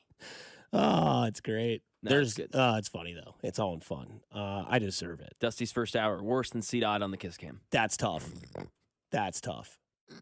C-Dot on the Kiss Cam or C-Dot at a Chiefs game? Well. Geek. Coming up next, Richer of the Week. We wrap this show up on a Friday. We love you. 96.5 The Fan, your home for Kansas City sports. This is Fescoe and Dusty on your home for Royals baseball. 96.5 The Fan, brought to you by Golden Oak Lending. Do you need extra cash? Golden Oak Lending can convert your home's equity into cash in as little as 14 days. Let Golden Oak Lending cure your blues. Want consistent color for every job? Milo's Pro Rewards members get a 20% paint discount on future purchases after paint annual qualifying spend reaches $3,000. Plus, order eligible in-stock paint and paint supplies by 2 p.m. for free same-day delivery by 8 p.m. Improving is easy at Lowe's. Excludes spray paint and mist tints. More exclusions, terms, and conditions apply. Subject to change. Details at Lowe's.com/terms. Same-day delivery valid in select zip codes. Subject to driver availability. Details at Lowe's.com/same-day delivery. Hi, I'm Chef Franklin Becker. You know the jingle. Now discover the facts about Ozempic, a GLP-1. There's only one FDA-approved Ozempic made by Novo Nordisk. Learn about the real thing. Talk to your healthcare professional today. Call 1-833-OZEMPIC or visit Ozempic.com to view the medication guide and to learn more about Ozempic. Semaglutide injection 0.5, 1, and 2 milligrams.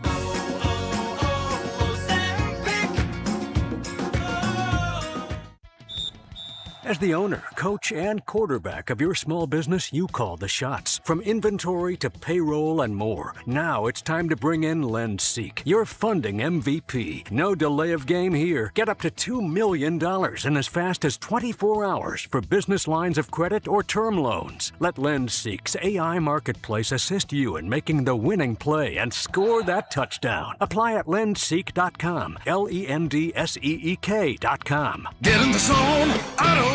Jeff's day is off to a slow start. So he heads to AutoZone, America's #1 battery destination, where Sammy, a local AutoZoner, tests his battery for free. Looks like he just needs a charge. And Sammy does that for free too. In no time at all, Jeff is back on the road, ready to finish the day strong. Free battery testing and charging at every store. No hassles, just help. Get in the zone, AutoZone. Restrictions apply. Did you hear? Allstate car insurance now costs even less. So when you bundle with home, you can save even more. Check Allstate first to bundle and save with a new lower auto rate. You're in good hands with Allstate.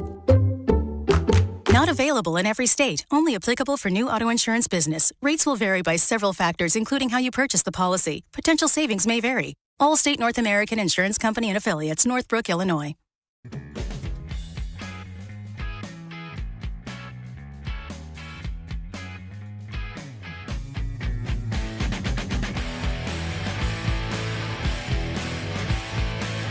Getting in too deep, but I'm trying to keep up above my head.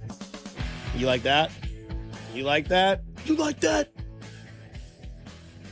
Somebody says, you guys are great. Don't listen to those naysayers. Appreciate what you do. We appreciate you, but I deserve all the naysayers. Dusty from the 785 is officially eligible for Cody and Cole's trash of the day. That's a good one. Man. I also don't know what this means. Put Dusty back on After Hours. I don't know if that's a good thing or a bad thing.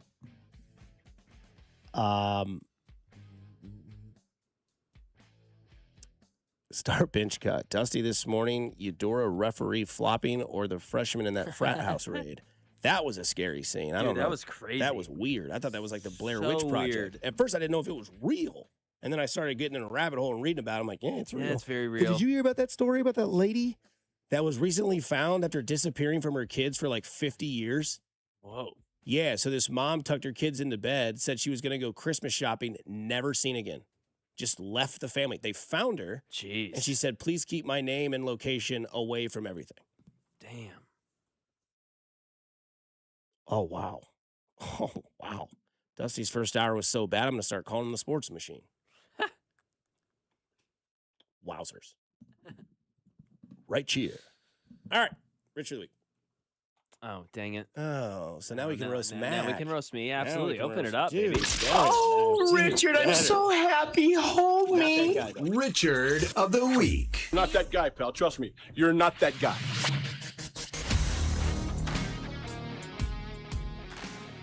This is a, what are we doing here? What are we doing here? There is a famous coffee shop. That is my Richard of the week. Not going to say the name, but a famous coffee shop. You know. Mac, they're selling 48-ounce buckets of coffee. Currently available in 2 states right now, but it is a 48-ounce bucket of coffee. Hello, America. No doubt about it. We do not need this. No one asked for this. Videos on the internet are surfacing. The New York Post took a video of a woman drinking from this 48-ounce bucket. You remember when you were a kid and it was Halloween season and you got your Happy Meal in one of those Halloween buckets? Same size, full of coffee. Look, if there's one person that doesn't need any excuse to get more energetic, it's me. And I drink 2.5 cups of coffee a day. So that's 15 ounces. I think a cup of coffee is considered like 6 ounces. So that's 2, 12 plus 3 is 15. Good math. Dusty's first hour was still not as bad as his math skills. So hello, America. Goodbye, America. Why are we giving people 48 ounces? Not only that, it's like iced coffee. So it's sugar and cream and all this stuff. That's ridiculous. 48 ounces of coffee in a bucket. That's crazy. That's like drinking Mountain Dew out of a Bubba jug. They are the same. And this coffee joint, Richard of the Week, for just inventing something that we never needed to be invented. 48-ounce bucket full of coffee. Hi, welcome to blank, blank, blank. How can I take your order? I'll do that 48-ounce bucket of coffee. Hopefully that guy's not farting in your ice. Honestly, I Pull mean, forward. the best. 48 ounces of any liquid doesn't need to be a thing. Water, beer, boobs, Battlestar Galactica. I mean, beets. 40 ounces of Irish ale. Yeah, I mean, I get it. Yes, maybe some beer on a Friday, like today on the patio. Absolutely, but I mean, in one sitting, dude, a jug of anything like this is ridiculous. But you know, I mean, I was that guy. 32 ounces of soda in high school all the time. All the time. 32 ounce. Get my 32 ounce. Get my 32 ounce. Somebody says Dusty's first hour was worse than the white guy rapping Eminem at the karaoke bar. Oof. Oh, I missed that. Good. That sounds bad. Somebody says, I don't know what's worse, Dusty on the radio or Jonathan India's 25 campaign. At least Jonathan India looked good. Look great. You got a Richard of the Week? Yeah, dude, it's actually one that we talked about. LeBron James. Mm-hmm. Luka Doncic passes up a shot, probably should have taken it, and then he ends up passing LeBron James. He has to heave up a brick at the end of the game. They end up losing and choking out a game this week. This was LeBron after the game. I'm not sure. I mean, obviously you have to ask Luka what he saw on that, but I thought he had a good look, and it looked like he kind of just lost his balance, didn't have a rhythm with the ball, whatever the case may be, and it kind of allowed him to get back in front of him. And I was kind of off balance when he gave it to me. I thought he had a great look, but that's what I look. That's my POV. My POV. That's my POV. Get bent. And he was kind of off balance when I gave it to him. Oh, okay. Gotcha. Kind of like Ray Allen from the baseline, or like Kyrie from the wing, or any of your other running mates. Anthony Davis from the wing in the bubble. Kind of off balance there when you couldn't hit the final shot. But it's all good. It's all good. Can he just leave? Yeah, dude, it sucks. Like, have you seen The Spy Who Shagged Me, the Austin Powers movie? It like starts off and they're trying to like kill him, and they're like this woman. They keep like throwing knives at her back, and then they like shoot her, and then they like fall from like a building, and like he's like, "Why won't you die?" And it's like, why can't LeBron just like with LeBron? Yeah, like why can't you just go away? Like I don't think he's tarnished his legacy, but he's definitely like the worst thing we had with Jordan was like, man, stop playing basketball for the Wizards. Yeah, like it's just stop. It's done. But it was Jordan. Different time, right? No social media whatsoever, really, and no anything. But like, that's a shot at Luka, dude. 100%. It's 100%. And Thought he had a good look. And this is Luka's team. And this is a total, I don't want to say narcissistic, because that's a tough word to throw out at somebody. But like, this is a total like me movement. Like, this is like, it's not his team yet. I'm going to be rough on him in the post-game press conference and, sharpen him up a little bit. I don't know if you saw this, LeBron, but the owner of his team took the beer out of his hand celebrating a trip to the finals. I don't think it can get worse than that. Yeah. Or his GM, whoever it was. Yeah. So, I mean, I'm so tired of it. Like, be the leader that you say that you are and be like, that was a tough game we lost. We missed some opportunities. We, not he, and we move on. But yet this is now LeBron's thing. I mean, he combs his skin on top of his head. There's no hair there. Mm-hmm. He puts his players under the bus. That's Luka Doncic. That's arguably a top 5 player in the NBA, maybe top 3 if you really want to get into it. We don't have to. We don't have enough time. But yeah, LeBron, just stop, man. Just go away. I'm done. I don't know if Who needs to go away more, LeBron or Aaron Rodgers? Rodgers. Yeah. Rodgers. But LeBron's getting there. I will say, yeah, you're right. Tarnish his legacy yet? No, but like, I don't know. Like, the way I remember him will be a little bit differently. I always know he's the second greatest basketball player and the best athlete of all time. But yeah, like, I feel like because a couple years ago, because I've always been a LeBron hater, but I felt like in the early 2020s, it was like the opposite effect where he had finally like stayed long enough to where it kind of went the other way. It was like, oh, LeBron James, cool. I know you got your bubble chip, but like still fun. Like out now, like you started to get this like different optimistic viewpoint. And now it's been 2 or 3 years since then. And we're back and even worse before. It's like, nah, dude, I'm so out. And I was listening to Max Kellerman and Bill Simmons this morning. Funny enough, he said, you asked me yesterday, is Jaylen Brown better than Luka? And I was like, that's hot. That's hot. I don't know about that. Max Kellerman, I was at Boston versus LA the other night, watching Luka and Jaylen Brown play. Jaylen Brown's a better basketball player. That's all I'll say. Jaylen Brown's a better basketball player.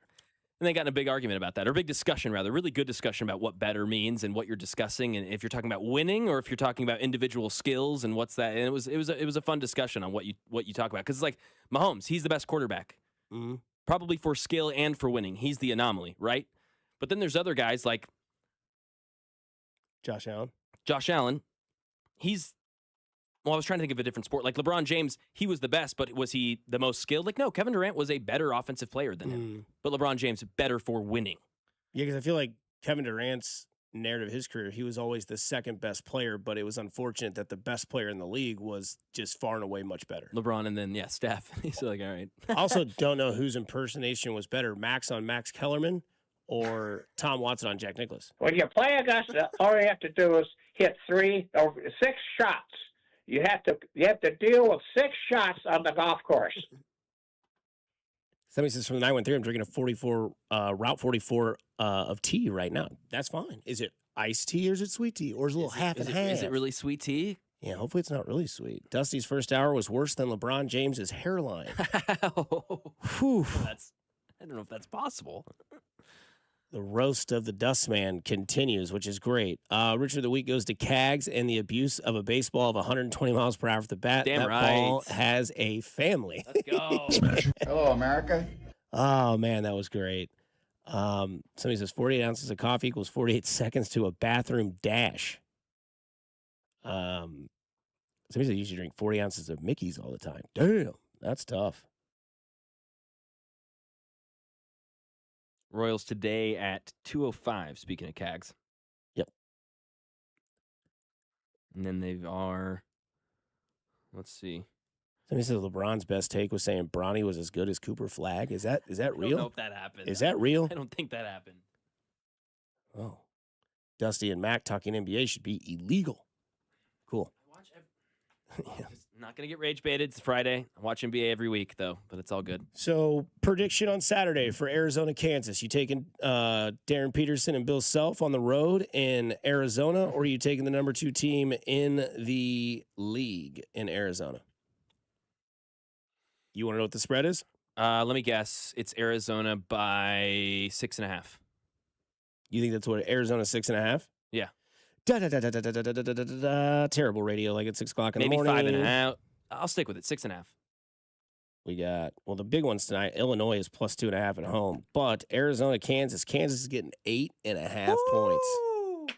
So I'll take the points. I will not take the money line on that. You want to take the points in the under of 146.5 is plus 260, and you better believe anywhere and everywhere, BetMGM, DraftKings, whatever, FanDuel, there will be a boost. That'll be a dynamite game. That'll be so great. See When you is that? Saturday. No, I know, but noon? 3. 3? Okay. Again, weekend predictions are brought to you by Circus Sports. It's sports betting the way it should be. CircusSports.com. We got some more roasts coming in, Mac. That's that laugh. Tyler Thigpen, greater than Dusty. Wow. Dude, I'm drinking 240 ounces of OE tonight. Send pics of you drinking the beer. Smash. Not after you finish 240. Not after you finished 80 ounces. Men's wieners. Somebody says that's wrong. Texter Mac knows ball. He does. Thank you, 785. Dusty does too. We broadcast some spring training games. The others can be found on our sister station at 1660 as well. Somebody says to take Fleury's overs. Is he going to be able to rebound against those Giants against Arizona? Yeah, against Kravos or whatever. I don't know. But this is, I mean, when Jay talks about it, he talks about the top 2 defenders in basketball. We're going to watch them play each other, Kravos and Badunga. So that's exciting. Are you taking money line? I'm just taking points. No, I'll take points on the road. Yeah, money line at home. But money line at home every time. Way to carry the show, Mac from the 816. Mac's awesome. If Dusty drank 40 ounces of anything, he'd need a bladder surgery. That's correct. Dusty is the Brody Croyle of sports radio. Oh, no. Wow. Come on. It's just, I hope we weren't going to get there. When I heard Thigpen, I was like, don't do Croyle. Oh. Don't do Croyle. Oh, yeah. Brody Croyle of sports radio. Hey, it was fun today, Mac. I love doing shows with just us two every once in a while. Love the chemistry. Love the text line. Love to be self-deprecating. Love to be wrong in the first hour. But it's fun. No tea time today, text line. No tea time. I know. I get it. I got things I got to get taken care of. Going to Jamaica, got to get a passport. Got some friends, got to do all that. Love this song. Friends? Wow. No, we're even getting roasted. No, this was awesome, man. Hope everyone has a great weekend. Spend some time outside. Get some vitamin D, baby. Yeah. The only person who didn't get roasted is coming up from 10 to 2, and that's Drew Nixon, who Tom Watson said could break 100 at the Masters. Hey, we love you. We have fun. We'll talk to you on Monday. Go do something nice for somebody. You never know. Could change their day, their week, their month, their year. It's simply cool to care. Kansas City, stay safe, stay fine, stay groovy, enjoy this weather. Dusty Palco Likens. All right. That's the one. That's the one. Kiss my ass. This is Fescoe and Dusty, brought to you by Golden Oak Lending. Do you need extra cash? Golden Oak Lending can convert your home's equity into cash.